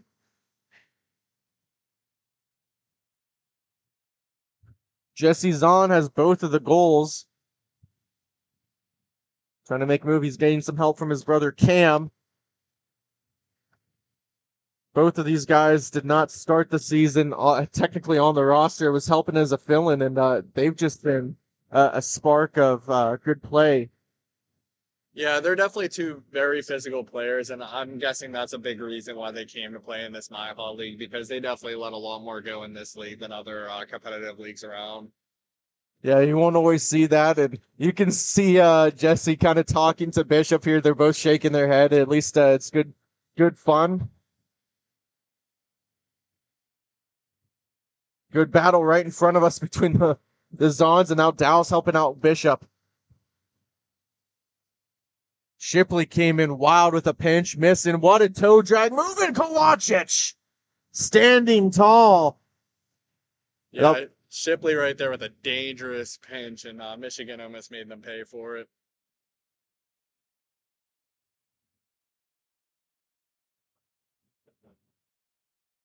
Face-off will be to the left of Kowachich, and praying for, talk to Alex, our normal goaltender, Alex Neal. He's almost fully recovered, so he's pretty much got a couple days left, and he should be good for the next tournament. And he shoots, he scores! Landon Hanna, number 28. The leading goal scorer in the T3 division, keeps on adding to his total. Yeah, Landon's a great player. He's probably one of the fastest players you're going to see up in this T3 division, and he saw a little bit of room, and he capitalized on it. DeBicaro now with it. He gets it in deep. Little spinorama to himself, trying to get it over to Fell and couldn't find it. Cameron's just going to get this up the boards, and now going the other way by Spears. Spears is going to cut it to the slot, drops it off instead. Hits the back of the net. And now the counterattack. Here comes Landon. Trying for a backhand feed. Puck's loose. Trying for a wraparound and just trying to get it out of there. And finally, Tarpinian's going to cover it up as it was stuck on the net. So face-off will be to the left.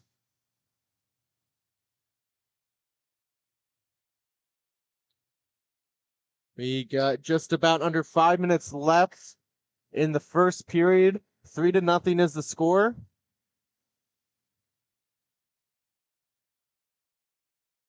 And Cameron's going to go a long stretch pass to Westfall, all the way back behind the Thunderbirds netminder.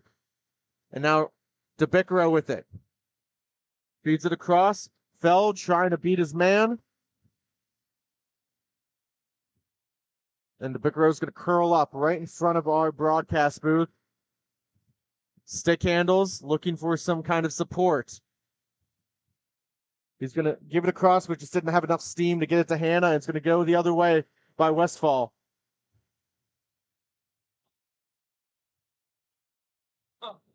Bell with it. He's looking over. He shoots it off of the left shoulder. Hannah now. He lets one go. It's blocked. Tarpinian reaching for it. It's still loose in front. Finally cleared out, and Cameron's going to settle it down and work it across the spears.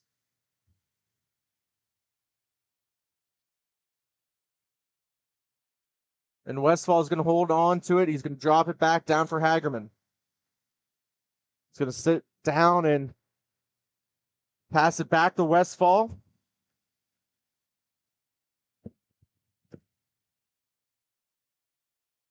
Good block there by Bird. Hunter on the forecheck. He's able to create the pickpocket.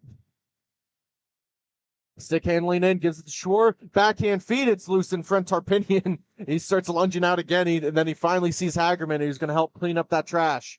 After that slow start by Tarpinian, you can tell that he's definitely settled down a little bit. He's making some really great routine saves, and I think he's keeping Michigan into this one. An excellent netminder, and yeah, sometimes you don't always get the start you want. You just got to rebound and get back, and there's a goal. Mid-Michigan gets on the board, number 9, and it's now 3-1. That was just a great shot by number 9, just walking down the slot, and he beat Kowalik on that blocker side. Wish I had a number here. I want to say that's number 7, Harrison Cole. But unfortunately, we just don't have that number. He's the only one that doesn't stick out to me. A lot of these guys, I mean, they've been playing together for a couple years now. So Westfall, Hagerman, Dow, Humphrey, both the Spears, Cal Cameron, Bishop. I mean, they're all familiar. So, I mean, number 9, I want to say is him. Apologize. Correct us if we're wrong here.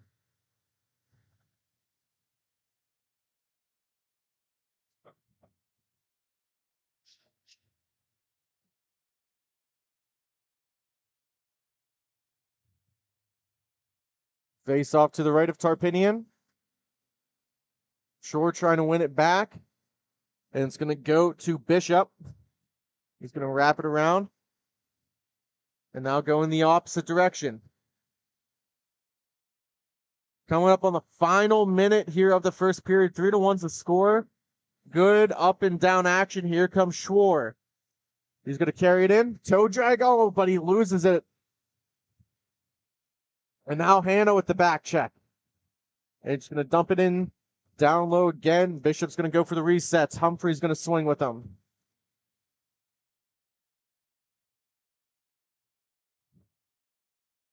And now Dow with it. Backhand feed across looking for Humphrey. Takes a very favorable bounce. And then that shot kicks all the way back down to the Saints zone.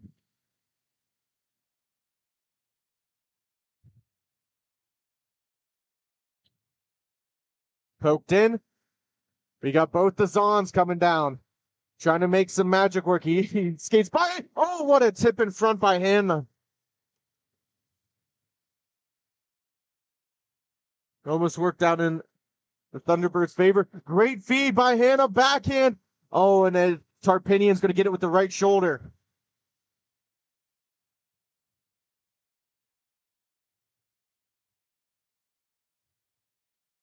And now Dow going the other way with Westfall. Pass the reach of Dow. Maybe one last shot here. And that will do it after one period. 3-1 is the score. The Thunderbirds over the Saints. We're going to take a quick timeout. We'll be right back after this quick break. You know you've always thought about playing travel hockey. Have you ever heard of Miha? Well, here's the time for you. We're taking registration.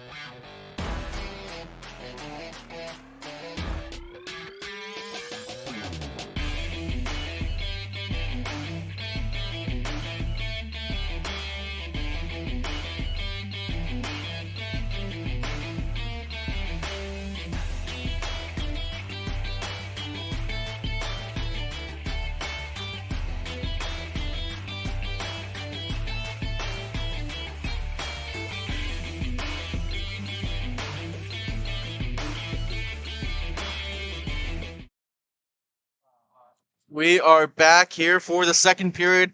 The Thunderbirds with a 2-goal advantage over the Saints. Trying to work it free was Westfall. He clears it all the way back.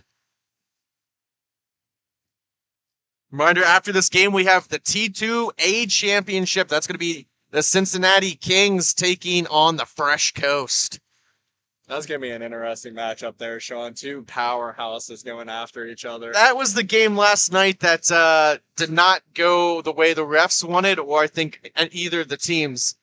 Not too many good things said during that game. So, but we got a good one on hand now. Half slapper, that goes into the wall. Comes all the way back to Shipley. He's going to settle it down. And now just slowly carry it through the neutral zone, looking over his options. And he's going to take a shot. Goes into the legs of Tarpinian. And now the Saints will recover and try to get a counter breakout. Cameron with it. And you've mentioned you've played against or with a lot of these guys, and maybe what's one thing that stands out to you the most? Out of every like player's like attributes? Yeah, like I mean, is there a characteristic or anything? I mean, between this group of guys here, I mean, hard to play against, or Yeah, I mean, the one thing you can mention, the Zollan brothers, they're very, very hard to play against. If you played in the ECRHA, they're RMU products, and they're just pests like no other. Changed both their numbers to 63 because they're both two little Brand Marsh, honestly. But then you got other like players like Nate Fell, who has, he's a smaller body, but that kid can rip the puck harder than anyone I know. And then you have Hunter Walters, who probably has the nastiest backhand in the league. So there's a bunch of small things that stand out, and it's just a great group of guys. And yeah. Just try to get a little bit of player insight here, and we've all obviously watched Mid-Michigan Saints here. They're very organized and structured. And now, going for a breakout. Fell has DeBicro on the back end, and he's going to try and feed it across. Tarpinian with an excellent save, and he's going to play it out. Yeah, it looks like that puck was rolling a little bit on Fell on that 2-on-0, but Tarpinian with a great save on DeBicro on the back door. Hannah battling for it, and that's going against Cole. DeBicro's going to come away with it. He's skating hard. He drops it back. He's going to go off for a change Crummert with Hannah.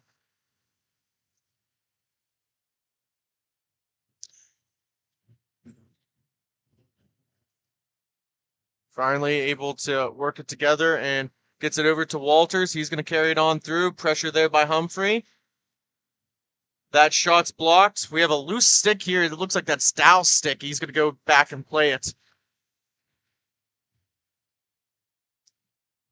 We are coming up on the 10-minute marker here. Just a couple minutes have gone by.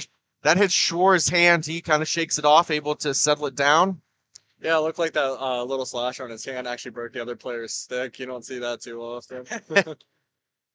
I didn't even see that on the back end here, and it's going to be dropped off for Hannah. He takes a shot. He's going to try and chase him down on the forecheck. Works it around for Cameron.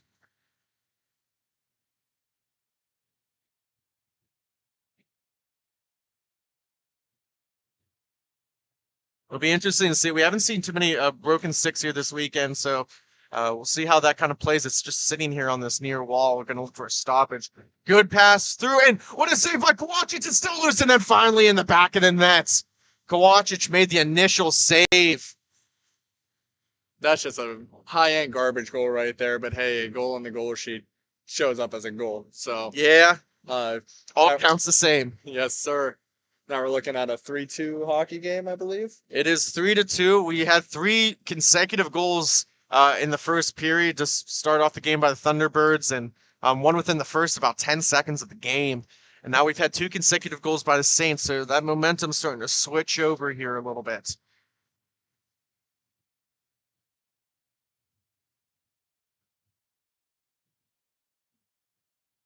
Good matchup on hand. We still got one more after this, and just want to say thank you to some of our sponsors. MagiClean is another one that we just got on, and within the Tri-County area in Western PA, you got Butler, Mercer, and Lawrence County. I mean, you need any kind of cleaning, they can get you taken care of, residential, and oh no.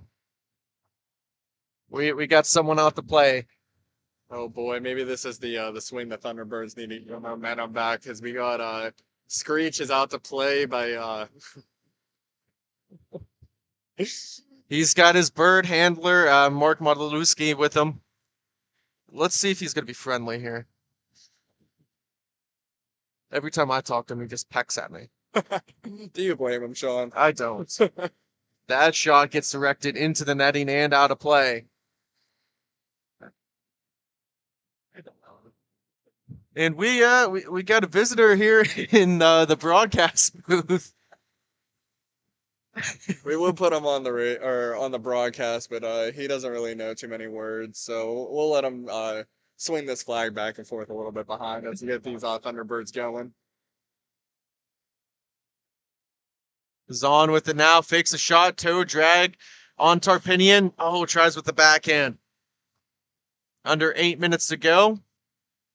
Berg gonna settle it down, works it back down and low.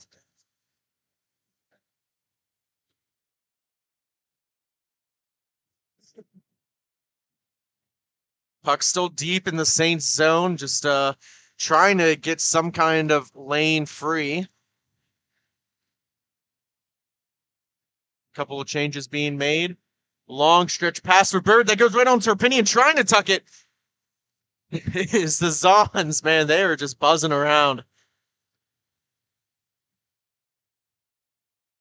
Carrying it in his spears. He drops it off for Cameron. Shot. That looks like it went right off the mask of Jesse.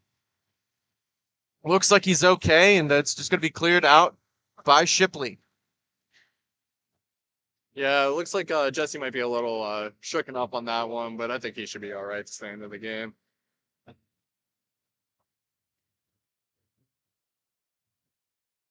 No delay penalty called there. Nothing intense. That's one of the rules. That was a key controversy yesterday, especially with one of the goalies saying, I won't mention the team or anything, saying that should be a delay of game if it hits off the glass and into the netting. And it's one of those things where you have to try and deliberately delay the game. And that's one of the instances right there. The refs deemed that it was just a weird bounce and where that glass ends, because the glass isn't even all the way around.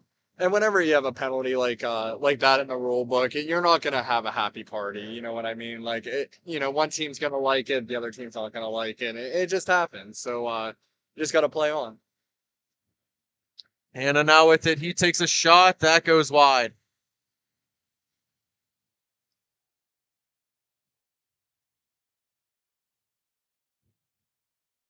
Game's starting to slow down just a little bit. We're just under 6 minutes to go here in the second period. And if Crummert hurries, oh no, it's just going to be a 2-on-2. Good back check there by Dow to prevent that opportunity. That goes wide. Tarpinian was trying to reach for it with his glove. Goes over his hand.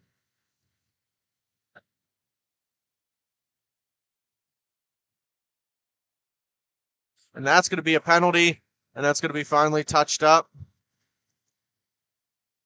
Yeah, it looks like Fell got caught hooking, and I think that was a good call by the ref. He had his stick right up on his hands. Yeah, and that's where it's dangerous. I mean, that first initial whack, he came in, it was low, and then when he tried to come back around, that's always the hardest one, is that second attempt and trying to go around it. So yeah, once you have that player get that body position on you, it's hard not to take that call. You just sort of get wrapped up into it. So we'll see what this Mid-Michigan power play looks like, because I believe this is the first one of the game for them. yeah, it's a first one of the game for both teams, actually. Schwar on the penalty kill. So you got Bird, Shipley, Schwar. And for the Saints, you got Westfall, Cameron, Spears, and then you have Hagerman out there for the power play unit. Working below that line, right in Gretzky's office, as we always like to say here. Long, looking for a deflection, maybe a POP off the pads, and Schwar trying to hunt it down on the forecheck. He's got it. Just trying to kill some time, and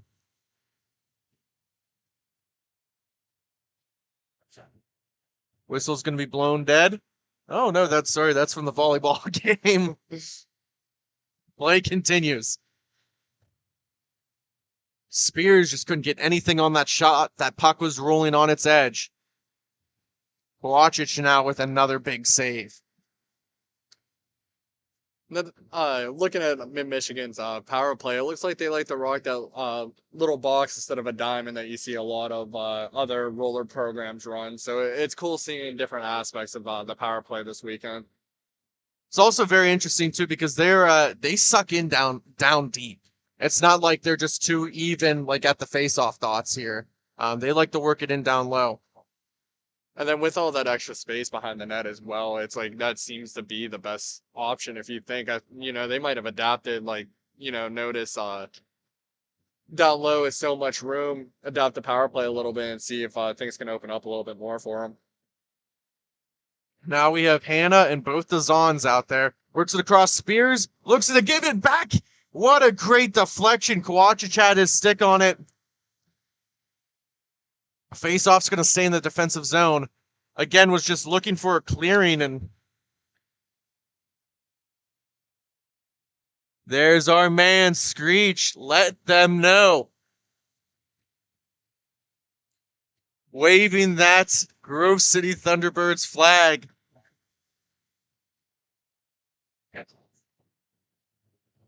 That gets a funky bounce. Trying to get it out. Finally do. Oh, never mind. It's still going. Now we get it out.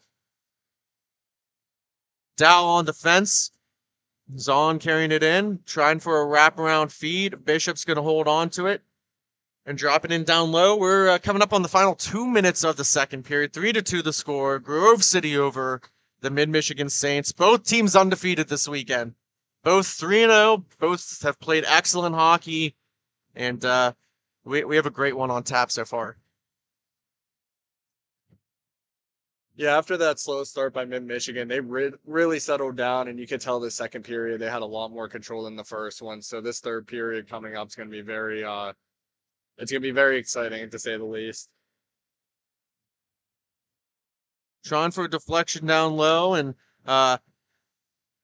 gets the shot off and a little congestion there, and play will stop, and both teams will get to know each other and become a little bit more friendly. Let's just say that, yes, this is kind of our team. The Thunderbirds, their biggest taboo issue has been penalty minutes. They actually lead all of Miha in penalty minutes, and it shows. It really shows. It's a good physical game. It's, sometimes it works, sometimes it doesn't. It goes right past Hannah, but, good spirited battle.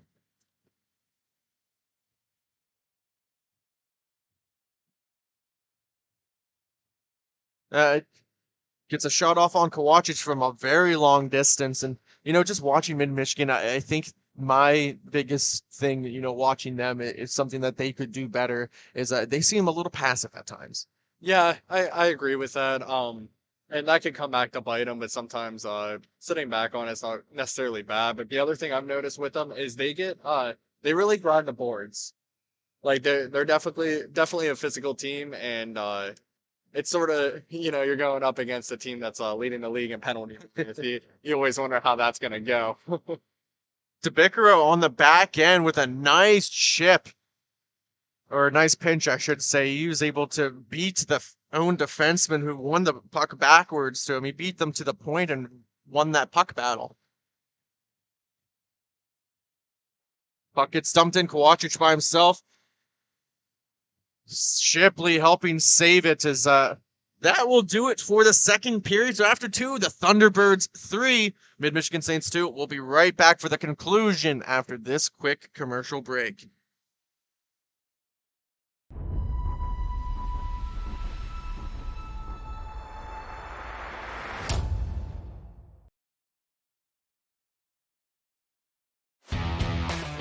Black Biscuit is a hockey company that specializes in team uniforms and apparel and is based in St. Paul, Minnesota.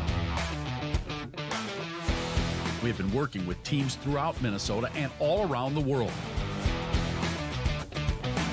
If your team or association is looking to update your uniforms, then let our all-star design team show you what we can do for you. Our slogan is made for misconduct because our uniforms can take a punch. From jerseys, socks, and shells to team apparel, there's almost nothing we can't do.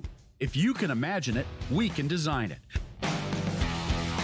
Visit our website, Black Biscuit Hockey, and check out our design vault for inspiration for your next uniform. Need a company that checks all the boxes? Outstanding design, quality product, great customer service, and timely delivery? Call us at 855-978-68. We are back live, joined by Skylar Hetrick. My name's Sean Kachi. We're in the final period of this T3 championship game between the Grove City Thunderbirds and the Mid-Michigan Saints. We have one more game after this, and then, Sky, we're done for the day. And it's been a great weekend. You've been here since at least Friday night. How's your stay in Cincinnati been? Honestly, it's my first time actually ever being in Cincinnati. I've drove through here a couple times, and it's a great city. A lot of friendly people, and I couldn't have had a better weekend. And, personally, I thought it was pretty cool. We tried, the famous Skyline Chili. I think that went pretty well with the crew here. So, I mean, that's something. Try Duff Wings in Buffalo. You got to try Skyline Chili in Cincinnati. So, the Thunderbirds looking to close out. The Mid-Michigan Saints looking to at least climb this hill and make a good comeback story. Only one of these teams are going to prevail. We'll see what happens next. Walters over skates. Same with Shipley. It's a 2-on-1, but Bird's able to play it back in through the neutral zone. And then another play right back to Bird. It's going the opposite direction. He takes a shot, and that hits a man out in front. I don't know if that hit Walters or if that hit Hagerman. Bird seems to be flying all over the rink at the start of this period right now. Bird, the captain of the Thunderbirds, he wants to bring home that first championship here for us and, help get us to the playoffs come May. And obviously, you and Jake will be leading our T4 team. You guys have the back end of the season. We got January, March, and then the April schedule. So, I mean, you've only played one tournament here. So, what's kind of weird to ask? What's it kind of feel like waiting? Honestly, Sean, not gonna lie, it sort of sucks, but there's nothing you can do about it. Actually, no, there is something you can do. You can come cheer on the other team in your organization, as we're doing today. Face off right in front of our broadcast to the left of Tarpinian. We got fresh unit out here for the Saints. We have Bishop out there. We have Humphrey, Dow, one back to Crummer. He's going to work it across to Hannah. He's going to try and skate back. Oh, dangerous play. Humphrey with the interception. Dropped off. Dow with the shot, and he misses wide. Thunderbirds very fortunate with that play. Hannah just did not get enough sauce on that pass. Was able to elevate it just a couple inches off the ground.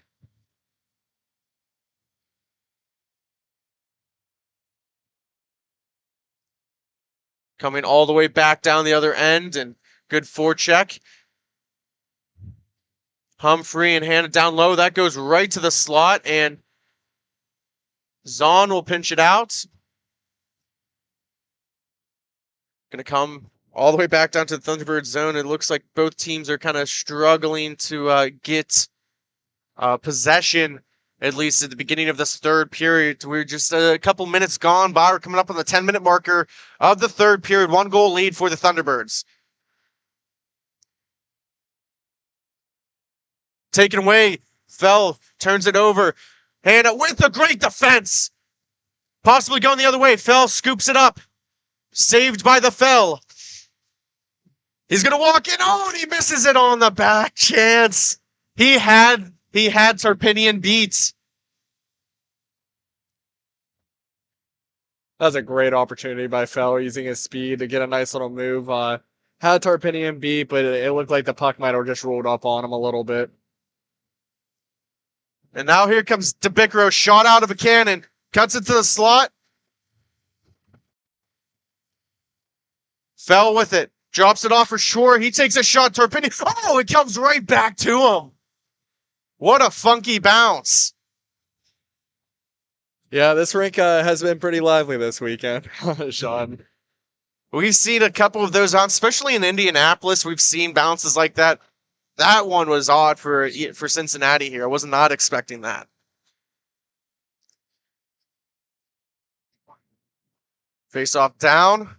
1-goal game. Shipley dumps it back down in. takes a shot. That's blocked. Westfall's going to try and play it back. Schwar going to help out.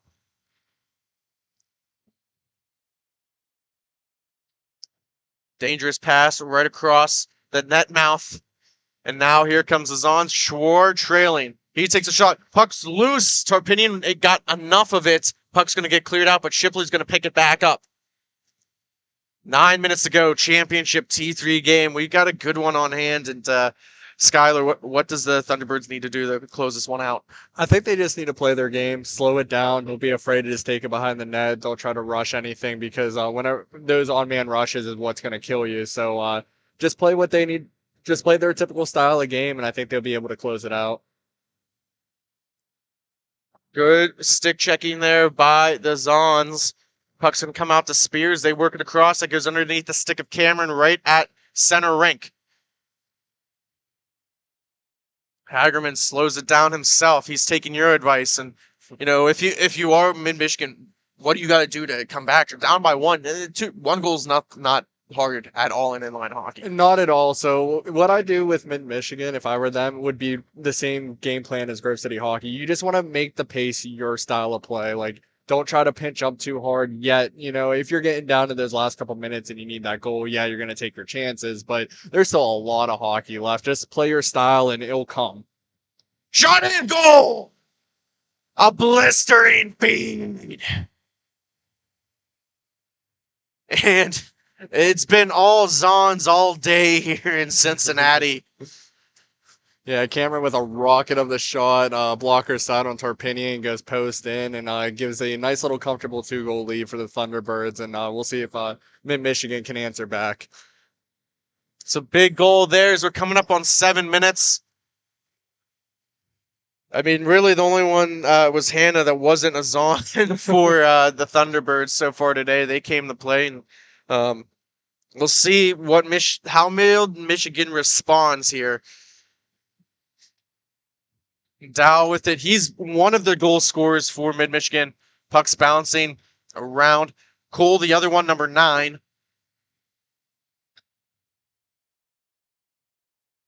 Dow walks into the slot, tries to drop it off for Cole. In the near corner, 2 players collapse on him.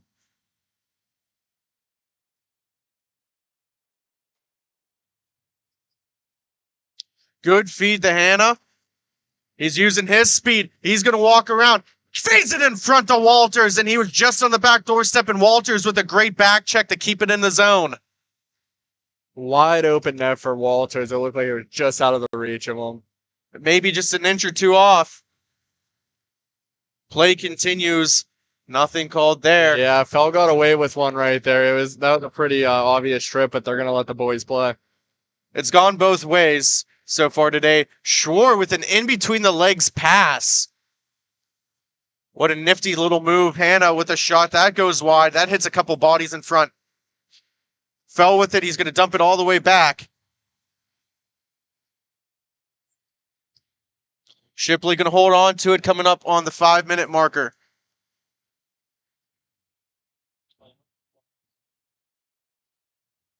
Long stretch pass past the reach of Schwar. Hunting it down now. He's going to try and pin it up against the boards. Can't complete it. Shipley pinches in. He's got it now. He takes a shot. That's way wide. Hannah now in deep. He's going to let it go for Schwar. Dow picks it up for Mid-Michigan.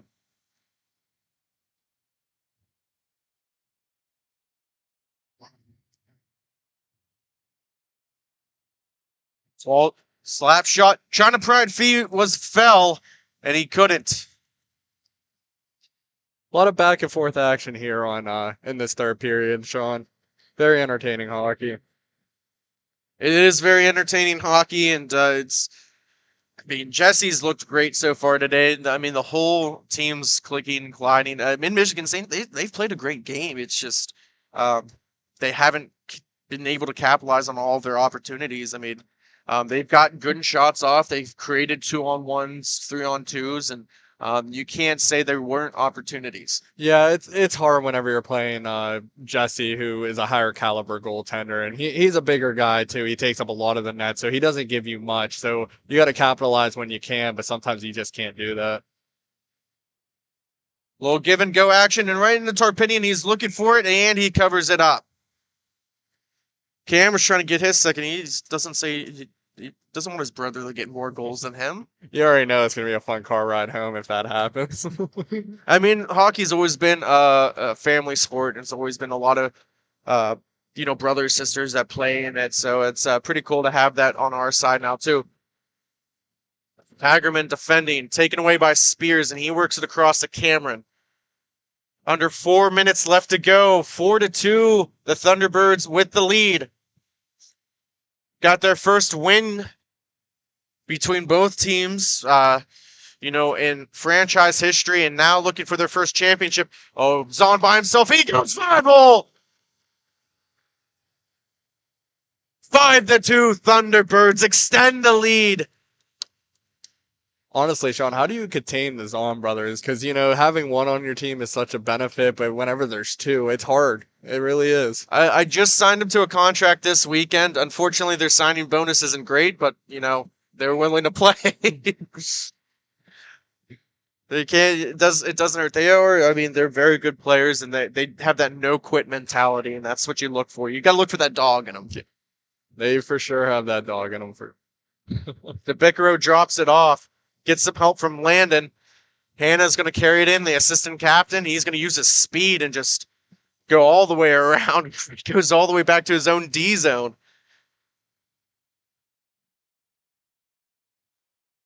Walters gets it through. He gets pickpocketed by Dow. Little tip. Now trying to give it and go. Dow got the pass from Bishop, and now Walters, he's screaming towards it, trying to keep it in, but he turns it over to Westfall. Looks like the Thunderbirds changed lines up a little bit. They were having DeBickero and Fell going at it, but it looks like Fell and Walters switched out. Shot on, Jussie. Kowachich hugging the post. The play is now all in the Thunderbirds zone. Coming up on 2 minutes left to go. Looking for that one goal here, because then it's going to be a stopped clock. And now, it's almost like football. It's a 2-minute warning. You got plenty of time to work with after that.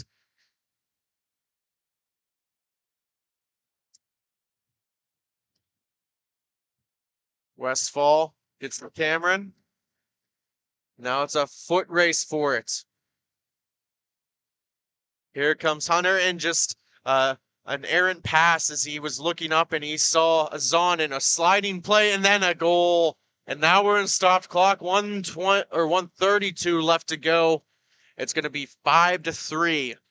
And if you're mid-Michigan, this is exactly what you want. A little it was a turnover. I wouldn't necessarily say it was a bad turnover just because he just sort of whiffed on it a little bit, but just had a wide open player in front of the net and was able to pound it past Jesse down on the other end. We got a timeout here. We'll just keep it here for right now. We are running a little bit behind, I know. We do apologize. There's unfortunately, that's kind of the way with hockey tournaments. The 6 o'clock game will start immediately following after this. It's going to make for a long car ride home. But it's been a fun day so far, and I just want to say thank you to everybody that's watched, listened. Thank you to everybody that's, supported your home team today. And then obviously I want to say thank you to all the volunteers. Got Brandon Britton, Damon Pajak, of course, Mr. Skylar Hedrick. And then we got the home crew here with Matthew Flannery, Jake Drzinski, myself, and Mark Modalewski. So give those special thanks out. We'll hit the ground running with this next game. It's going to be T2A action. The Cincy Kings taking on the Fresh Coast. Man, that's going to be exciting. That's going to be a great one, Sean. Can't wait to watch it. They played yesterday. Fresh Coast won 5-1. And again, maybe some controversy between the refs and the players and teams. And that's probably, the biggest delay that we had yesterday. So we'll see what kind of happens there, because both those teams, they play like both of these teams that we're watching right now, physical and in your face kind of action. Puck stolen, going the other way. 2-on-1. Here comes Bird. He drops it off. Quick shot, Tarpinian with the save, and a backhand by Bird, and he couldn't bury it. It's going to go all the way back down to Jesse.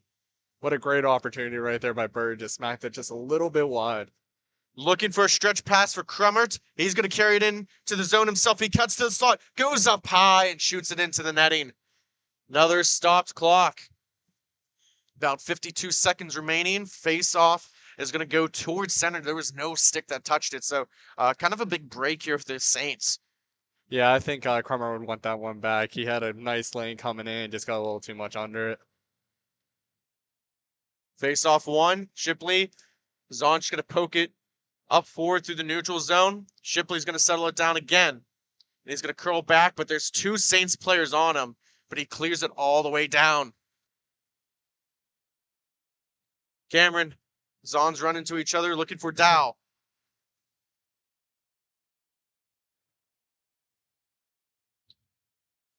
Works it across, Dow now. Hits the leg of Hannah and trying to get it out, but it couldn't. Now it's Westfall. Quick shot there by Dow. He just missed the glass. Kowacic was trying to work side to side. Pokes it free. Let's see, back in, and that's it! That's a hat trick. 5 goals today for the Zahn brothers. 3 now for Jesse, 2 for Cam. And that will do it. The first ever championship for the Grove City Thunderbirds in the T3 division. Congratulations, boys. Great work to the Mid-Michigan Saints. It was a hard-fought game. They're going to be back here again. We'll see them soon. So they're always in the playoffs. And we'll go inside the glass. We're going to take a quick break with Jake. He's going to interview a player from the winning team, which is us. So we'll know exactly who we're interviewing, and that should be a fun one. And then, of course, after this, we'll have the Fresh Coast taking on the Cincy Kings. So we'll take a quick commercial break. We'll be right back.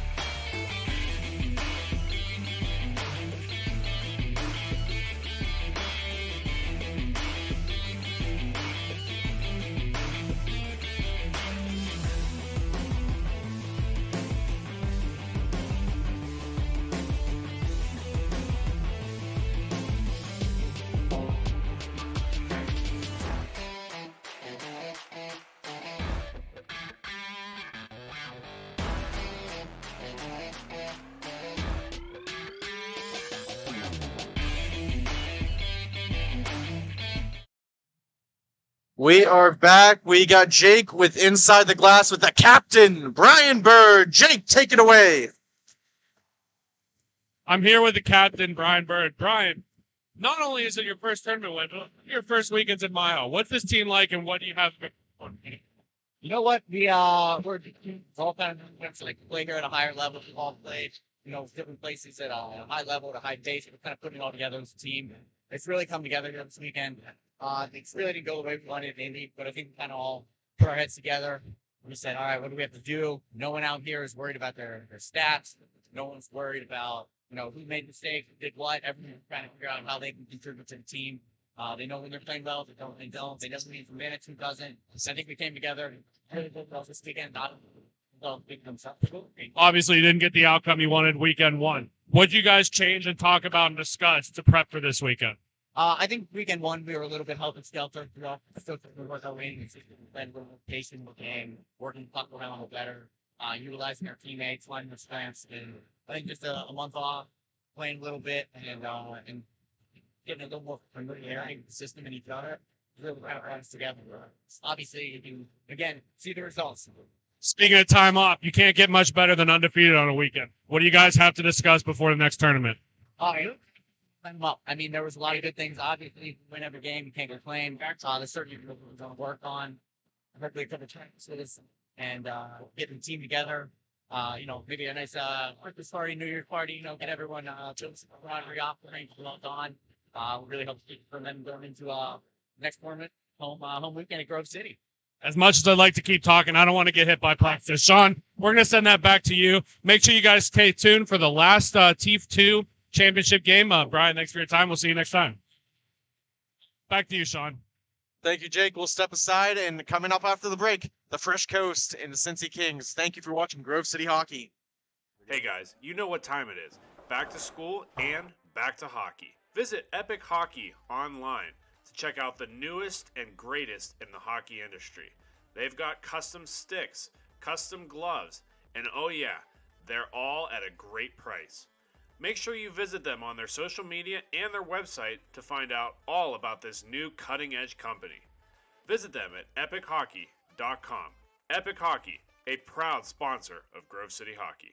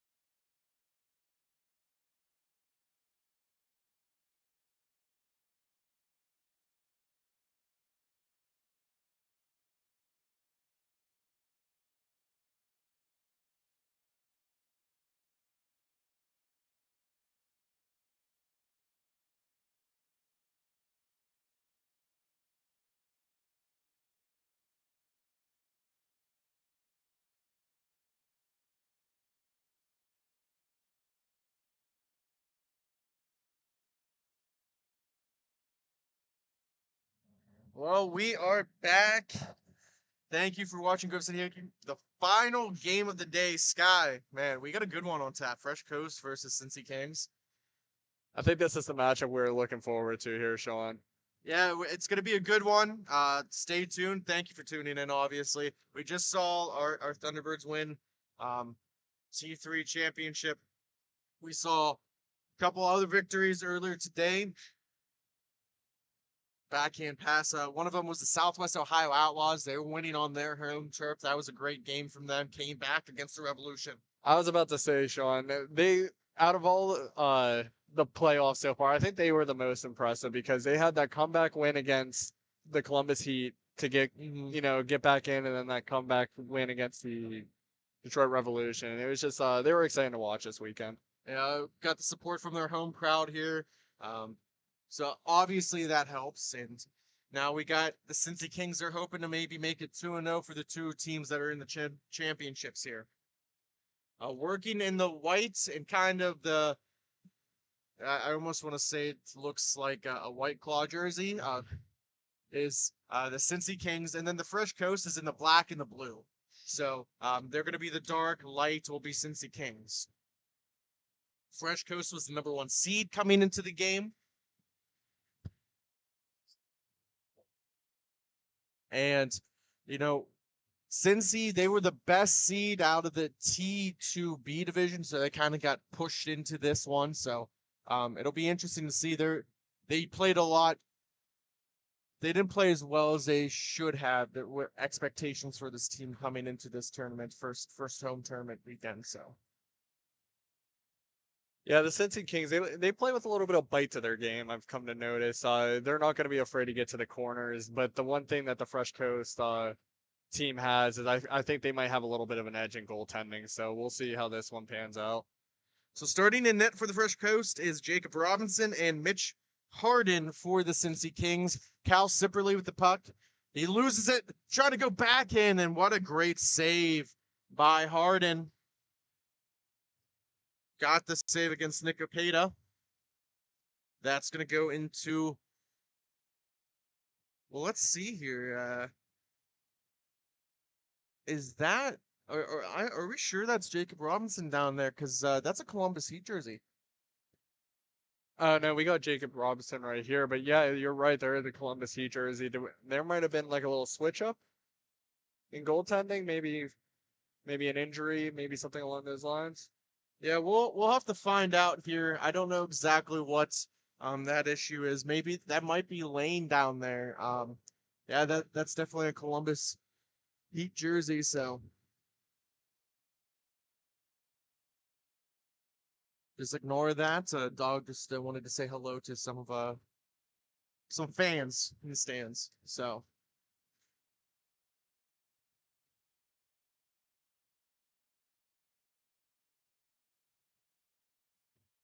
give us 1 second here. I'm gonna try and help out this volleyball. They get the volleyball tryouts right beside us. A ball came over here, so wish we could take it for a souvenir, but I think we might get yelled at if we do that, Scott. Yeah, I don't think they'll be fans of that, but could they blame us either? I hope not. One thing you'll notice about these Cincy Kings jerseys too, so the back of their jerseys, they all say Mathlete. They don't have their back names on their name bars. Easy glove save there. Mathlete, I guess it's the top selling beer for the brewery that's sponsoring them. Okay, so that's a fun fact of the day. When Jake and I were on the broadcast earlier, we were trying to figure out why that was the case, and it's a pretty neat combo with the jerseys they got there with Ryan Geist, a great brewery. I'm pretty sure based out of Ohio, and yeah. So yeah, that's the reason why, and they're going to that's their sponsor, and I've never heard of the beer Mathlete before, so it's all news to me, and I'm not much of a drinker, so I got to take your word on it. I got to take everybody's word on it. So playing the puck and giving it to his man and carrying it through his number 76. He's getting some support from Mac Burkhardt.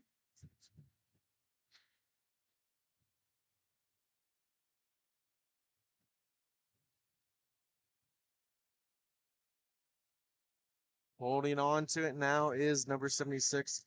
Don't have a number or name for him yet, so we'll continue to look into that. Final game of the day, like we mentioned. Number 76 trying to slow it down. Goes backhand shot, covered up. We're going to get a change. And Mr. Robinson comes over and skates right in front of our camera here. Just wanted to say hello, so...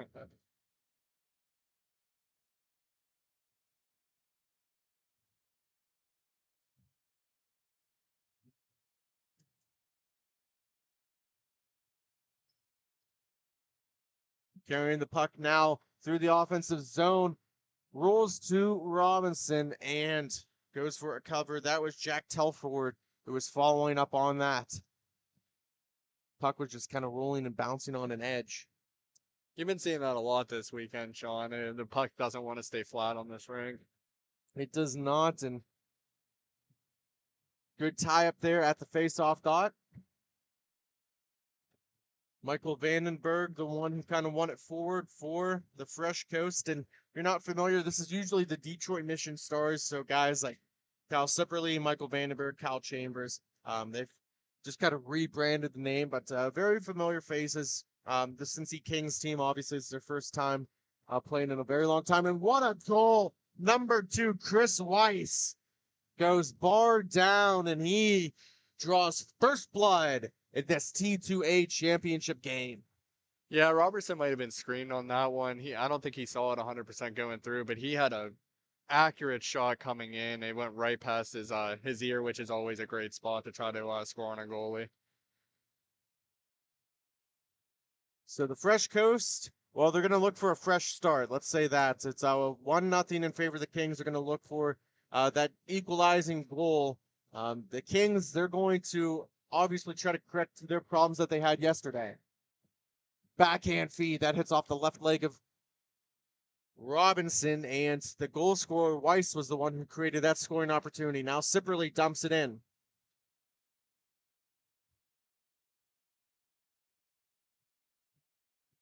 Long stretch pass, all by himself, trying to get it, and he tucks it with a goal. Believe that was Danny Matatya with the goal. He's like stick handling in a phone booth right there, Sean. He didn't have much room at all, but he was able to cut across that crease and sneak it right past Robertson. He made the most with what very little he had and was able to just tuck it. That looked like a play drawn up in NHL 22-23. Chip out now for Nick Okada. He's going to skate on in, takes a shot. That's off the glove hand, following up on the rebound, and that's going to hit right off the glass right in front of us, and it stays. Oh, that had to be only an inch away from the netting. Going to walk into it now is CJ Grow, one of the original members of this Cincy Kings team. They used to be called the Ohio Kings. Now they're the Cincy Kings. So again, another rebranding. He CJ Grow played, I forget for which team last year in tier 2 for Miha, but decided, I want to get back to my roots. So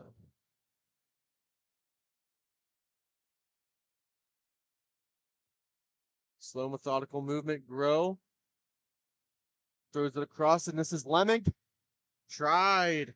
No, he's number 61 with his jersey, but he's really listed as number 97. What an excellent skater, too. He subbed in for some games for Indy last season. He's just an excellent player. Yeah, one thing I'm starting to notice about this Fresh Coast team is they're giving Cincy a lot of room to come in and try to make some great opportunities. And I mean, you could tell on the scoreboard that they've been doing so. So they might want to make an adjustment here moving forward, try to close up the gaps a little bit. Shot blocked and into the netting and out of play. Cal Sipperly with that attempt. And you were talking a little bit about on netminder for the Fresh Coast, Jacob Robinson, before broadcast.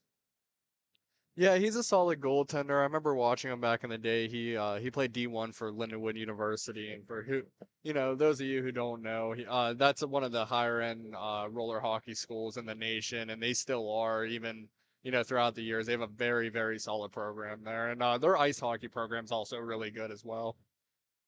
Lindenwood, one of the favorites every single year in the NCRHA. I mean, there's really only a couple teams that really compete with them. Slippery Rock is one of them. Bethel. And then, of course, Farmingdale. So, I mean, they are a powerhouse, especially in that Great Plains Conference. That takes a funny bounce, and Chase Callan now carrying it in. Drops out, shoots, and he scores. That was a textbook play right there. They call it off. That was a goal. I didn't see the netminder. It came all the way out here, and I thought it hit off the netting. No, he just cleared it. He didn't want any part of that puck. Yeah, I don't blame him. A little 2-on-1 action, just went high glove and was able to tuck it in right underneath the bar. So Fresh Coast gets on the board. That was an excellent play set up by Chase Callan.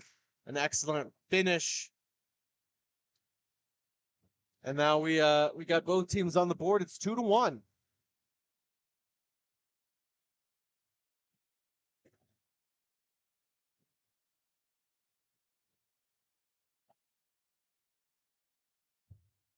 Looks like we're going to have our first penalty of this game here, Sean.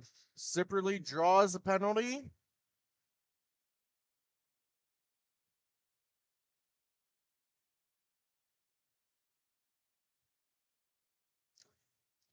So it will be the Fresh Coast heading to the power play.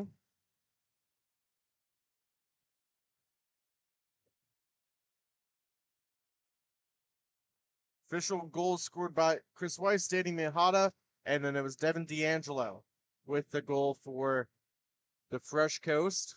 Power play underway.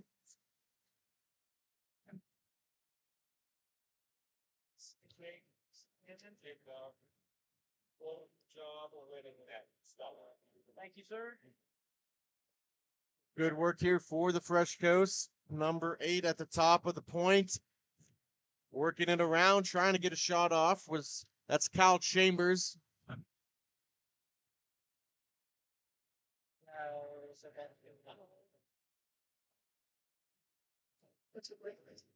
Sprawling in. They're going to blow the whistle dead.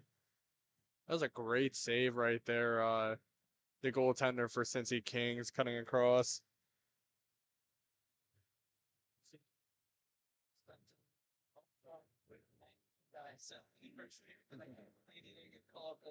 So officials are Dean Hindley, Aaron Schwartz for this contest.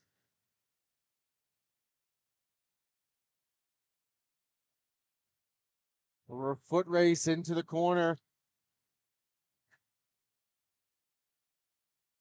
Won by Cincinnati. So it is Mitch Harden in there for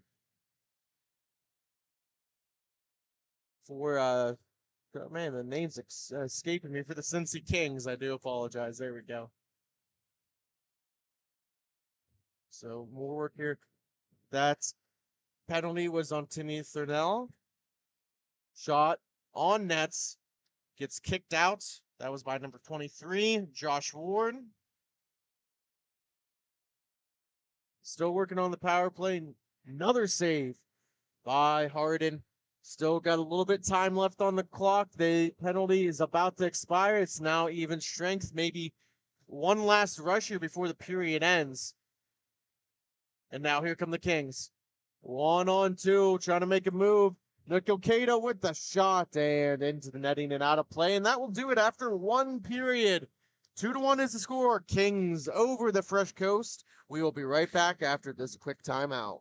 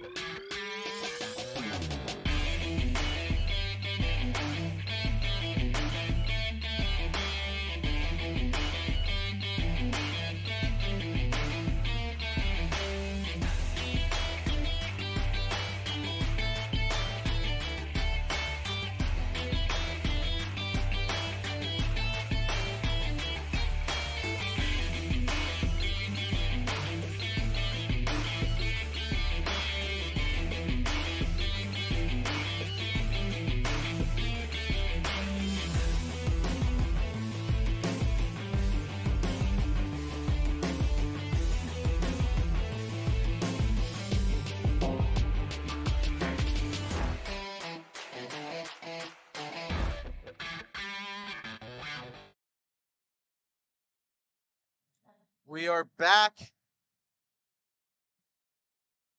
underway here in the second period. 2-1, the Kings in the Fresh Coast. Not as many sparks flying in that first period as we kind of thought here, Sky. Yeah, you might see more since the game's gonna be closer coming down the road. You might see a little bit more action right there. But it's a very well played game so far. Each side's had their chances. The star players are coming out to play for sure, and we're just in for an exciting one. We sure are, and just trying to get out of the zone is the Kings. I mean, good forward check here by the Fresh Coast. They're starting to amp up the pressure now.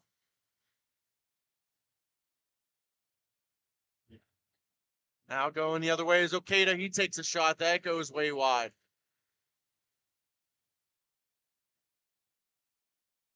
Trying to get it out. Sipperly is battling against Danny Mahita.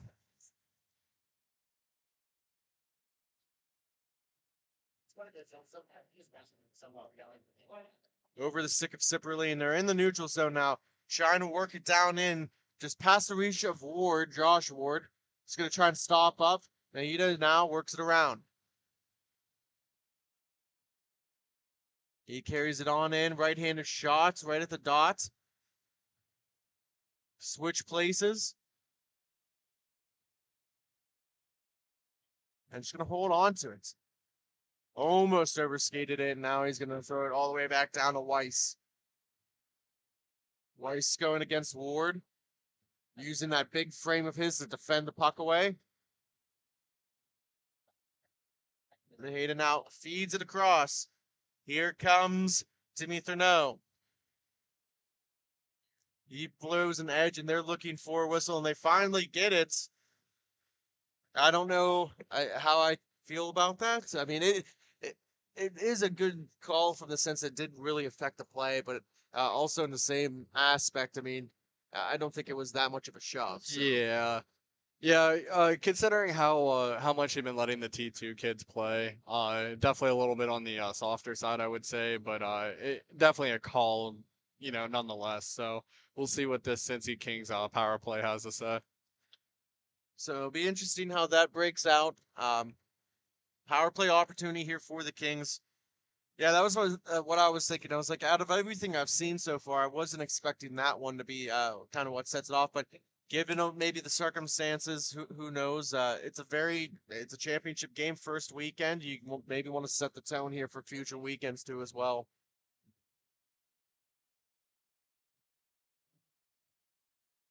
That gets worked around. Okada at the top of the point. He's trying to settle it down at the red line.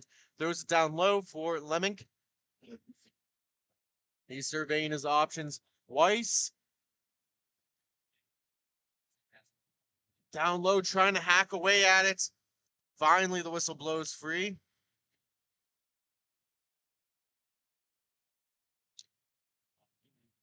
Some changes being made now. We're coming up on the 10-minute marker here of the second period. Still 2-1. Got about a minute left here, really, on this power play opportunity. And really, I mean, just not as many shots as I would have expected. No, I think Fresh Coast is doing a great job closing down on those lanes, so they're not getting the greatest opportunity. It looked like the best opportunity they've had so far is in front with Robertson letting up a little bit of a rebound, but he was able to gobble that up real quick. Sipperly trying to get it out of the zone. He does for a brief moment, but it's only going to go as far as the neutral zone. Not going to get all the way back down into the defensive zone.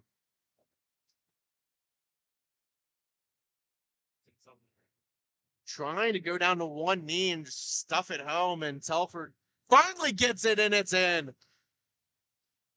Robinson's looking at him, saying that there could have been interference, and could have been a clean play. I mean, either way, I mean, it's a goal. Yeah, he's looking for interference, maybe looking to see, for a whistle. Maybe he thought he had it covered, but you got to play till the whistle, and that's a hockey 101, and that's what got the puck in the back of the net. So 3-1 is the score. Power play goal for the Cincy Kings. Face off at center, one back. Chase Callan now holding on to it. He swings with Sipperly.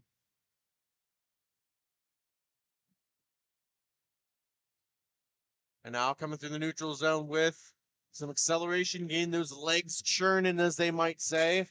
Just not a good play there by Michael Vandenberg. He turns it over. Forecheck now by Devin D'Angelo. And carrying it through is Timmy Thuneau. He takes a slap shot and he scores. 4-1 Cincy Kings. I don't think he could have placed that any better there, Sean. I mean, Robertson had a clear vision of that shot, and he just blew it right past him. That was a blistering biscuit. And I mean, Robinson, he tried his best, and he didn't see it coming. And it's 4-1 Cincy in the second period. We still got plenty of time here. I mean, it's only 3 goals, but Cincy's now found their groove. Yeah, they're definitely buzzing right now, and I honestly didn't think that would be the case this game. I thought Fresh Coast might have came with a little bit more of a bite, but there's still a lot of time left. It is roller hockey, Sean. You know, you can be swinging goal differentials like no other. I mean, the Fresh Coast was the #1 seed, but that, I mean, yes, that's Saturday. It's a brand new game, brand new team, and we'll see how it happens. Cincy, I mean, obviously, some teams are better on Saturdays, some teams are better on Sundays.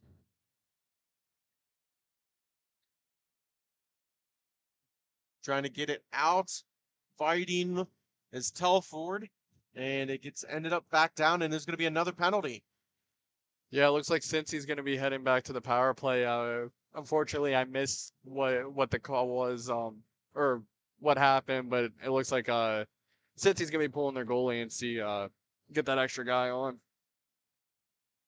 Looking for a cross crease feed for Will Lemink.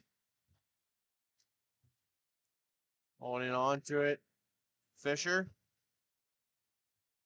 To Weiss, and now they're going to give it to Okada. 5-on-4 action, empty net, delayed penalty called. 6:50 remaining in the second period. Cross feed that hits off of Robinson's pad. Okada's going to keep it in. Throws it back down to Weiss, and they're going to go for a reset.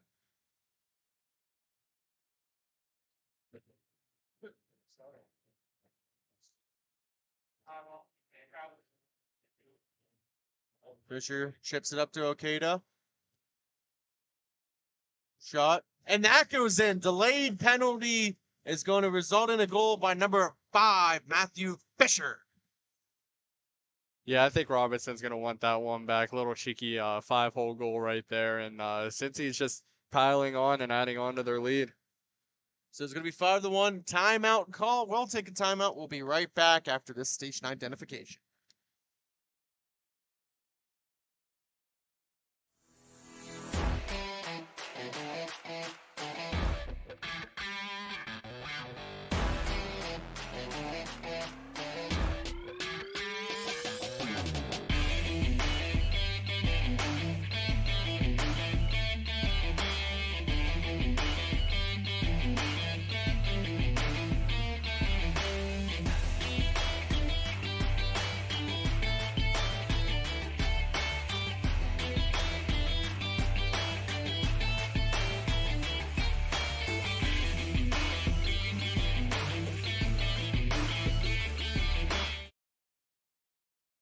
We are back. We're still in the second period. Timeout called. Fresh Coast. Maybe talking a couple things over here. Not the start they were expecting. I think that was a great call by them to take that timeout at that point in time after giving up a couple goals and just give them a little bit of a break to try to get them back into this hockey game. I mean, 5-1. Obviously, I mean, the Mercy is in a goal lead. We'll see here. Fresh Coast. I mean, I don't think that's what they're thinking here, but you never know. 4 more, and it's a different conversation. They needed to stop the bleeding somehow. And they already look a little bit more spirited.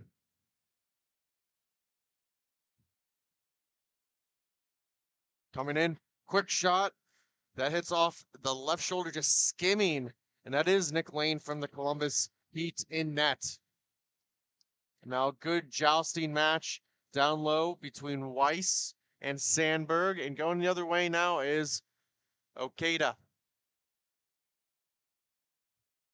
Just going to slow it down. Thurneau gets it, looking for a rebound in front, trying to stuff it home is Lamink. And Robinson, he puts his baseball mitt down for cover, and we're going to get a face-off to the left.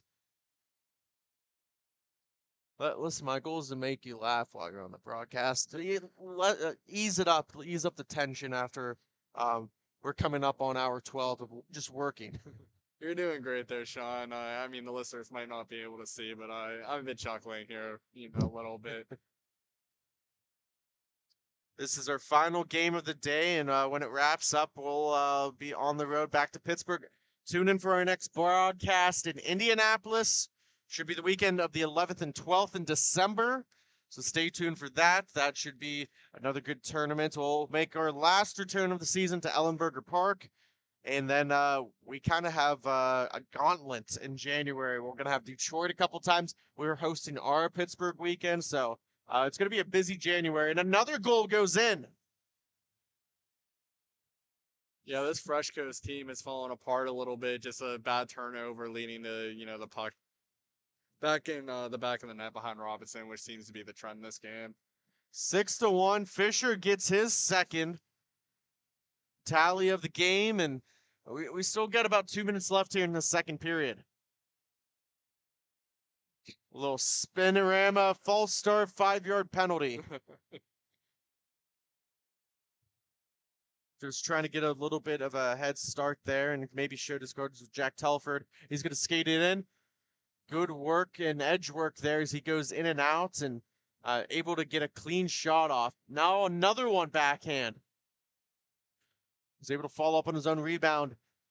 Working it across his Thurneau. He gets it to Weiss, the captain. He gets around a couple players now, and he's going to circle it back.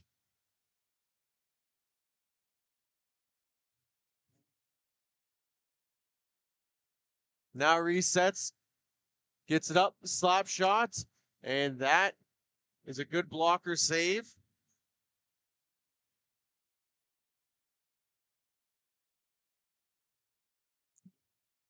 Good save there by Lane. Going in all by himself was Mac Burkhardt.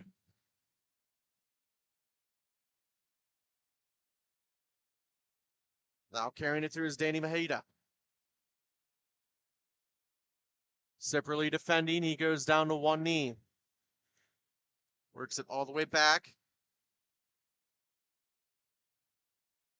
And CJ Grow with it.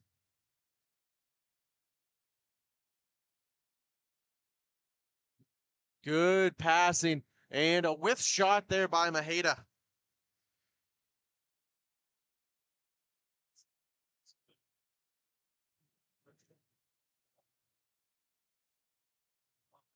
Coming up on the final minute here of the second period. Fresh Coast just trying to get maybe one more here. Fisher hits the post, the iron, and it goes into the netting. That was close. Yeah, that was a blistering shot, just letting him walk right down Broadway, and it just Robertson better be rubbing that post down because that one saved him. That would have made it 7-1, and 2 goals that can turn to a blink an eye. We've seen that multiple times so far here today. 2 goals in 30 seconds, 15 seconds, and we're coming down to the last 15 as we speak.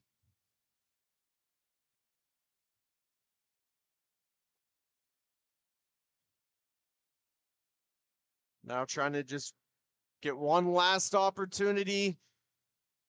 Looking for a backhand using his forearm to protect the puck. Puck still in deep. CJ Grow trying to battle 2 different Fresh Coast players. Goes past his reach, and now it's a foot race. Possession stays with Fresh Coast. Ward, that hit's okay to stick.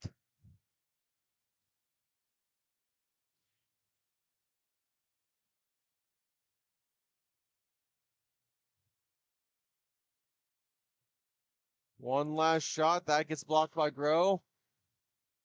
Makeda putting it behind the net. Centering feed.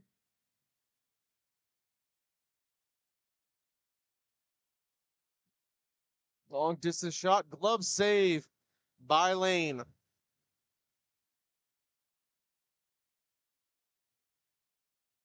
Lane's looking very very solid right now. I feel like it's gonna be hard to try to squeeze past a couple goals. So after 2, it is 6-1. Cincy Kings over Fresh Coast. We're going to take a quick timeout. We'll be right back after this quick commercial break.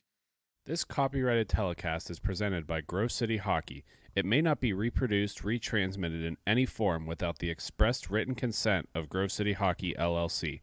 We thank you for your understanding and hope to continue to enjoy this complimentary broadcast. To purchase footage, email grovecityhockeyllc@gmail.com. Hi, this is Jake Drzezinski, defenseman for the Grove City Thunderbirds.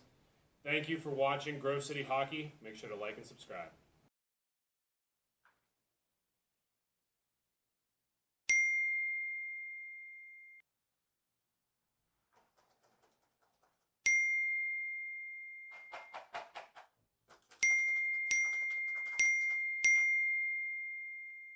Frustrated and wasting time doing your own taxes?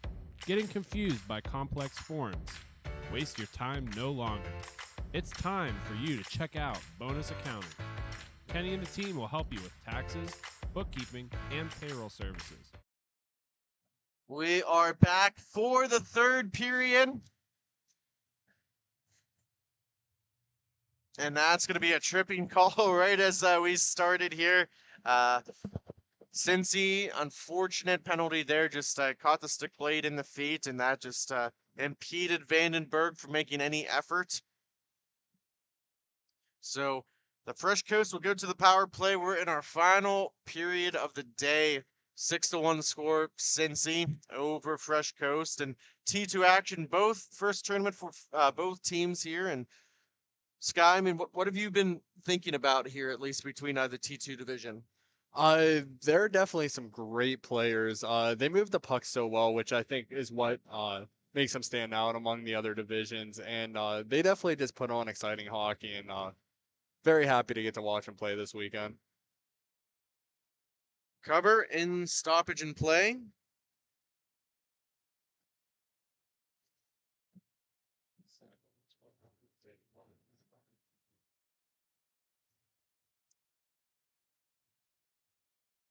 Face off down. Fresh Coast trying to get into their power play shell.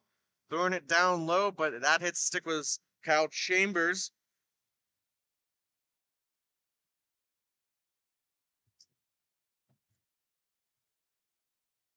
Works it across to Okada. Maybe a shorthanded opportunity. Easy glove save. Yeah, I mean, when you were talking about Robinson before the game, you never know until you've seen it. Man, that was such a quick shot, and he made it look effortless. Yeah, he is a great goaltender. Seeing him play in the past, and even last year in Miha too. I just think he's having an off game this game. But looks like they have another penalty going on Fresh Coast. Looks like maybe a tripping call. Yeah, tripping interference. That's number 000, Kyle Sipperly. Okada was coming down in with that. He was protecting with one hand, and just essentially lost his footing here as Sipperly decided to try and go over top of him. He's one shifty player, number 6 for the Cincy Kings. He's been playing defense, sort of like looking like Eric Carlson out there with the long flow going on, and has a great shot and just definitely a T2 caliber player. Good follow-up lane. He pinches that. And Eric Carlson's having a season himself for San Jose. I mean, at least if you're not watching the NHL, I don't know why you wouldn't be, but I mean, that's because we're hockey junkies here. Oh, of course. And, if you're San Jose, you're happy as can be because you might have a slim chance of dumping off that contract with the season he's having, maybe to a competitive team at the trade deadline. And, I mean, he's still got a couple years left, and, he's looking better than ever. He hasn't looked like this since he left Ottawa. Grow at the top of the point. It's now a power play opportunity for the Kings. Long stretch pass. Good defense by Weiss. I'll tell you this, Sean. This Weiss guy on the Cincy Kings, he's someone that I would not want to play against. There's a good amount of these guys we don't want to play against here. No offense to them. I'm glad some of them are on our team, and Weiss, he's a big body. He quarterbacks a power play, quarterbacks a penalty kill, and he's got some hustle in him. Yeah, I can see why he wears the C for this team. Ooh. And power play goal by number 64, Danny Mahita, his second of the game. Mahita with a great bar down shot. It's sort of reminding me of former D1 Slippery Rock player Gannon Warwick. Not the fanciest player, but just one of those under the radar, just fantastic players that you wouldn't really think of off the top of your head. But then next thing you know, you look at the score sheet and they put up 5 points. I mean, those are always the most dangerous. You're not expecting them, and then boom, they're right past you. And here he comes again, and he takes another shot. Mahita with the ripper. And it's 8-1, and okay, here we go. Matea. You see hockey player cross Okay, correction here. It's Danny Matea. Big lane goal. Thank you. We got the correction here. I'm glad he corrected us because we're going to be saying that name a lot of times here moving forward. Yeah, seems like a fantastic hockey player. He's got the puck again. Nothing called. He's kind of looking up here. So what's going on? And I might have to agree with him on that one. But when you're up by 7 goals, they might let one of those go. Oh, and now he's by himself. Robinson comes up big. Yeah, it looked like a little stinger right there on Robertson. He shook that one off. Matea's looking for the hat trick.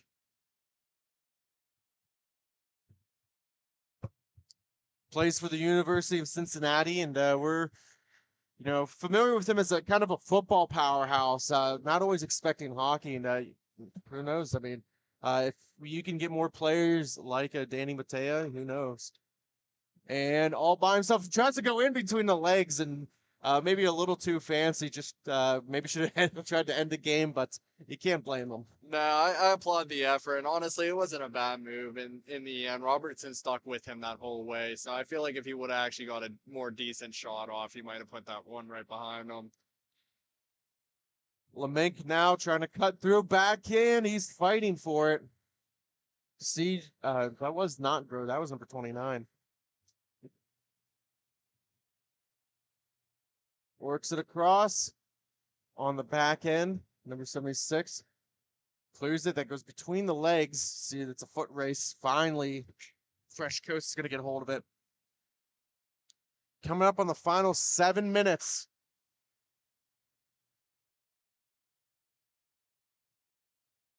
The Kings looking to start off the season right on a good note, fresh foot.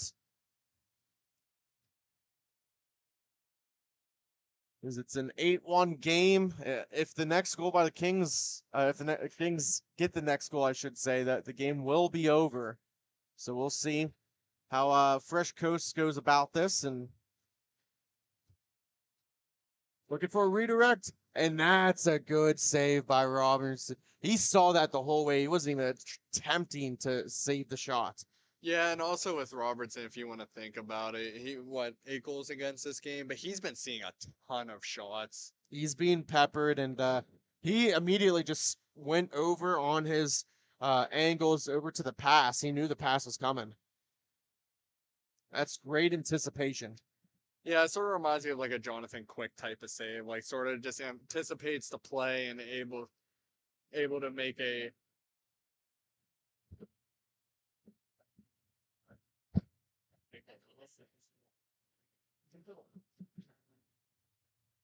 Thank you.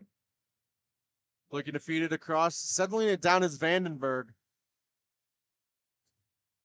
And now here comes Willemink.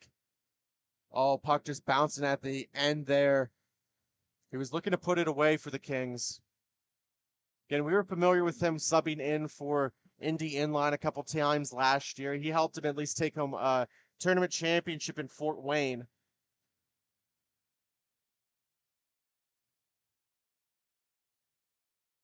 Okada now stopping up. He gives it across and looking to feed it back. Backhand, and maybe just one too many passes that time. Yeah, well, Potter right there is looking great, just moving the puck around, and good opportunity, just wasn't able to put it home. And Okada going to settle it down and feeds it in down low. Looking for Thurneau.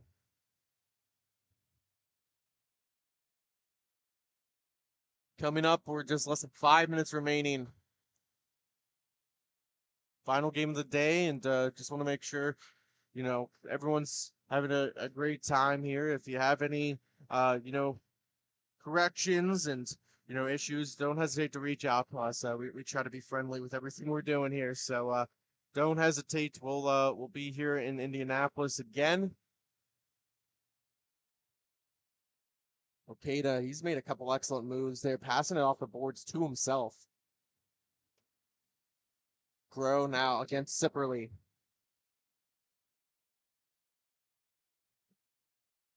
Ward trying to fight it off. Taken away. Fresh Coast is going to hold on to it, and an interception there by Okada. 2-on-1.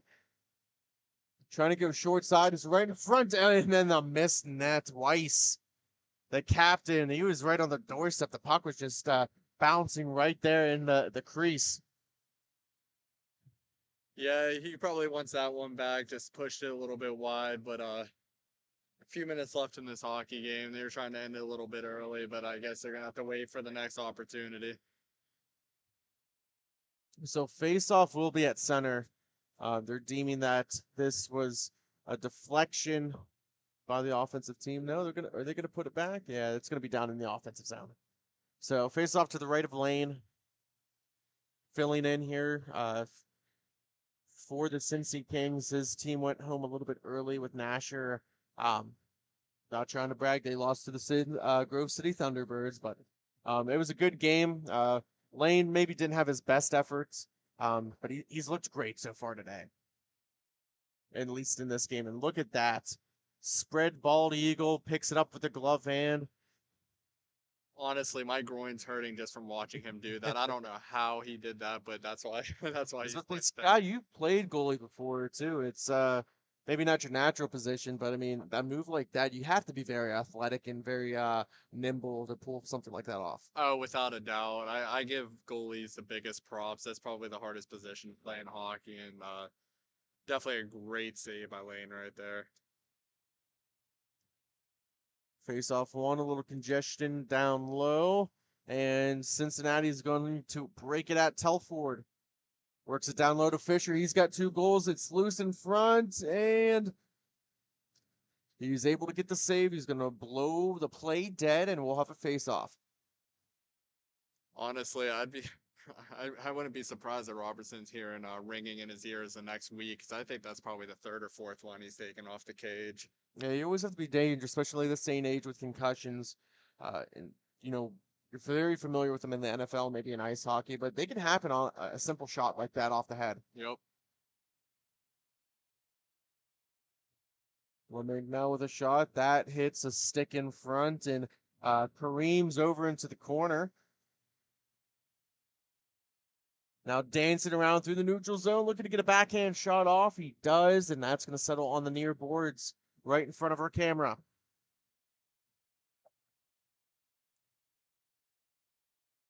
Puck played all the way down.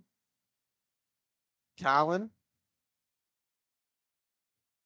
Work it up. That shot hits a man. D'Angelo was the one who let one go, the left-handed shot. Haven't called his name too much, especially this whole unit for the Fresh Coast. Telford with a shot that hits another person in front. Telford looks like he's trying to end it himself. Works it over to Lemig. Long pass all the way back to Fisher. Less than a minute to go. Cincinnati, the Cincy Kings, looking to get back into the win column, get a championship tournament weekend under their belts, and start their season off right. That goes underneath the stick. They're going to let that play. There comes Robinson. He's just going to play it around. That goes into the netting, and it comes right in front of us. We'll have a player run that over to the boards here, but that should do it. So, final score 8-1. The Kings win the T2A championship game over the Fresh Coast. So, that will be our final game of the day. That should do it for us here at Grove City Hockey. Our next broadcast will be in December 11th and 12th in Indianapolis, Ellenberger Park.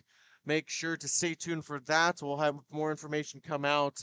And we're going to sign off from my name, Sean Takachi, and Skylar Hedrick will be done here, but we got one more segment. We're going to go inside the glass with Jake, so we'll give it off to him, and then we'll be good to go. So if we'll take a quick timeout, and we'll be right back for our Inside the Glass.